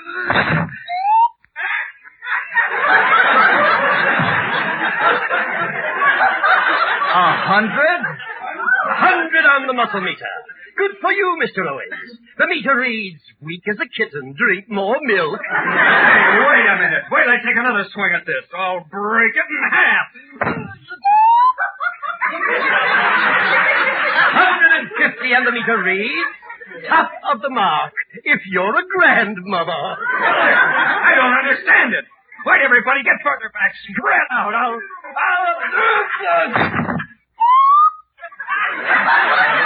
Back to 100, and the meter again reads, weak as a kitten. Oh, no, it can't be. I'm through. We won't hit 75. That's right, Mel. You won't hit that high, will you? Me, Mr. Colby? Why? Right here, Melvin, the blue muscle meter. Step right up, my boy. Go ahead, darling. You show 'em. Okay. Well, here goes, everybody.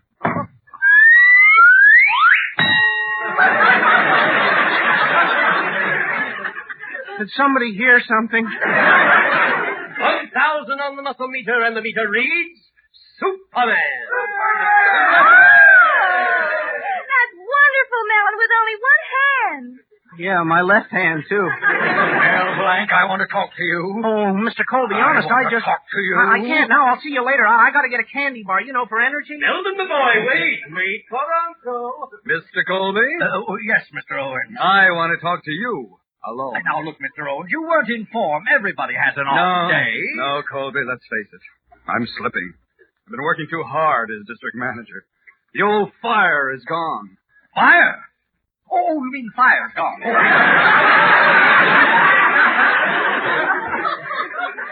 Yes, Colby.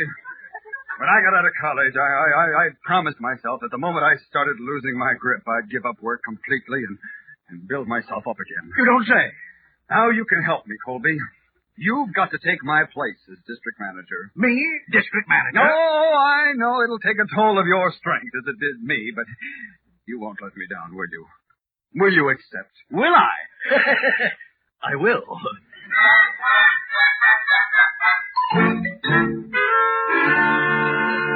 Uncle Rupert, let me get this straight. You say you and Zuki fixed those muscle meters so I couldn't help winning? Exactly, my lad. No job too big for the fix-it shop. Now, are you pleased with your old uncle? Oh, but you don't understand. The only reason Mr. Colby entered me against Owens was for me to lose. I promised to lose. Lose? Mr. Colby will kill me. He'll lose his job. Oh, what a mess. Oh, I'm sorry, Melvin. Hey, wait, maybe it's not too late. I hope I can straighten this out before Mr. Colby gets fired. Say, Mr. Owens. Yes? Say, what do you say you take another crack at the muscle meter, huh? It's no use, Mr. Blanc. I just haven't got it in me. Melvin, can't you see that Mr. Owens is tired? Very tired. Oh, come on, Mr. Owens. Just one more try. You can do better than grandmother. No, thanks. I've been embarrassed enough for one day. Melvin, let's just let things stand the way they are, shall we? Shall we?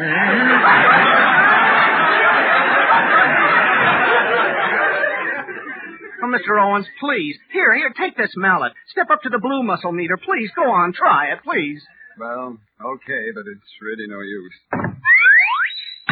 You see, 1,000, Mr. Owens. You're a... Yeah, I'm Superman. I'm Superman! Whoa!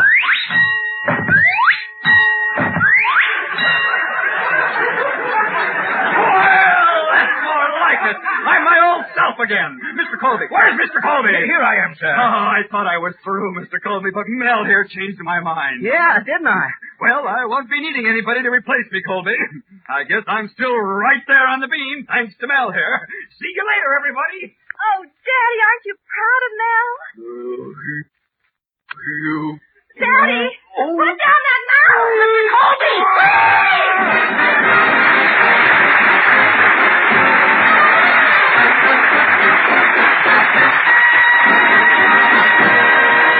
We'll be back in a moment with a Zookieism. What's a Zookieism? Wait and see. Use Colgate tooth powder, keep smiling just right. Use it each morning and use it each night. Don't take a chance with your romance. Use Colgate tooth powder. You know, not even a loving wife can bring herself to mention a little breath of trouble, unpleasing breath, to her husband. Don't let that breath of trouble hurt your happy marriage. Be sure to do this. Brush your teeth night and morning and before every date with Colgate tooth powder. For Colgate tooth powder cleans your breath as it cleans your teeth. Yes, scientific tests have definitely proved that in 7 cases out of 10, Colgate tooth powder instantly stops unpleasing breath that originates in the mouth. What's more, no dentifrice at any price cleans your teeth more quickly and thoroughly than Colgate tooth powder. Remember to buy it first thing. And remember the name, Colgate tooth powder, with the accent on powder. Don't take a chance with your romance. Use Colgate tooth powder. Zuki, I hope you learned something about competition from today's picnic. Yes, Zuki. Everything in life has a moral. What did you learn? Well, I learned that to win, you gotta put your shoulder to the to win, you gotta put your nose to the grunt. To win, you gotta you gotta be a good loser. This is Bud Houston reminding you that Colgate tooth powder for a breath that's sweet and teeth and sparkle brings you the Mel Blanc Show every Tuesday at this time. Be sure to join us again next Tuesday night for more fun with Mel and the people you'll meet in Mel Blanc's Fix-It Shop. Say hello to Halo Shampoo for naturally bright and beautiful hair. Remember, even finest soaps and soap shampoos hide the natural luster of your hair with dulling soap film. But Halo Shampoo contains no soap, therefore leaves no dulling soap film. Even in hardest water, Halo makes oceans of rich, fragrant lather, quickly banishes loose dandruff and dirt. Halo needs no lemon or vinegar rinse. Say hello to Halo and goodbye to dulling soap film. Get Halo Shampoo at any cosmetic counter.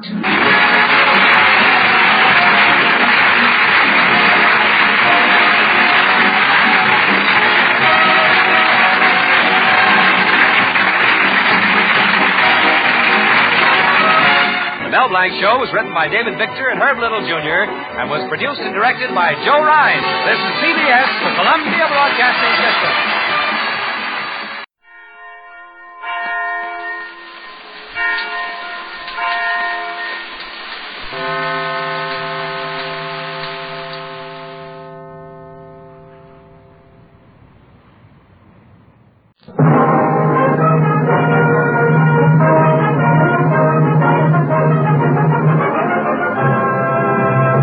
The Ford Dealers of America present The Fred Allen Show.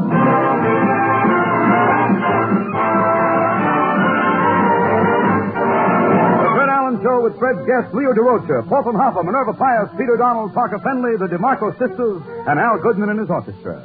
And this is Kenny Delmar speaking for your friendly Ford dealer. He's the expert on Fords in your neighborhood. He's the one who knows your Ford best. It stands to reason that he's the man to service your Ford. He has special equipment to do the job right. His mechanics are Ford trained in factory-approved methods. He has genuine Ford parts. So for an expert job done promptly, It pays to bring your Ford back home for service.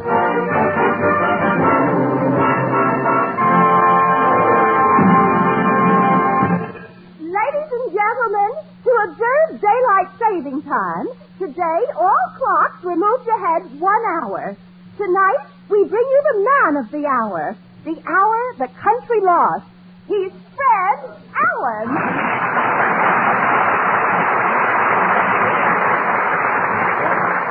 Thank you, and good evening, ladies and gentlemen. In Portland, I'm glad you mentioned that mildly amusing bit that you did about daylight saving time. When the clocks are moved ahead, does that make everybody an hour younger? An hour younger? Yes, it does.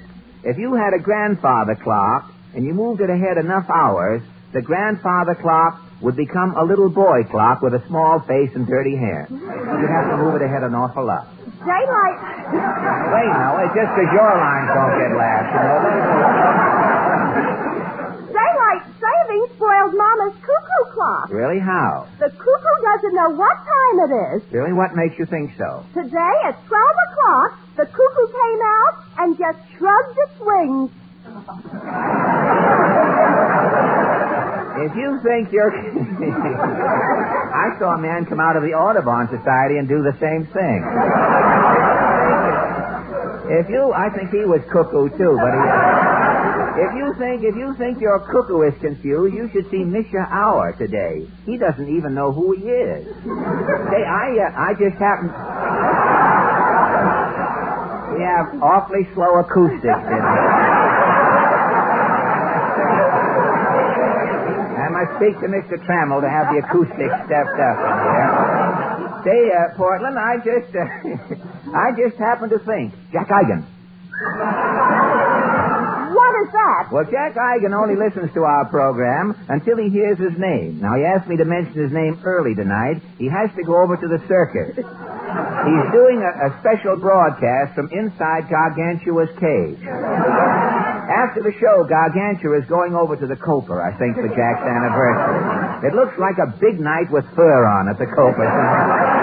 Tell me, wait till they get Gargantua to check his coat. Wait till they... Tell me, Portland, what's in the news this week? The subway fare is going to be raised to 10 cents. I wonder why they're raising the subway fare. Well, Mama says they're trying to keep out the riffraff. Well, they should. The subway really could use a better class of people. It's going to cost 10 cents to come from Jackson Heights. And it's going to be worth it.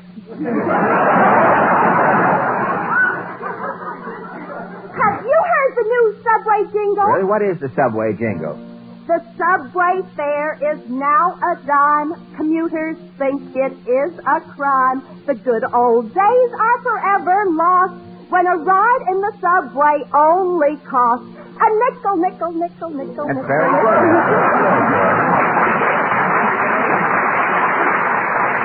I must say, you are in rare voice tonight. Do you think I'll ever sing at the Met? Not inside, no. Tell me, what else is hot in the news? Well, Kathleen Windsor, who wrote Forever Amber, is divorcing her husband, Artie Shaw. Yeah, they say she's writing a sequel to Forever Amber. A sequel? It's called Temporarily Artie. Yes, I don't hear any cries of author from people wanting the name of the man who wrote that joke. I think I shall start for Allen's Alley. What is your question tonight? Well, a new book called The Treasury of American Superstitions has been compiled by Claudia DeLise. It contains every superstition you have ever heard of, Portland. And so, being in the mood for superstitions, our question is, how do you feel about superstition?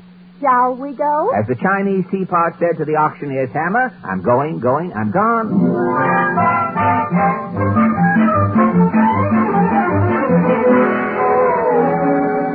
It's good to get back to Allen's Alley, Portland. I guess the Senator's having mule meat for dinner. There's something braying in the barbecue pit. Oh, well, let's not. Somebody tapped my trellis. Oh, it's you, Jughead. Yes, Senator. Well, let's go, son. As the two men said when they was inventing bubble gum, let's make it snappy. Right. You know, I'm busier than a handkerchief during a Betty Davis picture. I'm working working on Senator Taft's housing bill. Everybody today is trying to get into a new house. But, even Senator Taft. Senator Taft is trying to get into a new house? Yeah, a White House. You don't get it, do you, son? No. You ought to give your head to a bone bank. Now, wait a minute, sir. Take it easy with those innuendos, Senator. Tell me, what's new? Well, I was up in New York attending that newspaper publishers' convention. The newspaper? Now, confidentially, son. Don't let this get around. No. I never read the newspapers, only the funnies. The comics, eh? Yeah, my favorite is Joe Palooka. Joe Palooka. When I was a young sprout, I used to dress like Joe Palooka. Yeah? Used to talk like Joe Palooka. Yeah? Used to walk like Joe Palooka. Gosh. When I'd strut down the street, everybody would say, there goes that Palooka. And they can still say that today, Senator. I'm honored, son. Well, tell me, Senator, how do you feel about American superstition? Well, son, down where I come from, we've got one superstition. And that superstition is? That a drink of whiskey will cure a snake bite. I see. For 20 years, every morning when I get up, I drink a full tumbler of whiskey. Every morning? Every noon before dinner, I drink another full tumbler of whiskey. Every noon? Every night before going to bed, I drink a full tumbler of whiskey. You've been drinking whiskey for 20 years. Have you ever been bitten by a snake, Senator? Not yet, son. No? But the first snake that bites me is going to find me well prepared. So long.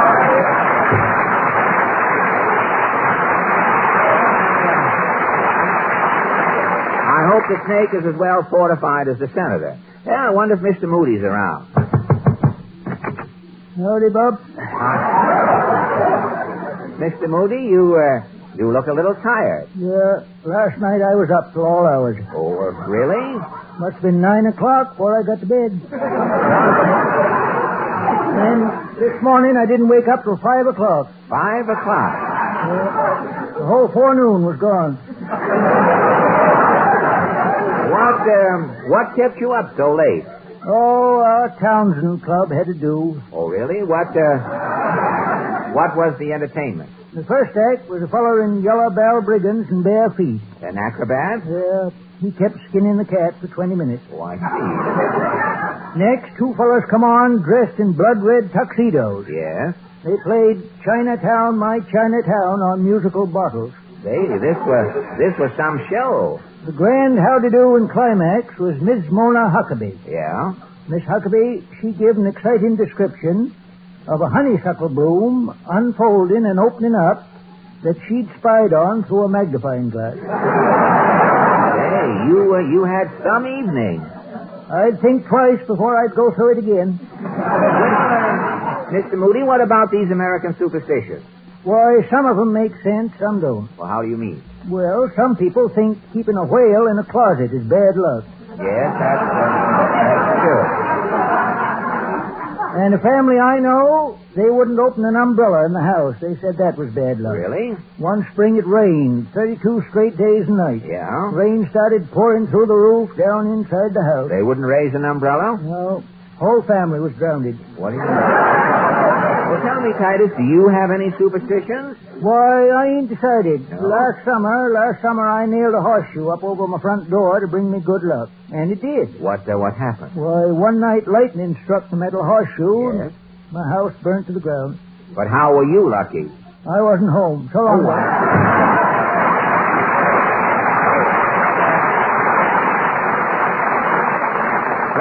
Let's try this next door. Howdy, Jeffy.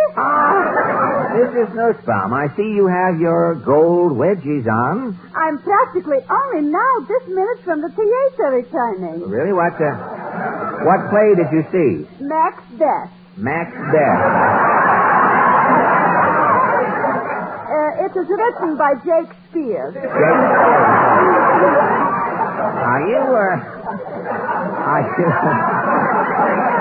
Are you a Shakespeare fan? Then I am attending by Mrs. Zibberman, the finishing school, a young chit. Uh-huh. I'm starting with the Dramatics Club in Macbeth. Oh, really? What part did you play in Macbeth? With long hair, also one tooth, I am a witch. Oh, a witch? Doubling, toil with troubling, fire, boiling, also cauldron, bobbling. From the play of the same name. That's very good. That's very good. Mrs. Zibberman is saying that closing the eyes, you are not knowing me from Morris Evans. I can... Well, Mrs. Nussbaum, how do you feel about superstition? Oh, walking under a mirror, breaking a ladder, throwing over the shoulder saltines. I'm laughing. Do you recall any specific instances where you have flouted superstitions? Last October. What happened? It's an old superstitious. A black cat is crossing the path is coming bad luck. Bad luck. This Pierre I am out driving. Yes? Is crossing the path 3 black cats. 3 black cats. We are hitting them 1, 2, 3. And the bad luck? The black cat is having the bad luck. And you? I am having a new fur coat. Oh, my God. And that brings us to the Ajax Cassidy, Sandy. Let's pass the time of day with Mr. Cassidy.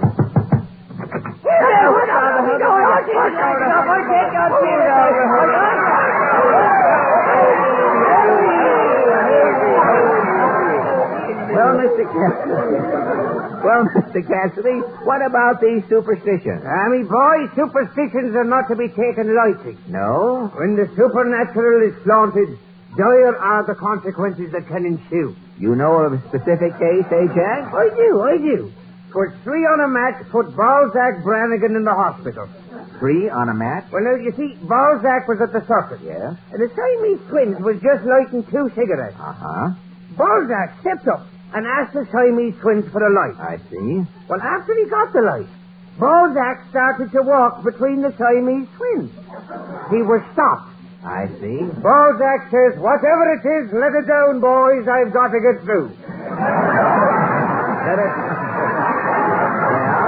Well, a fight started. Yes? One of the Siamese twins was arrested, the other one got away, and Balzac came to in the accident hall. Say, there must be something to those superstitions. Oh, there is. Now, you take Knocko Nolan, the waiter. What happened to Knocko the waiter? Well, now, all his life, to ward off rheumatism, Yeah. Knocko carried an acorn in his pocket. An acorn? When he finally died, Knocko the waiter was buried in his waiter's suit with the acorn still in his pocket. Uh-huh. 20 years later, what happened? What? Out of Knocko the waiter's grave, there grew a giant oak tree. A giant oak tree. And the oak tree had on a tuxedo coat and a dickie. Are you superstitious, Ajax? Oh, I am, me boy.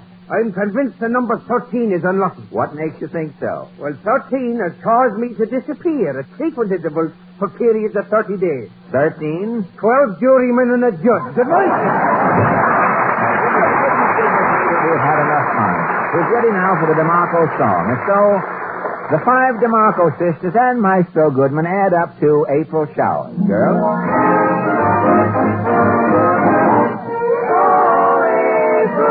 Showers may come your way. They bring the flowers that bloom in May. So if it's raining, have no regret, because it isn't rain. You know it's raining violets. And when you see clouds up on the hill, you soon will see clouds of daffodils. So keep on looking for a bluebird and listen for a song whenever April showers come along. When you see clouds up in the hill, soon you see clouds. So many daffodils in the hills, so look for a bluebird and listen for his song whenever April showers come along. When April showers come along.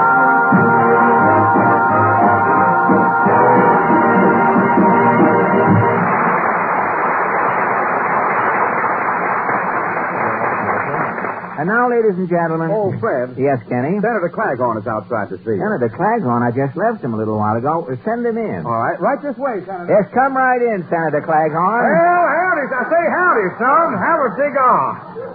Well, thanks, Senator. Say, what's the big idea carrying that tree trunk with you? Son, I'm aiming to make some stump speeches. I'm campaigning. Campaigning? Oh, that explains this free cigar, then. Say, what's this writing on the band? A vote for Claghorn is a vote for Ford trucks. Hey, that's my slogan, son. It's sweeping the country. The new Ford truck? They're drawing the crowd, son. Everybody wants that bonus. You are giving a bonus? Ford trucks are giving the bonus. They're bonus built. Built extra strong to last longer, that is.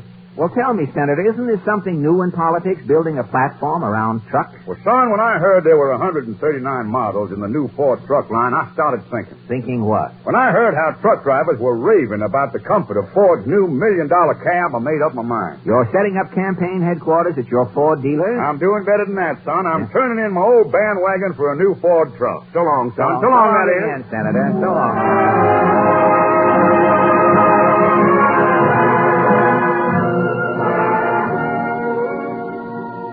For listeners who feel that a little music goes a long way, we have just offered a few bars of But Beautiful, played by Maestro Al Goodman and his They Knew Vaughn Monroe when he was only a schmo orchestra. And now, ladies, yes, Portland? Who is our guest tonight? Well, we haven't any guest, Portland. No guest? That is one of the things that is wrong with radio today. Every program has refrigerators and guests. But radio has too many guests. I heard a guest on Mary Margaret McBride's program the other day. He brought a guest with him. Well, while Mary was interviewing her guest, the guest was interviewing his guest. It was very confusing. Mr. Bohack objected, I heard later. But last week, you said Leo Durocher was coming tonight. Leo Durocher is the reason I am finished with guest, Portland. The trouble I had with that Leo Durocher. What happened? Well, last Thursday, I was walking along 50th Street. Just as I passed Peg Woffington's tea shop, the door opened, and I heard a voice say, "Hello, Fred." Leo Durocher.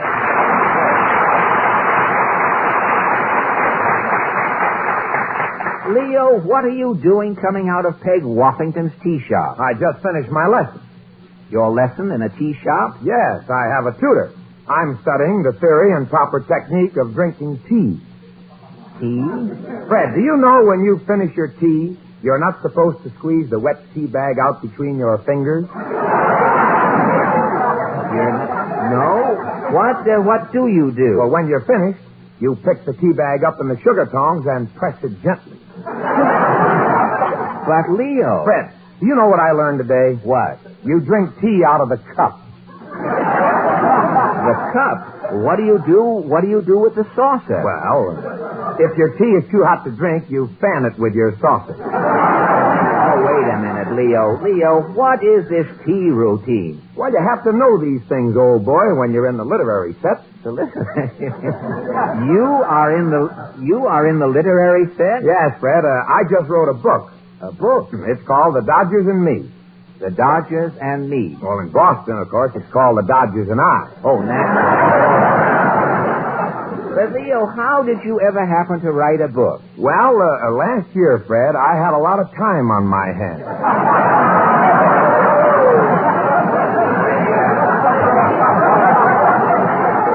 I know. And I read that Babe Ruth was writing a book, and it gave me an idea. Oh, so you started to write a book, too? I wrote day and night for 6 months. And when you finished? I had a sentence 300 pages long. One sentence was 300 pages long? The publisher made me go back and break it up into paragraphs. Then he showed me what periods, commas, and hyphens were and told me to punctuate it. And when the book was finished? I had 200 commas, 30 periods, and 1 hyphen left over. 1 hyphen, eh? I finally got rid of the hyphen. How? I stood the hyphen up on end and used it for an exclamation point. Good. Well, Fred, I must dash. I'll be late for my etiquette class. Etiquette class? Oh, yes. Attending all these literary teas, I can't afford to commit a faux pas. Oh, you're polishing your manners? Oh, I'm also learning my knives and forks. Oh, fine. Fred, you know that little fork way down at the end of the fork? Yes. That's for eating oysters. No kidding. An oyster fork? For 30 years, I've been eating oysters with a spoon. God. Last night, my homework was correct napkin usage. Correct napkin usage. The napkin is supposed to be unfurled and tossed casually on the lap. Oh. I used to stuff my napkin down in my collar. Oh, and now that your napkin is in your lap? My shirt is loaded with gravy. You're a mess, eh? Well, I'm a slob, but I'm correct.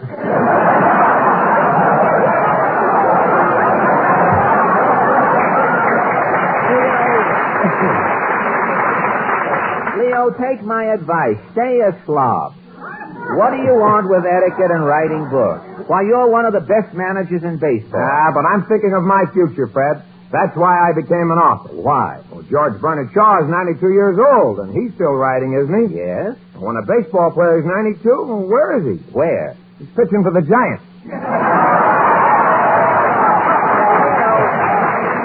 Leo, I wonder if you... Oh, I'll be glad to, Fred. I'll have my publisher, Zip Davis, send you a copy of my book, The Dodgers and Me, tomorrow. No, not the book, Leo. I know the Dodgers are playing at Ebbets Field. I thought you might have a ticket. Oh, it just so happens I have 2 extra tickets. Eugene O'Neill couldn't make it. Here you are, Fred. Gosh, 2 tickets. Thanks a lot, Leo. Well, I'm having a beret made. I've got to get a fitting. So long, Fred. So long, Leo.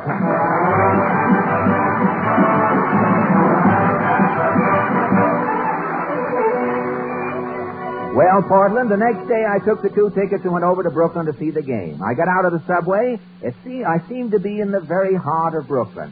Natives crowded around me in their quaint costumes, chattering in a strange tongue. I stopped a native girl and said, "Pardon me." The native girl replied, "What's eating you, Jake?"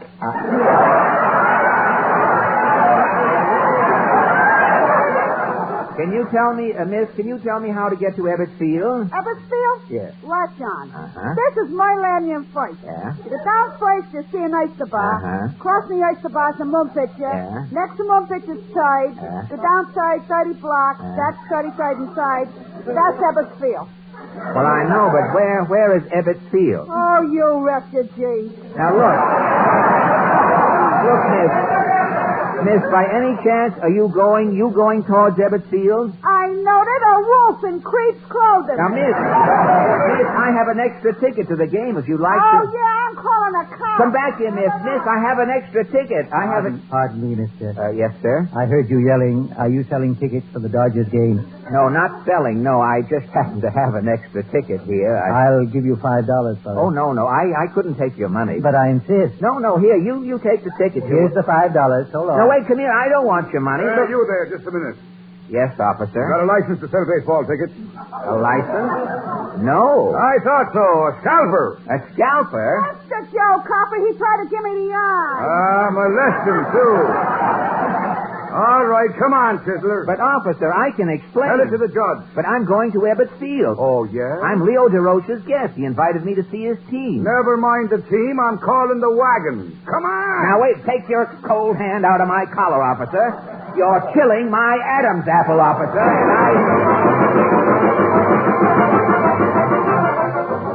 Well, Portland, the next morning I had to go to court. I called Leo Durocher, and he came over to be my witness. We got to the Brooklyn court just in time. The judge was rapping his gavel.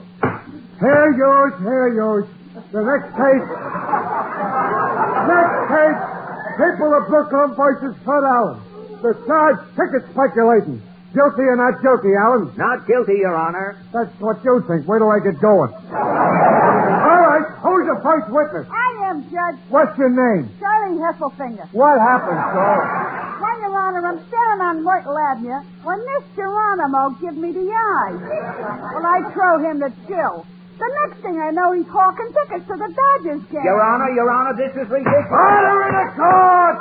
Officer Clancy. I caught him two-handed, Your Honor. Two-handed? In one hand he had a ticket, in the other hand he was holding $5. Where's the evidence, Clancy? Right here. Here's the stub of the ticket. Clancy, how was the game? Oh, great. And here's the change from his $5. I had 17 hot dogs. Allen, this evidence is incriminating. Your Honor, I can explain. Order in the court! Whereas you open your trap once more, I'll throw me gravel in it. Now, wait a minute. Don't talk back. You New York wise guys has got to quit coming over here trying to smirch the good name of Brooklyn. But, Your Honor... Last week, a guy in a parking lot had a television set on top of a beer barrel. He was simulating a saloon. Now you come over with your ticket speculating. I ought to habeas your corpus. Your Honor, I have a witness. All right. right. Where's your witness? He's right here. Tell the judge, Leo. Your Honor, I feel that the prosecution of this innocent man is a grave miscarriage of justice. Hey, just a moment, character. Who are you? I'm Leo Durocher. What's on your mind, Bud? Well, I'd like to say a few words on Mr. Allen's behalf. Yes, tell the judge just what happened, Leo. Yeah, no perjury, neither. Well, Your Honor, the quality of mercy is not strange. It droppeth as the gentle rain from heaven. What is that, a weather report? Your Honor, that's from the Merchant of Venice. I don't care if it's from Abraham and Strauss. This guy's ticket. Your Honor? Tell him where I got the tickets, Leo. Your Honor, I gave Mr. Allen those baseball tickets. What are you, a printer? Oh, You're a writer. Oh, Clancy. Oh, yeah, Your Honor. I think I got this bum trapped. Give him a pencil and paper. Okay, Judge. All right, Mr. Writer. Now write something. Gladly, Your Honor. There you are. Hey, look, Clancy, what is this? It's writing, Judge.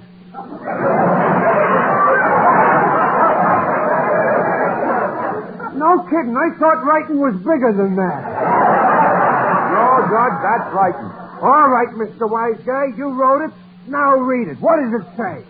It says, The Dodgers and Me, on sale May 18th at all bookshops. You hear that, Judge? The Dodgers are for sale. Yeah, that does it. Allen is scalping tickets, and this con man is trying to sell the Dodgers. Clancy, hand me the reservation book for Sing Sing. Your Honor, this is ridiculous. Leo, tell him who you really are. The Fred, my literary standing. But, Leo, Sing Sing.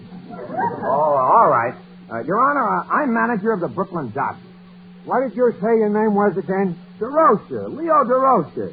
Leo Durocher. How long you been managing the Dodgers? 9 years. Oh, yeah? Where was you last year? Well, it's a long story, Judge. Part of the time I was writing a book. And you say this year you're managing the Dodgers? Yes, Your Honor. Better you should start writing another book.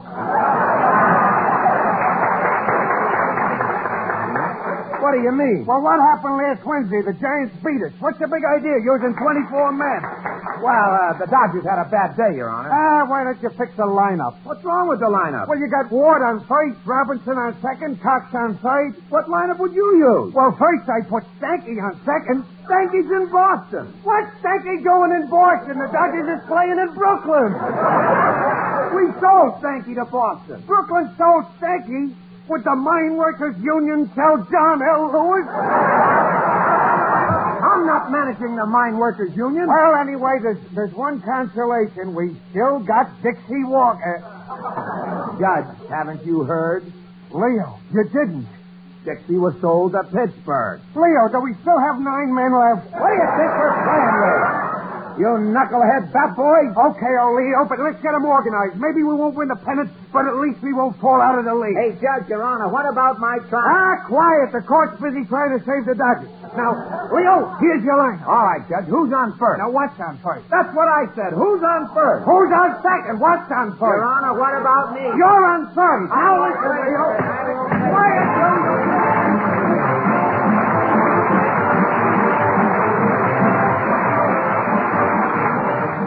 This is NBC, the national broadcasting company.